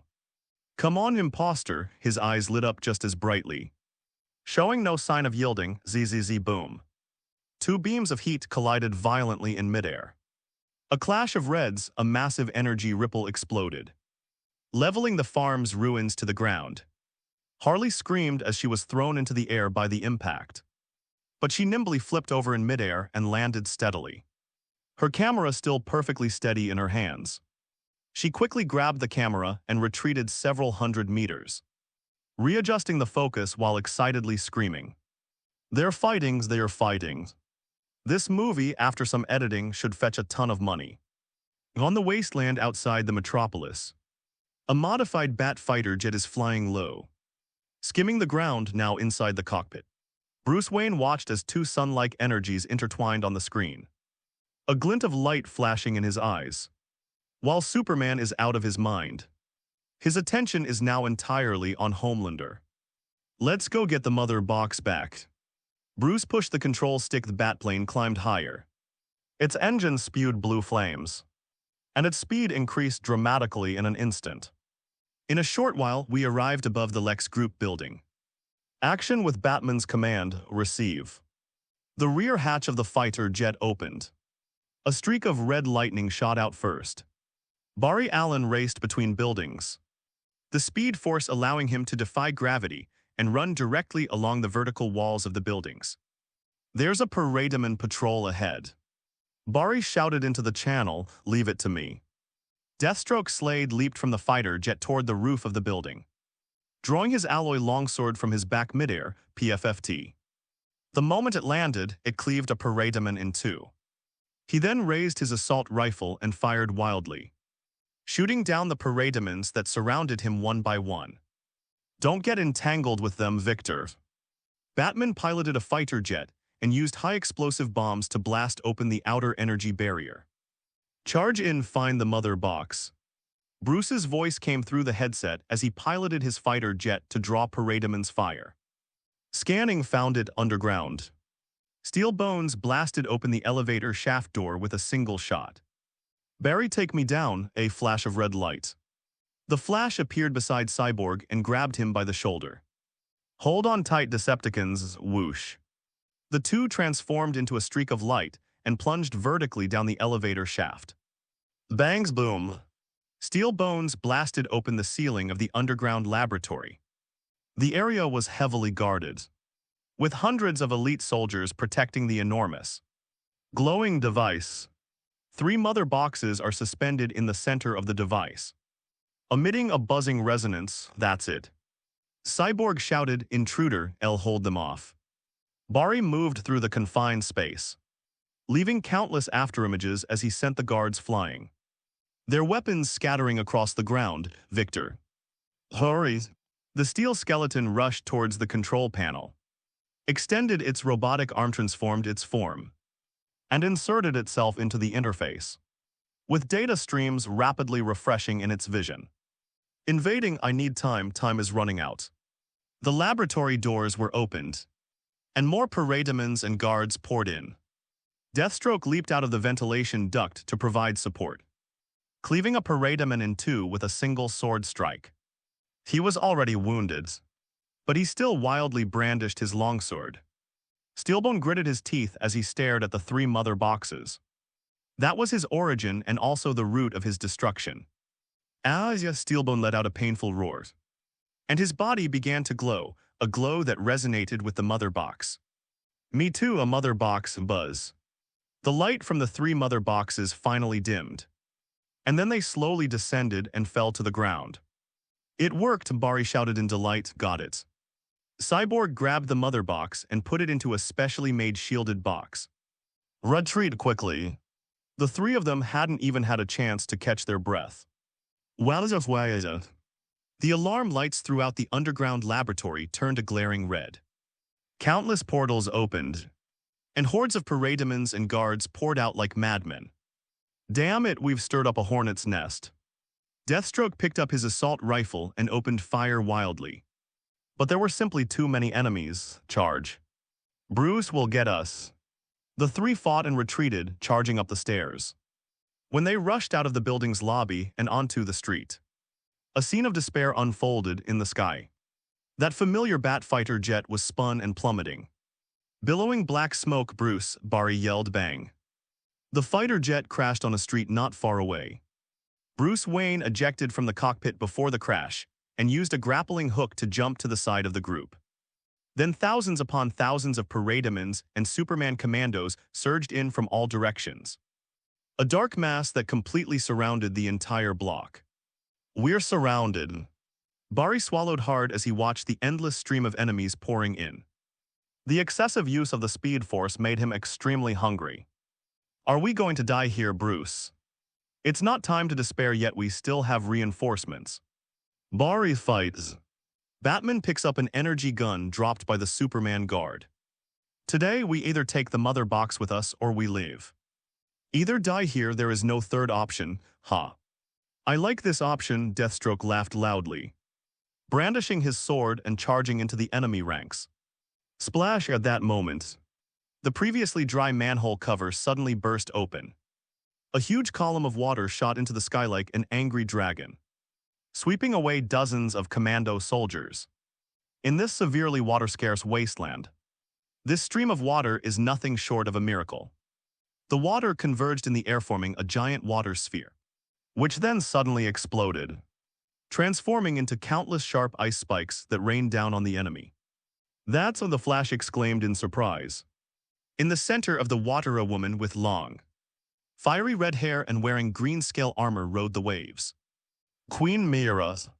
She gripped the trident that once belonged to Arthur tightly in her hand, her eyes burning with the fury of revenge. Atlantis. Never give in. At the same time, gush gush gush.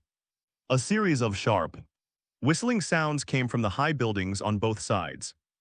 Hundreds of sharp arrows steering through the air fell like a meteor shower, precisely piercing the heads of the demonoids in the sky. For Hippolyta, for Diana, accompanied by a unified battle cry. Hundreds of female warriors, clad in ancient Greek-style armor and wielding shields, spears and longswords emerged from the shadows. They were agile and coordinated, like countless sharp knives cutting into the enemy's formation. Amazonian warriors. Although Paradise Island has been defeated, they remain the strongest infantry legion in the world. Batman, take the mother box. Antiope roared and fought his way through the enemy ranks. This is your reinforcement, Deathstroke grinned. Looks like you're quite popular, Bats. Stop talking nonsense, charge out. Batman took the lead and charged towards the gap. The hero's fighting spirit was rekindled. Despite still being outnumbered, these warriors from different races and factions displayed astonishing fighting prowess at this moment. United by a common goal. Life blossoms for the last hope in this broken world. The fighting in Smallville continues in midair. Two streams of red energy were locked in a stalemate, pushing and shoving each other. Harley screamed excitedly, kill him, go, mister. Candy, shoot him in the face. Superman's forehead veins bulged as he stared intently at Azu, wishing he could melt the man before him into atoms. But then they discovered that Azu was still smiling. Even during this intense eye contact, he maintained the smile that he found repulsive. Is that all you've got? While maintaining his heat vision output, Azu didn't forget to deliver his sarcastic remarks. You know, Clark, my mother's name was also Martha. Upon hearing the word Martha's, Superman visibly stiffened, but the difference is, my mother would proudly call out my names. She would tell everyone is my son is a hero. And your mother's that poor Martha Kent. If she saw you now, she'll just feel nauseous. She'll regret picking you up from that cornfield. She'd think that raising a dog would have been far better than raising you. This alien B*******D, damn it, die. Superman has gone mad, his deepest fears. The nightmares he dared not face in the dead of night. Now they've all been ripped open so nakedly by Azu. sprinkled with salt and then stomped on so hard. His internal energy surged violently, and his thermal vision doubled again. The balance was instantly shattered as devastating heat approached Azu's face. Azu felt the overwhelming pressure, but instead of panicking, revealed a triumphant laugh. Ha ha ha, all right, let's get serious. System team assemble thunderous bonds full power. Detecting nearby team members. Member detected, Homelander team rally is now active. Thunder synergy is now active. Linked characters Quicksilver Deadpool fastball. All attributes increased by 240%. Additional effect Thunderous power now active. Although there are no teammates by my side in this universe, the system's judgment spans across all heavens. A bond from another universe transcended the barriers of space and time, bestowing its power upon him. Boom boom. The once clear sky was instantly covered with dark clouds, and thunder rumbled. A blinding flash of electricity suddenly erupted from Azu's body. Countless golden lightning bolts descended from the sky and converged on Azu's body. As if the thunder god had descended to Earth. Try this. You alien mongrel infused with the power of thunder. The thermal vision once again transformed into a dazzling gold. The golden lightning-like sword, carrying destructive power, pierced fiercely into the red pillar of light. Bang.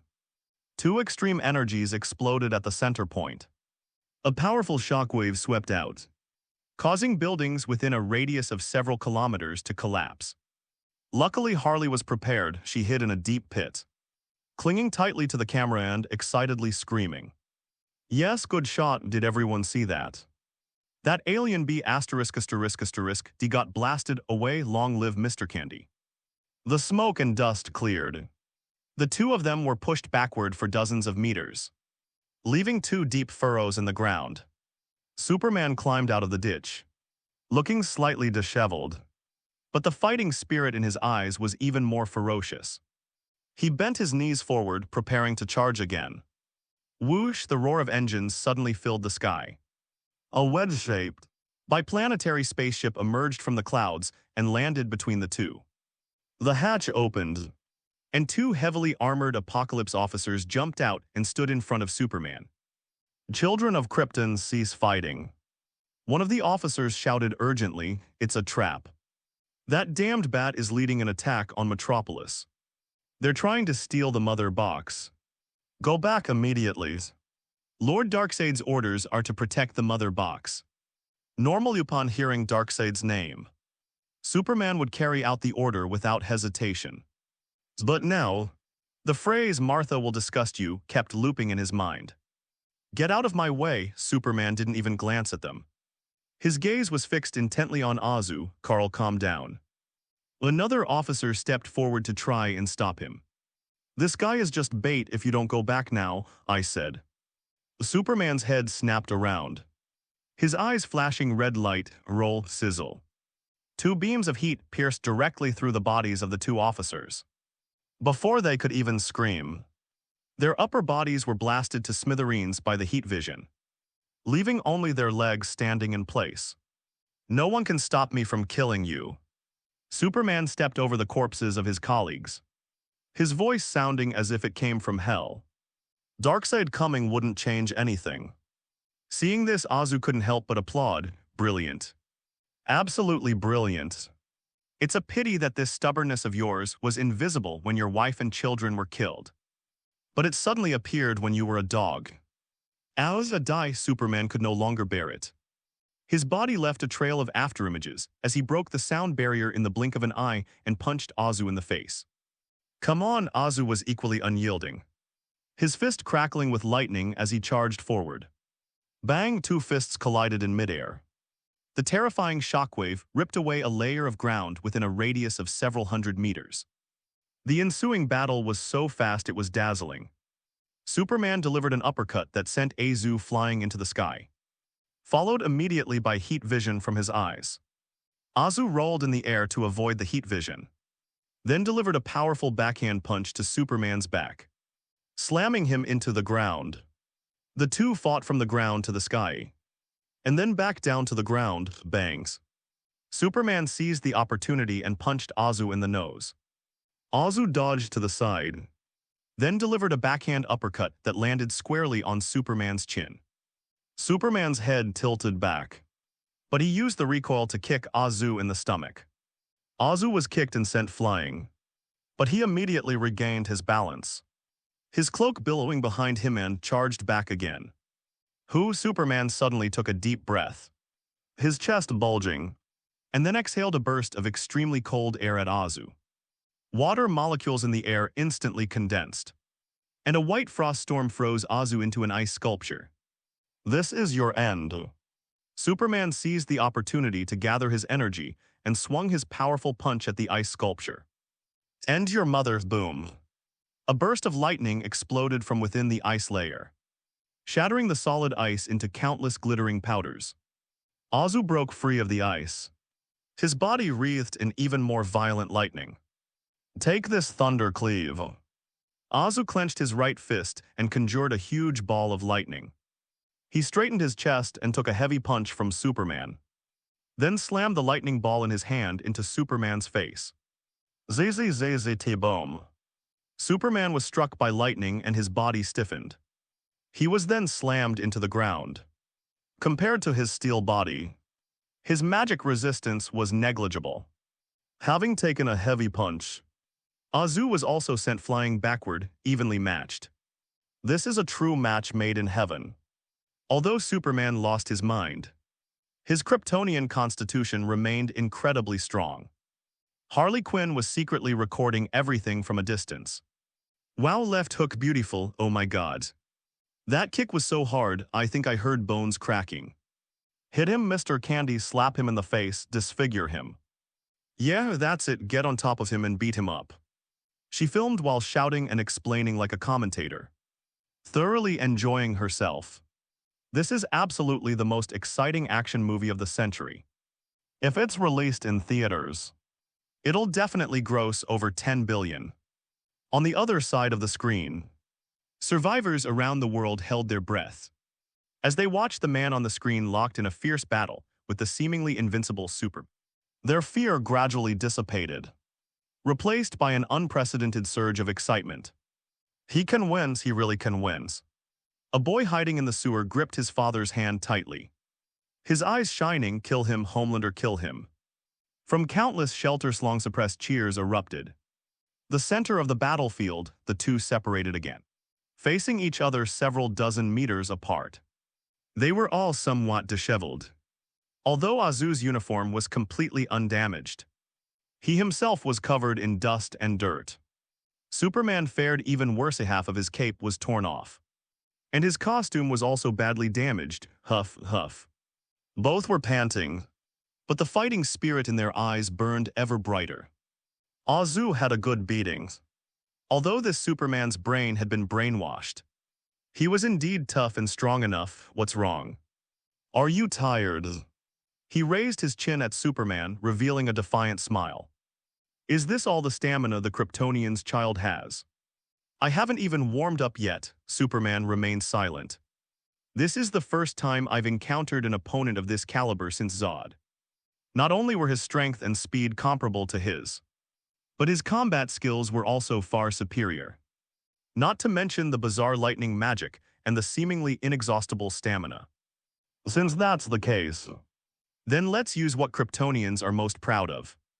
Having made up his mind, Superman charged forward again. This time he completely abandoned his defenses, letting Azu's fists hit him. He wants to use absolute defense to create an opportunity to attack. Bangs, bangs. Azu unleashed a powerful lightning punch on Superman's shoulder. Superman gritted his teeth, enduring the discomfort of the lightning coursing through his body, and grabbed Azu's wrist with his other hand. Got you. Superman grinned maliciously, clenched his other fist, and slammed it hard into Azu's face. Bang, bang, bang. 3 punches in quick succession, each one landing squarely. Azu's carefully styled hair was completely ruined. How does it feel, fake? Superman sneered smugly. How much longer can you hold out? Azu didn't break free. Instead, he grabbed Superman's arms and slammed his forehead into Superman's head. I can play with you all day long, Sumps. Superman was sent flying dozens of meters by the headbutt, his head buzzing instead of pressing his advantage. Azu reached out and touched his hair. Her once meticulously styled blonde hair was now completely hanging down, draped messily over her forehead. Azu's movement stopped. He slowly raised his head, his previously composed gaze now turning incredibly gloomy.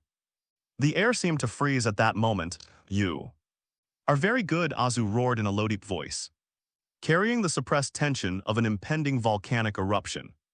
You've finally figured out a way to provoke me. The Fist of Bonds activated warning. Consumes 10,000 special popularity points.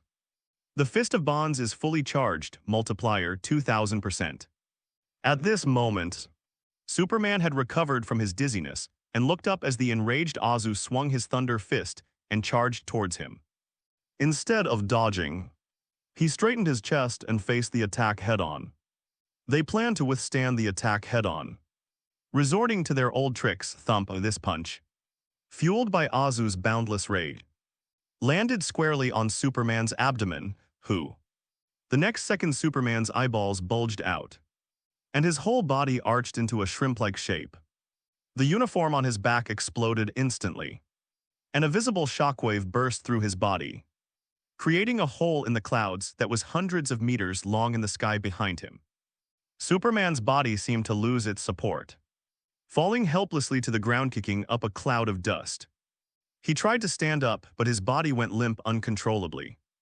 He was supporting himself on the ground with one hand, clutching his stomach and breathing heavily. A drop of bright red liquid dripped from the corner of his mouth onto the back of his hand. That was blood. Superman gave a thumbs up in disbelief, wiped his mouth, and looked at the smear of crimson on his finger, a hint of confusion flashing in his eyes. How long has it been since acquiring a body of steel? Nothing can make him bleed except for kryptonite, and now he bled from just one punch. This cognitive shock was greater than the physical injury. What, haven't you ever seen your own blood? Azu slowly flew over, hovering in front of him, looking down at him. This punch not only injured Superman's body, but also extinguished the anger in his heart. Fear. This was an emotion he hadn't experienced in a long time. Once his physical strength gave him an advantage, Superman's super brain finally began to work. He began to examine his own situation. Since the Earth was terraformed, the atmosphere has been shrouded in thick haze, preventing sunlight from penetrating. He hadn't been exposed to the yellow sun for a long time. I've become weaker, Superman realized this. Without sunlight, he will grow weaker and weaker. But that man's remained full of energy. If we continue to fight, this freak hero will lose. And he might even die. He needs strength. He needs the sun, the yellow sun. Superman raised his head and looked up at the murky sky. Only by breaking through this damned haze and entering space can he bask in the true sunlight and regain his rightful strength. Boom, he stomped his feet off the ground, transforming into a red and blue arrow that shot straight into the sky. Wild Harley's, who was just about to watch Azu beat up the dog when he was down, was stunned. She held up her camera and followed the figure until it disappeared into the clouds. He ran away. Harley jumped up and raised her middle finger to the sky. Mr. Candy, you chased that big blue guy away, coward. Wimp, you're running away already. Tahasas, we won. We won. Meanwhile, with survivors hidden in various corners of the Earth, watch the red and blue figure fleeing in disarray on the screen. A deafening cheer erupted. The fear that had been suppressed for months was released at this moment. He's gone. That tyrant is gone. Long live the people of our motherland. We're saved. Finally, someone has managed to defeat him, kill him, chase after him and kill him. People embraced each other and wept bitterly.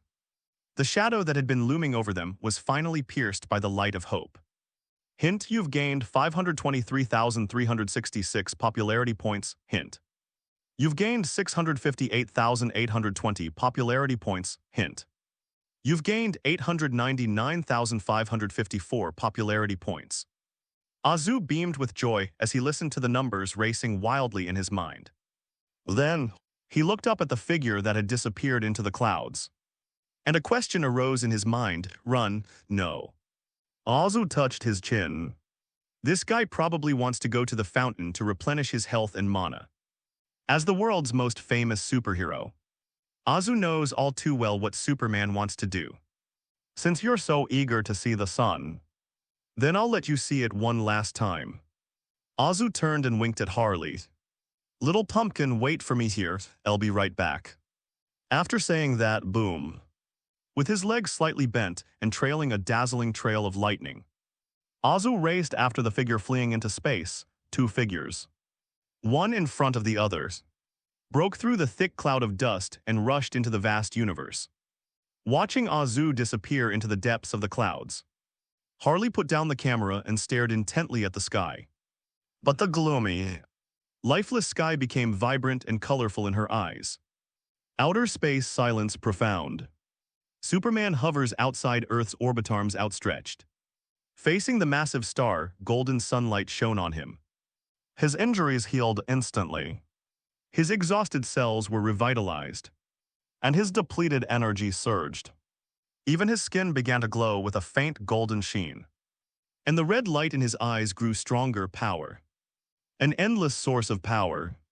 Just as Superman was basking in the exhilaration of his regained power. Is this your trump card, photosynthesis? A slightly mocking voice reverberated directly in his eardrums. Superman stood in space, his eyes calm and composed, confidence returning to his face as if victory was assured. You made a huge mistake. Superman changed the frequency of his vocal cord vibrations, thus transmitting the sound to Azu's ears. You shouldn't have chased after me, yeah. Azu's lips curled slightly, his eyes neither flinching nor avoiding the gaze. But I'm already here. This place is nice, Azu commented. It's spacious and quiet. The only downside is there's no land here to bury you. Upon hearing this, Superman finally turned around. The sun was behind him, bathing him in golden contour light, making him look like a god. You'll pay the price for your arrogance. Superman's words caught in his throat halfway through, when his gaze truly focused on Aswaven his prime. Was momentarily stunned. That wasn't the red and blue counterfeit he'd been fighting back against earlier. What stood before him now seemed to be a projection from the abyss. The iconic red and blue star-spangled bodysuit that Azu was wearing had now turned into a deep midnight black. An unprecedented aura of energy tightly coiled around his body, causing the surrounding light to collapse towards him. Even the sun behind them seemed to dim a little because of this man's appearance. Superman opened his mouth, but an instinctive biological fear made him subconsciously pull back. Playing tricks. But this act of weakness immediately made him feel ashamed. He roared immediately, his newly regained strength brimming with confidence. No matter what color clothes you change into, the result is the same, death. Now that you're fully charged, let's begin round 2. The next second, the two figures vanished from the spot at the same time. On the ground in Smallville's abandoned cornfield, the sandstorm continued to howl. But Harley seemed oblivious. She maintained her head held higher, eyes fixed on the thick, murky clouds. Suddenly, Harley pointed into the depths of the clouds, where the grayish-yellow sky in her field of vision was bustling with activity. While on Harley's retinas, the previously oppressive clouds were turning into pink cotton candy, and dazzling fireworks occasionally burst open in the sky. Wow, beautiful fireworks, so romantic.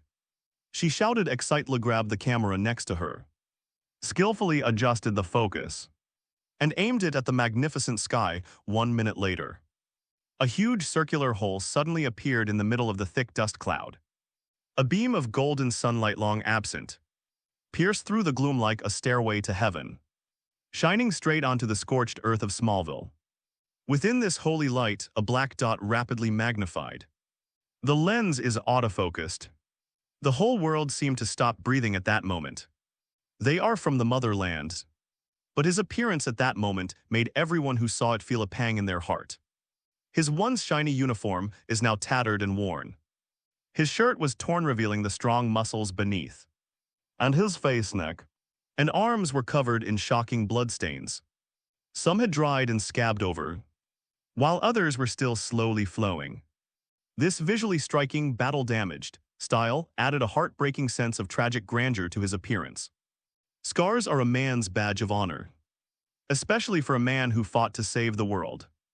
This battle-worn outfit is a million times sexier than any glamorous dress.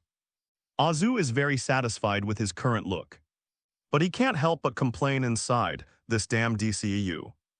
The Infinity Stones really are limited use to this universe-bound equipment. The Reality Stone's visual effects can't be displayed at all. Luckily, I had the foresight to have the props department make several battle-damaged costumes and stuff them into my magic pocket when I was filming the Homelander series. As for the blood on his face and body, that's all real, of course, but it's all Superman's blood. Genuine Kryptonian blood smeared from Superman's wound, with extremely high freshness. But the most crucial point is, he was also carrying a person in his hand, Superman, the Kryptonian tyrant, who had ruled Earth with bloodshed for half a year, now lay limply in Azu's hands like a dead dog with its spine ripped out. In the footage, Azu grabs Superman and slowly descends, looking utterly exhausted, as if each meter of descent is draining his last bit of strength. Bang! Azu's feet finally touched the ground. He staggered as if exhausted and knelt on one knee. Then she looked up at Harley's camera. He didn't say anything, but simply breathed a sigh of relief and gave a relieved smile. We won. A mother hiding in the ruins stares at the screen in disbelief. We won. Long live the people of our motherland. That tyrant has fallen in city ruins, in underground bunkers, and even in refugee camps in the wilderness. A series of desperate roars shattered the shadow of death, and everyone erupted in cheers. The men gripped their guns tightly and roared to the sky. The women embraced and wept, thanking God for his mercy. The children, though they didn't understand what was happening, cheered and jumped for joy along with the adults, because Superman fell into depravity so quickly. Most of them were unaware of Darkseid's existence or the terror of apocalypse. In their minds, the red-caped Superman is the source of all this disaster. The invincible final boss, now the boss has fallen. The new hero threw him to the ground like a dead dog. This is victory, this is liberation, Mr. Milk Candy. A scream shattered the emotions Azu was building up. Harley casually tossed the camera to the ground and charged forward like a cannonball. You did it, you really did it. I knew you were the toughest.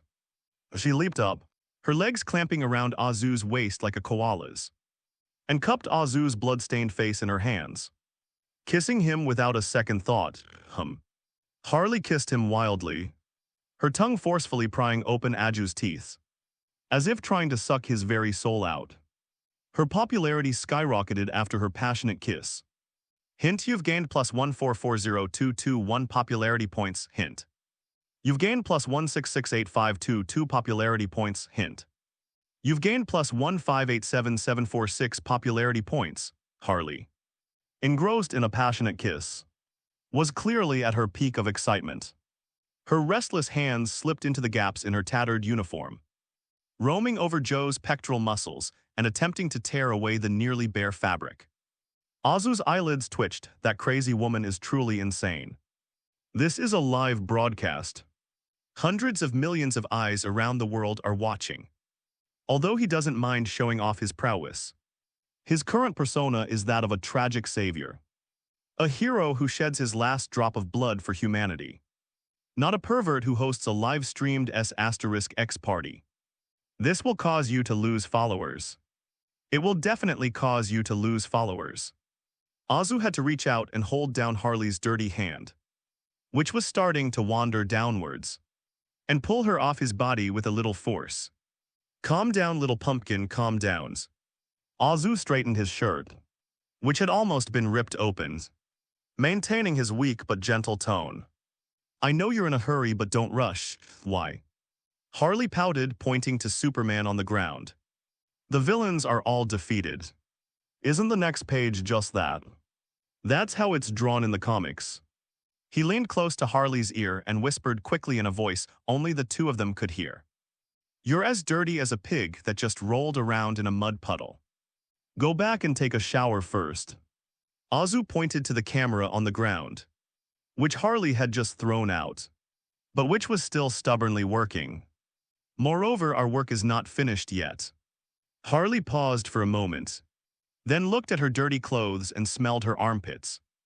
It really smells bad, all right." She reluctantly released licked her lips and gave him a seductive look. "Then don't run away, you're mine tonight." After saying that, Harley picked up the camera. Although she looked unsatisfied, she obediently walked a few meters away, set up the lens again, and pointed it at Azu. Hint: "You have gained a special popularity bonus of plus 2000015. 0 from Harley Quinn. Azu, is this woman crazy? She deducts points for not sleeping with him. Forget it, why bother arguing with a lunatic? The important thing is to get down to business." Azu adjusted his expression, straightened his posture, and maintained that severely injured but forcing himself to stay upright state. He walked in front of the camera at this moment in the shot. He is seen against a backdrop of a fallen Superman and ruins. The wind ruffled his tattered cloak, making him appear particularly desolate. He walked in front of the camera, didn't say anything, but first bent down and picked up a handful of scorched earth from the ground. Then he slowly opened his mouth. "Fellow countrymen, the tyrant who brought nightmares to Earth has fallen." Azu turned to the side so that the camera could capture Superman lying on the ground behind him. He was once a child raised by humans, but he forgot how to be a human being. Therefore, he paid the price he deserved. Azu loosened his grip, and scorched earth slipped from between his fingers, sprinkling onto Superman like a makeshift funeral. But Azu abruptly changed the subject, raising his voice dramatically. "The war is not over." These words stunned the crowd that had just been cheering. "Look around you. Look at those alien monsters still roaming the streets. Look at this devastated and tragic world. Although that alien tyrant has fallen, his alien minions still occupy our cities, and his army still occupies our homes. Can we just leave it at that?" Azu clenched his fists, his eyes burning with fierce intensity. "We can't stop. This battle is just the beginning. My compatriots, my comrades in arms. I know you're tired, I know you're in pains." Azu patted his chest, which was covered in scars. "Me too. I even feel like I'm going to collapse any second now, but as long as one invader stands on Earth, I will never fall. I will bleed to my last drop until I have driven these alien scum out of Earth completely." His voice grew louder and more impassioned, each word like a war drum pounding against people's hearts. "Listen, all warriors who are still breathing, whether they're rebels or civilians hiding in a corner.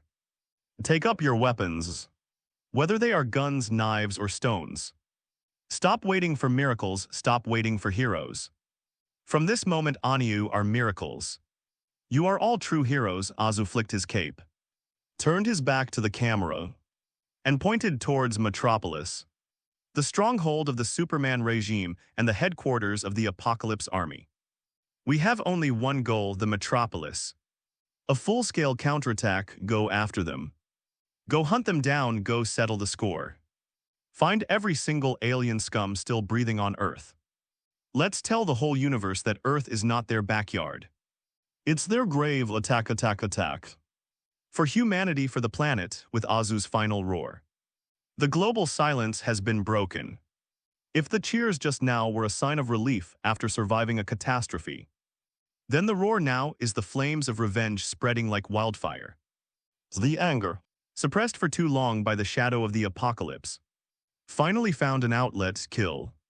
A rebel fighter rushed out of his bunker, his machine gun spitting fire. Riddling a lone parademan with bullets. Fight them.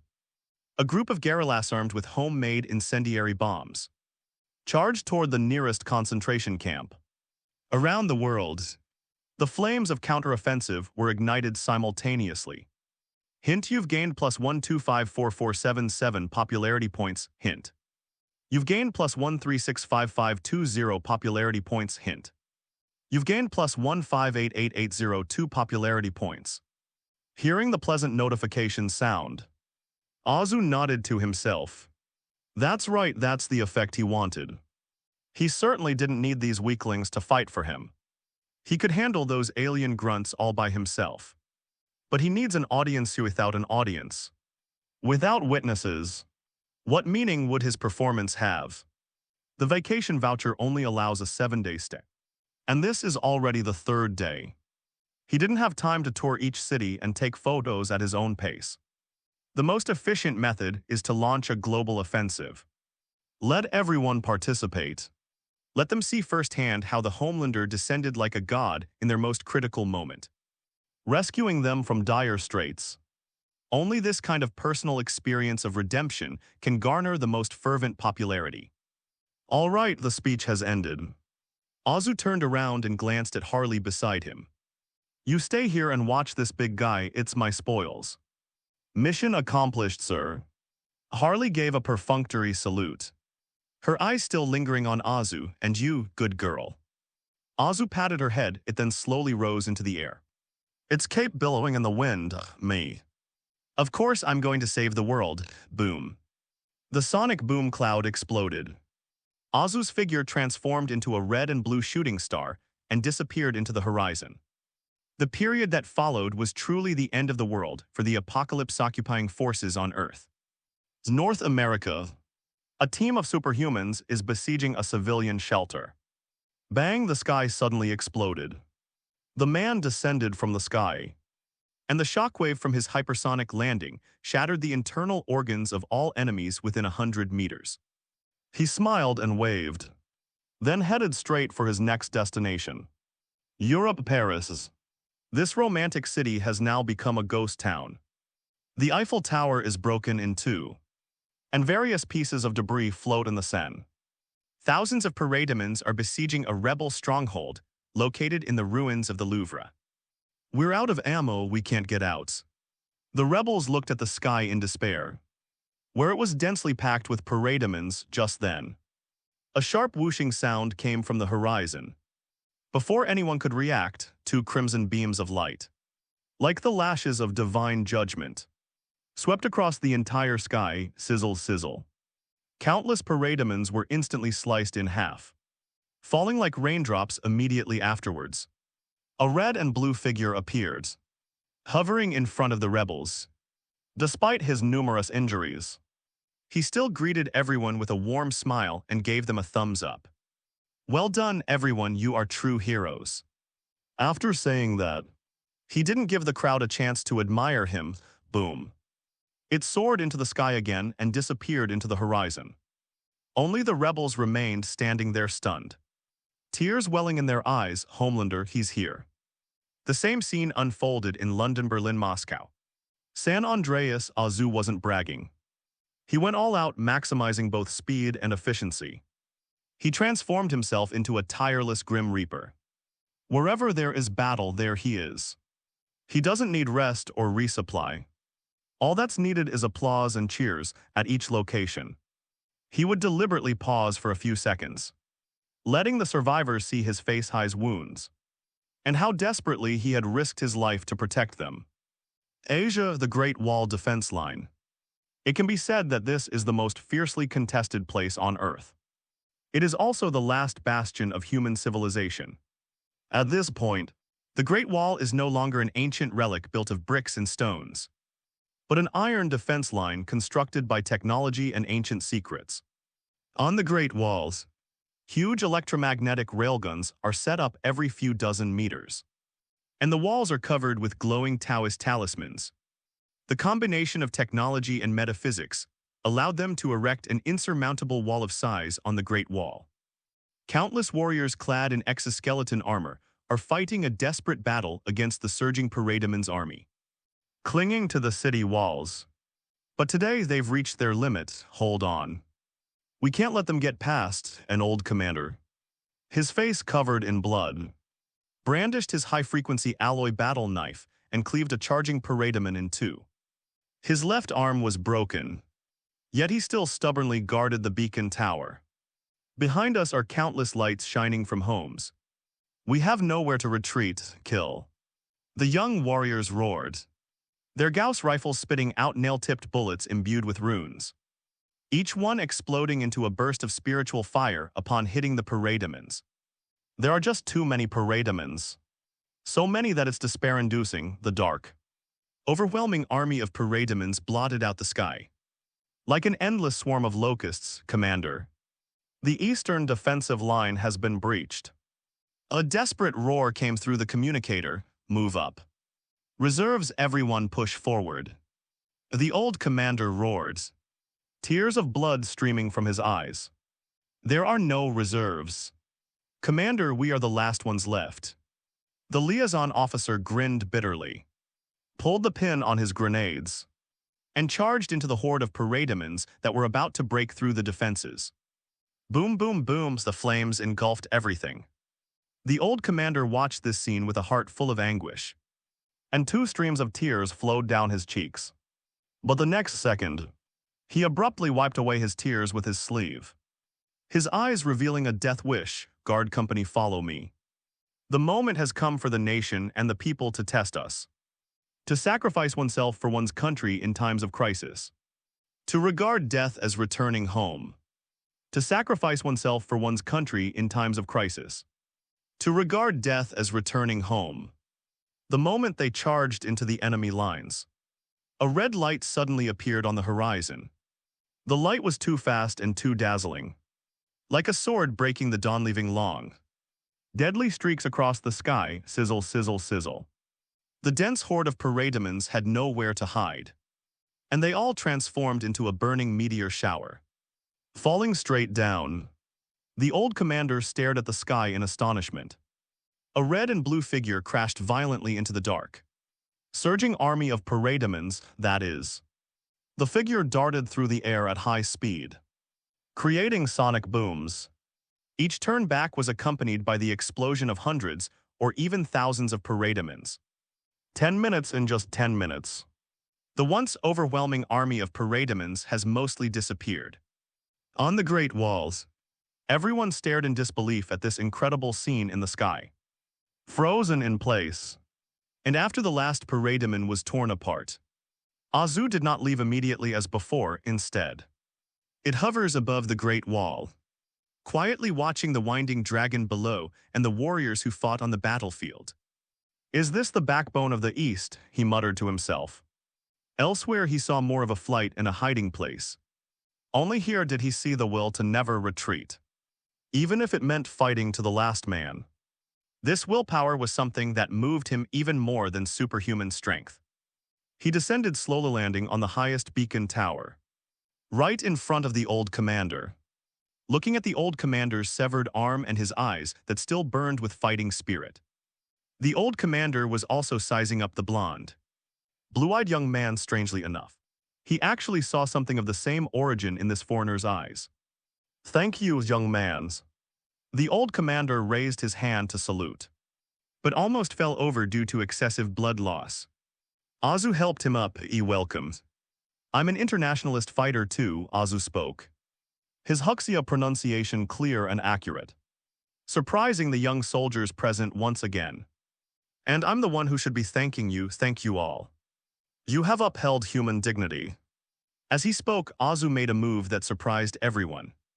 He reached up and unfastened the epaulette buckles on his shoulder. Splash! He ripped the iconic stars and stripes cape off his shoulder and tossed it aside. Then Azu turned a roundwalk to the edge of the city wall and gently stroked the bright red flag in front of a flag stained with blood. May I borrow this? He said softly. Amidst the stunned gazes of all the soldiers, Azu tore down the red flag and fastened it to his epaulettes. A bright red flag fluttered behind him. Azu raised his hand and gave a salute to the shocked soldiers. Though not perfect but absolutely solemn. Please allow me to take this flag, for it is stained with the blood of heroes. I will carry on their will and liberate all mankind. After saying that, carrying that vibrant red hue, he soared into the sky once more, heading towards the next battlefield. Salute. All the soldiers who could still stand, regardless of the severity of their injuries, raised their right hands in unison towards the departing figure. Only 3 or 4 hours had passed. Azu single-handedly wiped out Apocalypse's major city outposts across all continents. This is an incredible speed for a global war. Hundreds of millions of parademons were wiped out. Apart from major cities, 99% of the Earth's land has been liberated. The notification sounds from the system indicating the gain of popularity points had become so dense that Azu had to temporarily mute them. And the 3 words homeland people. He has long surpassed Superman, even God, and become the sole savior of this world, at last. A major city, this is the core of the Superman regime's power. Even though armies elsewhere have been wiped out, the defenses here remain formidable. Batman Deathstroke, the Flash Cyborg, along with the Amazonian warriors and Mira's Atlantean Guard, are currently trapped in the city's central plaza. That was a true mountain of corpses and a sea of blood. The corpses of the parademons piled up like mountains. But more enemies continued to pour in from all directions. 3 layers inside, 3 layers outside. It seemed as if all the parademons in the entire metropolis had gathered here. The sky was dark and gloomy, as if even sunlight couldn't penetrate it. There are too many, we can't possibly kill them all. Barry the Flash was foaming at the mouth from running. His stamina almost completely depleted. And now he could only rely on his tenacity to move across the battlefield. Deathstroke's Scottish sword was already dulled, and he was plunging a dagger deep into the eye socket of a demon. "I'm out of steam, Bat. Do you have any cards left, Mira?" The Sea Queen brandished her trident. Her divine power was exhausted, and her body was covered in blood. Taking advantage of her exhaustion, a heavily armored Paramecia swung its giant axe and brought it down hard on her head. Bruce tried to rescue her, but was held back by several parademons. Mira watched the giant axe fall and closed her eyes in despair. Bang! A muffled thud. The expected pain did not come. Mira opened her eyes in confusion. A red boot was seen stepping on the head of the parademon leader. The enormous monster had been stomped into the road, its head exploding like a watermelon, and in front of her, he was a man draped in a bright red flag, his blonde hair still dazzling even amidst the smoke of battle. The bloodstains on his face did not make him look disheveled. Instead, they added to his wild charm. Azu bent down and stretched out a hand to May. "Looks like I've made it, beautiful lady, you are." Mira subconsciously reached out and placed her hand in Azu's palm, her heart beating slightly faster. Azu smiled slightly but did not answer directly. With a slight pull, I lifted her up and patted the stains off her shoulders. "Who I am is not important." Azu turned his back, facing the overwhelming army of demons. "The important thing is, I absolutely cannot tolerate anyone harming such a beautiful and courageous lady in front of me." Mira stared blankly at his retreating figure. As a member of the Atlantean royal family, she had seen countless handsome and powerful men. But the man in front of me, he possesses not only strength, but also an indescribable elegance and control. Although your entrance was a bit cliché handsome. Mira smoothed her long, fiery red hair and gave a similarly charming smile. "But I have to say it works very well. Thank you, belated knight, hints. You've gained a special popularity bonus of plus 8,000. From Imura Zebarachala, it would be my pleasure, madam." Azu turned her head with satisfaction. "Leave the rest." To me, a flash of electricity appeared on Azu's body. Sizzle, a thunderous gaze swept across, unleashing a burst of energy centered on Azu. Thousands of demonoids in the fan-shaped area in front of him were completely wiped out.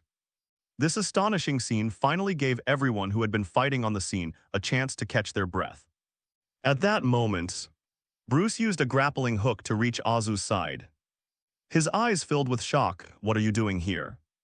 he asked, panting. "Weren't you supposed to hold off Superman?" He's dead." Azu spoke of it casually. "What?" Everyone present gasped in surprise. "Dead Superman."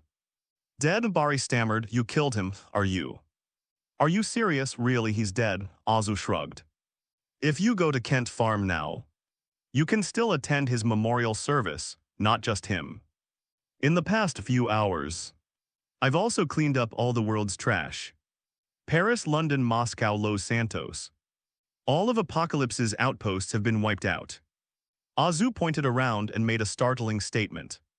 The Earth today, apart from metropolises, the rest of the country has been completely liberated.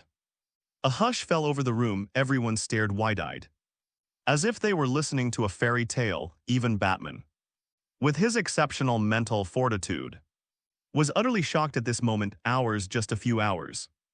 One person defeated Superman and casually liberated the entire world. What kind of efficiency is this? What kind of power is this? Don't believe me? Azu smiled. Listen. He pointed into the distance. Everyone was taken aback and listened intently. At first, there was only the sound of the wind. Gradually, the ground began to shake. Then came a low rumble, like a tsunami or rolling thunder. The sound grew louder and closer. That was the roar of engines, the sound of tracks crushing through the ruins, and the shouts of countless people, kill them all. For humanity, long live the people of our motherland. Attack, revenge, countless modified tanks, countless armed rebels and even ordinary civilians. They surged in from all directions like an unstoppable torrent. Converging on the metropolis, Bruce remained silent. I have never seen such a united group of people. I have never seen such a pure will. They've come to liberate Metropolis. Azu's voice rang in his ears. Look, Bats, this is my answer to you. No time travel needed, no reboot required. The human spine has never been broken. Azu slowly rose into the air and flew to the forefront of the army. He raised his right fist, channeling his magic to amplify his voice, and roared loudly, all troops attack, kill. Millions of people roared in anger at this moment. Humanity is no longer a lamb to the slaughter, but a pack of vengeful wolves, led by the man in the red cloak. They charged into the final darkness. This scene completely overturned our understanding of superheroes like Batman. Earth has truly been reclaimed. This man in just a few hours. Deep in the distant universe, Oazing. This is Sector 0 of the universe. The headquarters of the Green Lantern Corps. The center of cosmic light, but now, the green light of the will has dimmed, and Green Lantern corpses are everywhere. A tall, gray figure was standing on the corpse of a guardian. Darkseid, the monarch of Apocalypse, the strongest new god. He stood with his hands behind his back, coldly watching the defeated Green Lantern Corps before him. Owner Darkseid's right-hand man Disadad appeared behind him and knelt on the ground. Some things happened to Earth. Darkseid didn't turn around, but only made a low nasal sound. That Kryptonian was defeated. Our army on Earth was completely wiped out. Upon hearing this, Darkseid finally turned around. Completely wiped out? Who is it? He's an Earthling who calls himself Homelander. Disadard pulled up a video clip. It was a scene of Azu carrying Superman's corpse. Homelander's, Darkseid murmured the name, a slight, cold smile playing on his lips. An Earthling who can kill Kryptonians. That's interesting. Disadvantage. Yes, my master, Disad replied, bowing. Suspend the purge of Oaxing. Assemble the elite dark forces. Let's go to Earth again. The sky above the metropolis was torn apart by thick smoke and flames. This is no longer Superman's territory, nor Darkseid's slaughterhouse. This was a grand, carnival-like purge. Azu hovered in the sky above the metropolis, calmly observing everything that was happening below. He did not completely eliminate all the parademons. He deliberately spared some monsters for humanity, which has been suppressed for too long. Mere victory is not enough. He need blood. They need the tactile sensation of tearing apart nightmares with their own hands to confirm that they are still alive. On the streets, angry crowds vented their frustrations. Kill, the veteran who had lost his left arm, used his only remaining right hand to wield a steel bar and plunge it viciously into the head of a demonoid. The monster's screams were drowned out by the surrounding roars. This is for my daughter, the woman, her face streaked with tears, held a salvaged energy rifle and frantically pulled the trigger at the mutilated parademon. Even after the energy was depleted, She continued to mechanically pull the trigger, producing a hollow click-click sound. Batman stood on the edge of a tall building, watching the horrific scene unfold below in the past. He might have stopped this chaotic violence, but now he simply watched in silence. This is a necessary outlet for catharsis. After the last parademon was torn to pieces by the crowd, the entire metropolis fell into a brief state of confusion. Then a deafening roar of cries and cheers erupted. Azu changed into his brand new system uniform and slowly landed in front of the control panel of the information transmission tower. Cyborg Victor was already there waiting. He unplugged his interface from the console and nodded to Azu. Global connectivity is ready, Homelander. Now the world is listening to you. Azu leaned close to the camera and brought the microphone to his mouth. Zai, the sound of electricity passing by. Although I really wanted to say thank you all for your hard work, I felt that was too inadequate. Azu's voice resonated throughout the world. Whether it was soldiers still clearing the battlefield or children who had just crawled out of air raid shelters, everyone stopped what they were doing. We have shed too much blood, we have lost too many loved ones. But please remember this moment. Remember how you feel right now. This is not a peace bestowed upon you. It was won with your fists or your teeth. And your indomitable spirit, we won. Azu clenched his fists and roared, "Oh." The metropolis erupted in waves of shouts. The cries of people hoarse from exhaustion. Azu smiled as he enjoyed the minute-long sonic experience. But my compatriots don't think this is the end. Azu's tone grew heavy. Look around us. Cities have become ruins. Civilization has regressed by a century.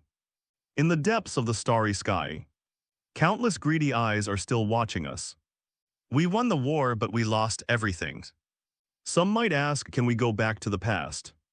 Azu shook his head. No, we can't go back, because in the past, we were weak, divided, and fought each other for the smallest, most pitiful gains.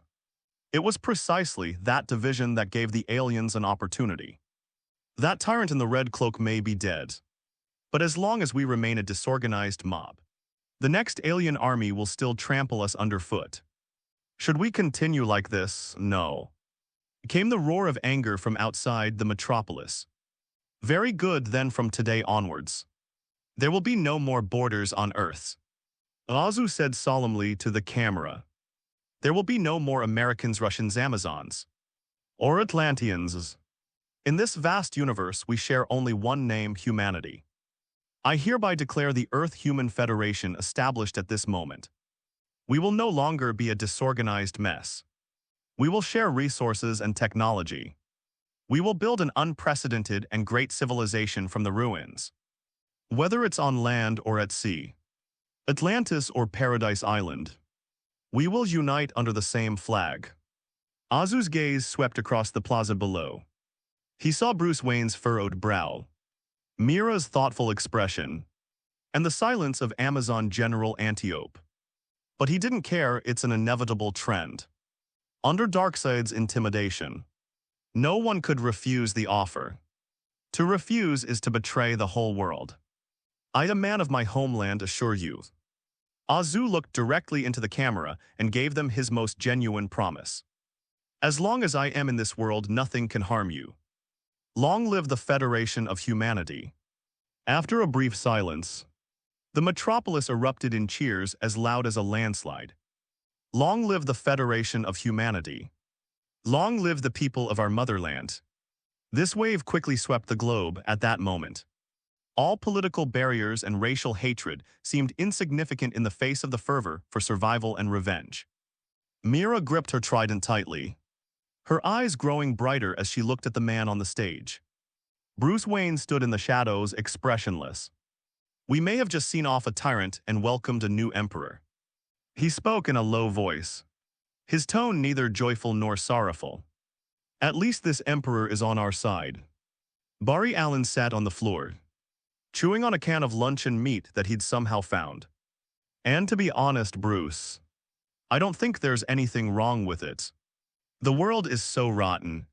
It definitely needs someone to do something about it. Bruce declined to comment but silently lowered his gun. As the speech ended, the long-awaited system notification finally rang in his mind. Notification. A unified settlement of popularity values for Earth 1 and Earth 199999 is underway. Settlement complete. Congratulations, host. Your popularity level on Earth has increased to unparalleled in the world. Ability enhancement, super strength 120. 0 tons at normal level. Ability enhancement, super speed Mach 4000 maximum speed. Ability enhancement, thermal vision 188,000 focus state. Ability enhancement, steel body stellar level max. Ability enhancement, super vision weakness detection.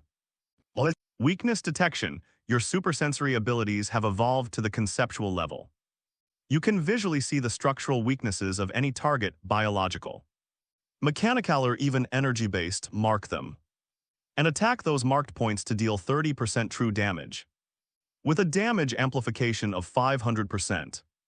Gain new skill execution. Skill description when a target's weakness mark is attacked. If the target's health drops below 30%, it will automatically fall into the execution threshold and trigger the execution mechanism, ignoring defense and rules, and instantly killing the target. Note when this skill is activated. The host will be invincible, invincibility frames. Executions, Azu almost burst out laughing. Is this system trying to make it even more twisted than it already is? Imagine this, you instantly spot your opponent's weakness. Then deliver a powerful punch if they're not quite dead. The execution animation is trigger-entering them in 2. All while you're invincible. This skill is practically made for showing off. Azu was very satisfied, all right. Azu said something on the communication channel. The remaining cleanup is up to you, Bruce. You're in charge of forming a provisional government. Cyborg Restore Global Communications, MS Mira. Could you please have your people help clean up the streets? I'll be back in a bit. Where are you going? Bruce asked, a hint of wariness in his voice. Go pick up my little pumpkins. Azu hadn't forgot that there was a crazy woman waiting for him at Kent Farm. Of course, he was more interested in the superhuman body. In the lore, Superman is the first child born naturally on Krypton in hundreds of years, breaking the tradition of genetic customization. His body is injected with Krypton's Codex of Life, which records the genetic code of all Kryptonians. If we can crack the secret, we might find a way to become stronger by sunbathing. Thinking this, Azu slightly bent his knees and disappeared into the horizon. Smallville Kent Farm, the sandstorms continue. Harley Quinn sat listlessly on Superman's corpse. She dipped her finger in the blood from Superman's chest and drew a comical face on his skin. Look at you, big guy, Harley patted Superman's face. You look much better this way. If you had dressed like this earlier, I might have considered letting you join my circus. Hey, big guy, can't you give me any response? Even a fart would do. The corpse, of course, did not respond to her, so boring. How come the world isn't saved yet? I'm starving. At this moment, beep, beep, beep. A cheerful yet eerie electronic music drifted from the distant highway. Harley looked up and squinted. A small van covered in colorful graffiti, looking like one used by a circus, was bouncing and hopping towards the ruins. There was even a huge spring-loaded clown head mounted on the roof, which swayed back and forth with the vehicle's movements. Oh shit, Harley's smile vanished. She jumped off the corpse and gripped the baseball bat tightly in her hand. The comical little truck stopped about 10 meters away from her. The car door was kicked open, a pair of gleaming, pointed leather shoes stepped onto the ashes-covered ground. Immediately afterwards, the man wearing a long purple tailcoat and with shiny green hair came down. Hello, honey. The clown opened his arms as if to embrace a long-lost lover. Looks like you've found yourself a new toy. His gaze swept over the Superman corpse beneath Harley's bottom, his eyes gleaming with excitement. Get out of here, Jack. Harley's voice was filled with physical disgust. You're not welcome here's not welcomes. The clown exaggeratedly clutched his chest, making a heartbroken expression. Oh, Harry, my little Harrys. You've broken Pudding's heart. I came all this way to take you home. He approached step by step, swinging the gun in his hand casually. No. Harley sat on Superman's corpse without moving an inch. I'll wait for my Mr. Candy here. The clown's smile froze for a moment. Mr. Milk Candy. A large question mark light illuminated on the truck. You mean that blonde new Boy Scout? Don't be silly, Harley. He's off enjoying the cheers of those stupid humans. He doesn't care about you at all. Now it's just us. You, me, and this Superman. Shut up, Jack. He's a million times better than you. Harley rolled her eyes, and his asterisk S way perkier. Huh. Harley, when did your taste become so tacky? The Joker chuckled coldly, his finger on the trigger. Looks like you need a little correction. Get on the bus now, bang. A loud bang suddenly came from the sky. A terrifying pressure descended from the sky, crushing the clown's brightly colored pickup truck into a flat disc. The clown was blown back several steps by the blast wave and had to raise his hand to shield himself from the sand. When he lowered his hand, a figure was already standing in front of Harley. A red and blue uniform, blonde hairs, and those blue eyes that seemed to look at trash. Are you looking for me? Azu had his arm around Harley's small waist, smiling as he looked at the Joker. The clown looked at the truck that had been turned into scrap metal, then at Azu, and his expression instantly switched to exaggerated surprise. Wow, look who's here, the great hero, the savior. The clown casually tossed the gun. Asitter raised his hands and made a gesture of surrender. This wasn't in his plan. But he wasn't worried, always had new plans. Weren't you off saving the world? Why are you back so soon? I thought you'd be busy signing autographs for your fans. It's all saved, Azu shrugged. Those alien scum were too weak. Cleaning them up was faster than I expected. Besides, I'm a professional hero. Efficiency is key. Oh, the clown's smile froze for a second, then became even more exaggerated. Ha ha ha, funny. So funny, all right, looks like I'm under arrest. Is that it? I'm already starting to miss Arkham. Azu seemed to have heard something funny and turned to look at Harley. Honey, I thinks this is the Gotham City Police Department. Harley covered her mouth and laughed. He's never been the sharpest tool in the book, you know that. Azu turned his head, looked at the clown, and his expression became serious. Listen, Mr. Clown. Although I have just established the Earth-Human Federation, unfortunately due to the short notice, our civil service system has not yet been established. Currently, I am the only federal civil servant. Azu pointed to himself. Therefore, I had to take on multiple roles. I'm a police officer. I'm in charge of arresting you. He's also a prosecutor, responsible for prosecuting you. Still the judge, responsible for trying you. Then he pointed to Harley, who looked excited behind him. And this beautiful and charming lady is our special guest jury. Now Azu snapped his fingers. The Supreme Court of the Human Federation. The Kent Farm Circuit Court is officially in session. What? The Joker's smile faded slightly. The plot was taking a turn for the worse than he had planned. He has experienced countless trials and faced numerous judges and psychologists throughout his life. But I've never seen anything like this before. It's even crazier than him. Your Excellency, please read the indictment. Azu switched roles to himself, then adopted a pained expression. The prosecutor begins his statement. Azu produced a speech draft that looked like it was written on thin air. Defendant Jack. He is charged with the following offenses. First, crimes against humanity that needs no explanation, right? Secondly, you are ugly, have terrible taste. Green hair with a purple suit, are you a moldy eggplant? You're suspected of damaging the image of the Union, causing irreparable visual pollution to the spiritual civilization of the New World. Harley couldn't help but burst out laughing. A moldy eggplant, so apt. Third, and most importantly, Azu's eyes narrowed, revealing a murderous intent. You made my little pumpkin sad. The above charges are supported by conclusive evidence, and the facts are clear. After speaking, Azu turned to look at Harley, his judge-like expression returning. Madam jury member, what is your opinion on the charges? Do you believe the defendant is guilty? Harley was already laughing so hard she was doubled over.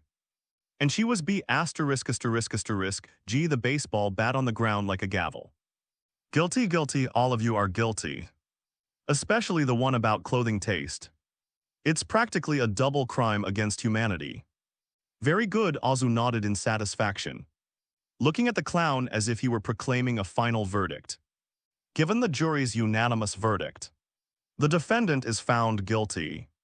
This court hereby renders the following judgment. The defendant, Jack, is sentenced to death. Execute immediately, executioner Harley Quinn. Yay, Harley cheered, throwing away her baseball bat, rushing over to hug Joe's neck, and planting a big kiss on his handsome face. I love this law, this is the fairest trial in the world. The way she looked at Azu was filled with infatuation. She used to chase after the Joker because his madness made her feel free. But that wasn't love at that moment. Harley truly felt that her soul had found its home. This is the man she wants, strong, humorous, and doting on her. Go ahead, darlings. Azu patted Harley's shapely bottom. This is your right and also your farewell ceremony.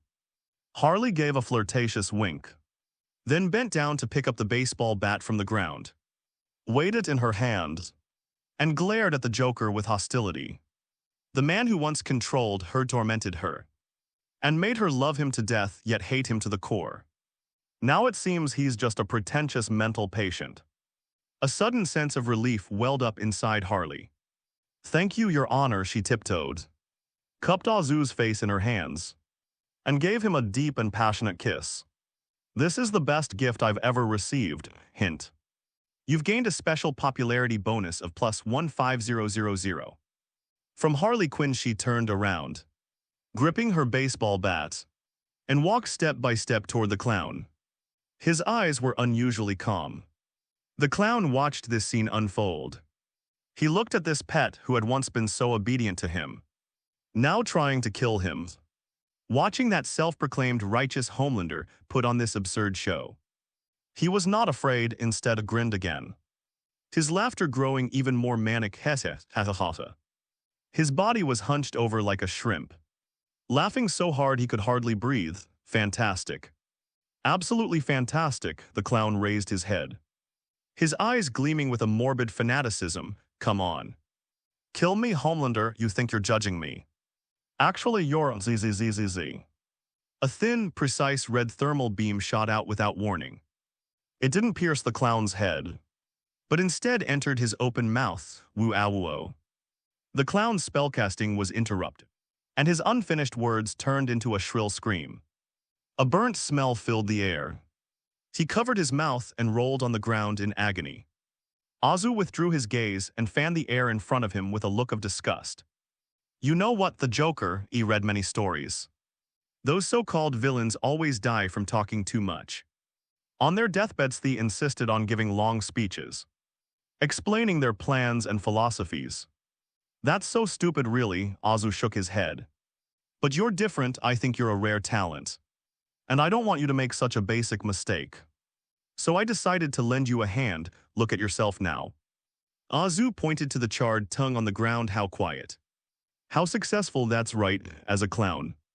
You should use body language to make the audience laugh. Not just spout nonsense with that damn mouth.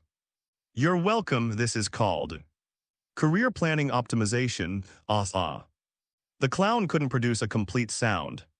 He could only let out ambiguous howls, but he did not give up. Taking advantage of the moment, he rolled on the ground. He secretly reached his right hand towards his chest. There was a nitrous oxide canister containing compressed kryptonite powder.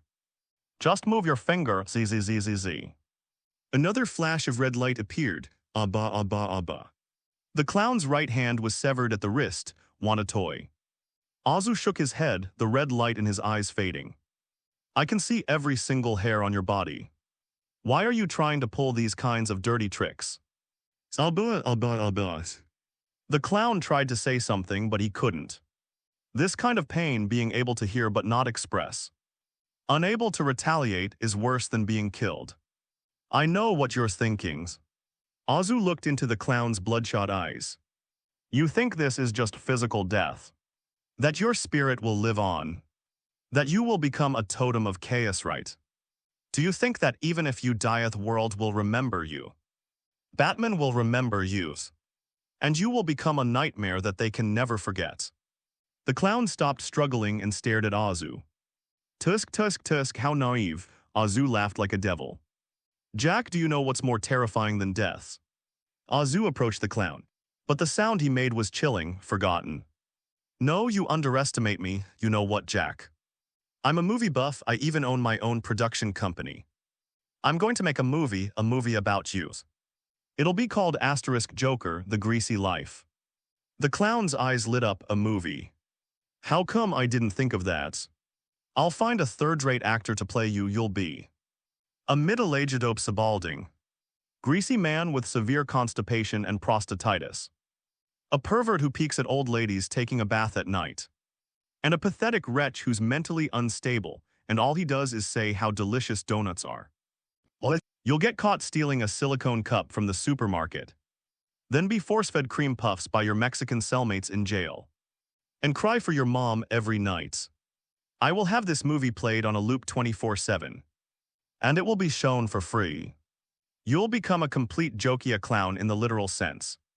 5 years and years, until everyone believes this is the real you. From now on, when people mention the name clowns, they will not feel fear, they will not tremble. They'll just feel disgusted, repulsed, and utterly pathetic. Your fans will be ashamed of you, and your imitators will feel like idiots. There may be many more villains appearing in the future. They might call themselves Dwayne Johnson or Freddy Krueger, but absolutely there will never be another Joker, because you've become a complete and utter loser. Azu's words were like a sharp saw, gradually sawing through the clown's psychological defenses. Uggs, the clown broke down. If he could still speak, he would surely utter the most vicious curses. Even when facing Batman, he had never felt so powerless. The clown has lost control. With his only remaining left hand, he pulled a small knife that gleamed with a green light from his pocket. He lunged at Azu like a madman, stabbing the small knife in his hand viciously into Azu's chest. PFFT. He stabbed her dozens of times, each time with all his might. But there was no blood, there were no screams. Even the blue bodysuit wasn't snagged at all. The clown slowed his movements, staring blankly at Azu's mocking face, finished. Azu extended 2 fingers, gently pinched the blade of the knife end with a slight pull, snatched it from the clown's hand. He held the delicate green knife in his hand, played with it for a moment and then tossed it around. The workmanship is good and it's quite exquisite, but Azu shook his head, looking at the clown with a sympathetic expression. Didn't you watch the live stream, Jack? I already said in my speech that I am an earthling. This thing is a Kryptonian specialty, and for a pure earthling like me. Azu casually tossed the dagger into his magic pocket. It can only serve as a souvenir. The clown stared wide-eyed in disbelief. Making a ho-ho sound in his throat, a storm raged within me. He actually was telling the truth. In this world filled with lies and deception, in this era where even superheroes wear masks, this man actually is telling the truth while putting on a show for the whole world. This unconventional sincerity made the Joker, who had always considered himself to be clear-headed and rational, begin to doubt his own judgments. All right, the trial is over. Azu stepped back and gestured for Harley, who had been waiting near Bito. Proceed. Your turn, executioner. Remember, don't let him die too quickly, of course, mister. Candy. Harley blew Azu a kiss, then raised her baseball bat and walked toward the bewildered clown. When the Joker saw Harley approach, he put on a pitiful expression and even made a heart shape with his hands. Harley grinned. The stick slammed hard into the clown's knee. The sound of bones cracking was particularly clear over the empty farm. What followed was a 10-minute-long one-sided beating. There were no lines, only the dull thuds of blows and the clown's faint whimpers. Harley continued until she was panting heavily. and the baseball bat in her hand bent from hitting it so hard. The purple, humanoid object on the ground was no longer recognizable. Huff and huff. Harley threw down her baseball bat and wiped the sweat from her face. She felt lighter than ever before. That nightmare is finally over. How are you feeling?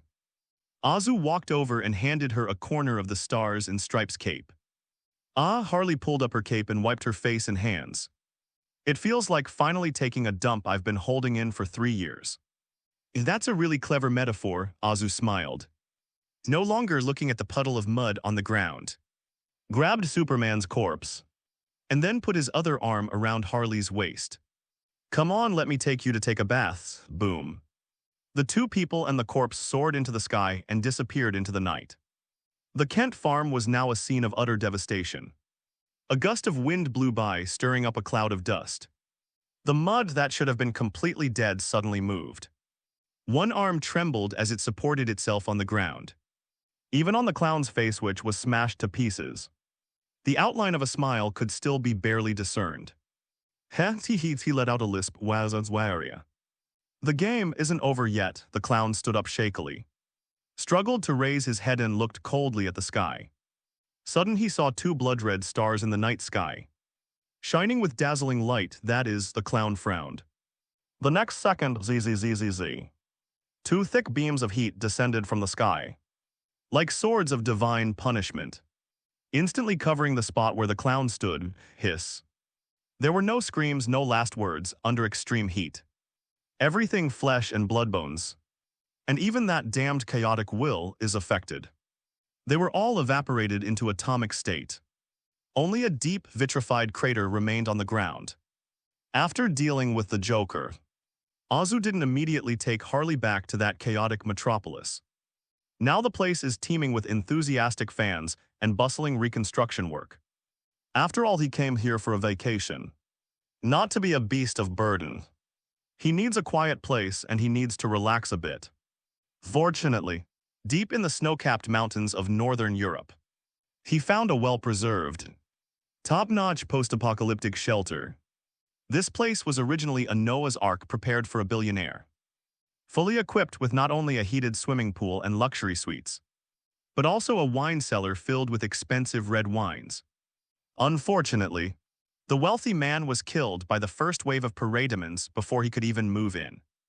While this place is amazing, Harry stared wide-eyed at the enormous, steaming jacuzzi that looked like a small swimming pool.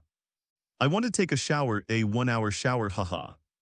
In front of Azu, she cheered as she took off her tattered and mud-covered clothes and jumped into the water like a mermaid. You're here too, Mr. Candy. Harley leaned over the edge of the bathtub, winking at Azu. Her wet hair clung to her face, giving her a unique charm. Wait a minute, Azu smiled. Although the scenery before him was tempting, he had more important things to do, okay, then hurry up. Harley pouted and submerged into the water. Azu, carrying Superman, arrived at a spacious inner room in the shelter. Come out, Igor. He waved his hand and the master ball opened. A flash of white light, and Ego's brain floated in front of him. Master, your loyal servant is at your service at any time. Igor's tone was respectful and obsequious. Stop talking nonsense. Azu pointed to Superman's corpse. This is an alien from a planet called Krypton. He's amazing. He can absorb the radiation from a yellow star and convert it into powerful energy. I want to know how he turned sunlight into power. As you wish, my master. Ignatius's blue brain throbbed slightly, and countless thin, thread-like energy tendrils slowly probed into Superman's body lying on the ground. This is simply a work of art. A greedy exclamation emanated from Igor's mental fluctuations. Even without the spark of life, this body retains an astonishing level of vitality, master. I must confess, in my long life, I have rarely seen such a perfect biological vessel. Enough with the nonsense, Igor, Azu said impatiently. I don't want to hear your ramblings. What was the result? It will take some more time, this species. Its life structure is simply an evolutionary miracle. To fully analyze the mechanism, by which it converts stellar radiation into biological kinetic energy. It might take 2 or 3 hours, 2 or 3 hours. Azu's gaze shifted towards the bathroom, where he could hear the sound of rushing water and a woman's off-key humming. Okay, that's just enough for me to do a set of cardio. Azu turned and left, waving his hand without looking back. Don't keep me waiting too long. You know I don't have much patience. The bathroom was steaming hot. The former owner of this doomsday bunker was clearly a scumbag who knew how to enjoy life. The huge jacuzzi was edged with gold and thick. Fragrant bubbles floated on the surface of the water. Harley Quinn was piling a bunch of bubbles on her head, making a comical crown shape when she saw Azu walk in. Her eyes immediately lit up like 2 glowing light bulbs.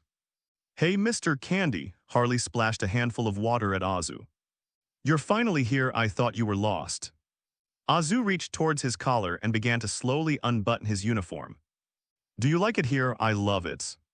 Harley spun around in the water like a mad mermaid. There's hot water, a soft bed, and a whole cabinet full of champagne, and she stood up from the water, unabashedly displaying her toned and explosive figure. Water droplets sliding down her fair skin, what else? Azu asked knowingly, a mischievous smile playing on his lips. Harley stepped forward, wrapped her arms around Azu's neck, and pulled hard. And Azu also fell forward with the force of the fall. Splash, the two fell into the water together. Be careful, little pumpkins. Azu supported her waist with one hand, lifting her up until her eyes were level with his. My current state might break you, break me. Harley laughed wildly, cupping Azu's face in her hands. Then break me, please, take me apart. Let me see what you're capable of. In the time that followed, the shelter seemed to have weathered a small storm. They were soaking wet, their bodies spreading from the bathroom to the large bed in the bedroom, and then to the carpet in front of the French windows. Your mind, forget about saving the world. Save me first. Harley was like a wildfire that never went out of control. Her passion, her madness, and her unreserved devotion gave Azu a thrill he had never experienced before. Until 2 hours later, finally, after a long scream that seemed to leave her body, Harley collapsed completely into Azu's arms. Her eyes were unfocused. Her body was still twitching slightly uncontrollably, and a faint whimper was coming from her throat. Is it over? Harley rolled her eyes, her fingers weakly gripping Azu's arm, a trace of saliva still clinging to the corner of her mouth. I thought I was going to die in your arms. That's a good way to die, isn't it? Azu said, patting her cheek. Time to sleep, little pumpkin, one more time. Harley mumbled drowsily, but her body had completely given up. She closed her eyes, tilted her head and fell asleep on Azu's chest. It even started snoring softly. Azu looked at the woman sleeping like a log and shook his head. He quickly wiped Harley down, then tossed her onto a large, round bed and casually covered her with a blanket. Good night, you crazy woman, hint. You've gained a special popularity bonus of plus 50000. From Harley Quinn. Azu put on a silk bathrobe and returned to the laboratory. Ego remained hovering above Superman's corpse, the blue light more intense than before. All done, Igor? Azu asked, stepping forward. Any discoveries? Don't tell me you've only been admiring his abs for the past 2 hours. The situation is more complicated than I imagined, but it's also more surprising. Igor's voice sounded somewhat excited. He controlled several tentacles, projecting a complex 3-dimensional hologram into the air. It was an enlarged model of superhuman cells, resembling breathing golden stars. Look here. Igor's tentacles pointed. This is a biological cell matrix. It not only releases a powerful biofield, but it can also capture specific wavelengths of stellar radiation, especially the yellow spectrum. Once these photons enter his body, they will undergo a photon nuclear effect conversion. Photon nucleus effect, Azu raised an eyebrow. Simply put, it's the process of instantly converting electromagnetic radiation into high-density bioenergy and storing it in the cell matrix. These energies not only strengthen his muscles and bones, but also trigger special reactions within his cells, giving him an indestructible body and superhuman strength, and even giving rise to various strange abilities. I have to admit, this kind of life design is about on par with mine. Ego lamented that it had taken him millions of years, assimilating countless substances, to evolve into the form of the previous living planet. He felt a pang of envy that this race could become so powerful simply by basking in the sun. So here's the question, Azu smiled slightly. Looking at Igor, is there a way to transfer this ability to become stronger by sunbathing to me? Theoretically, it's possible, Master. It would require reconstructing your genetic structure. Igor's voice became serious, but I don't recommend it. Why? Azu asked first, and Igor explained. This evolution is flawed. Its source of power is too singular. Igor pointed to the holograms, showing the energy reaction inside the cells rapidly dimming after the light disappeared. If he lacks the radiation of the yellow sun for an extended period, the energy within his cells will only flow out and not in. His superpowers will gradually weaken until they disappear completely. And he will degenerate into an ordinary person, moreover. He will experience unpredictable negative effects on certain wavelengths of radiation. This is a losing proposition, Master. The strength of this Kryptonian body is traceable. It relies on the bounty of its external environment and the radiation from its star. But it also has obvious weaknesses. Igor's tentacles gestured in midair. But you are different, your power is unreasonable. If you were to transplant this flawed gene, it would very likely disrupt your own flawless power system, and might even cause you to lose your existing abilities. It's not worth it, Master, after listening. Azu pondered for a moment. It's unlikely that the ability will disappear. After all, this is a solid, reliable ability given by the system. Unlike the unpredictable superheroes in American comics who constantly lose their abilities or explode out of control. However, there's no need to create weaknesses for no reason. I'm not lacking in power, you have a point, Azu said. Then let's forget about the transplant. Any other discoveries? Ego's brain was once again brought close to Superman's corpse. Yes, Master. While analyzing his cerebral cortex and deep within his bone marrow, I discovered an extremely vast flow of information hidden within this body. Information flow, yes. It's some kind of database etched deep into the genetic code. I tried to read a few fragments, but the moment I touched them, the body's cellular structure immediately activated its self-destruct mechanism. If I forced my way through, it would disintegrate at the molecular level, turning into a pile of worthless ashes. After hearing this, Azu understood Code of Life. The artifact that recorded the genetic blueprint of Krypton's artificially cultivated genome was injected into Clark's cells at birth by Jor-El. It contained all of Krypton's technology history and genetic tree. This is a great thing. Is there any way to get it? Yes. I wish to transform this body into my avatar. Igor made his request. If I could possess his body and completely assimilate with his brain, I wouldn't need to access that information. I would become a part of him, and those secrets would naturally open up to me. Furthermore, a body with immense destructive power will allow me to serve you better. Azu stared at Igor's blue brain, his eyes gleaming so.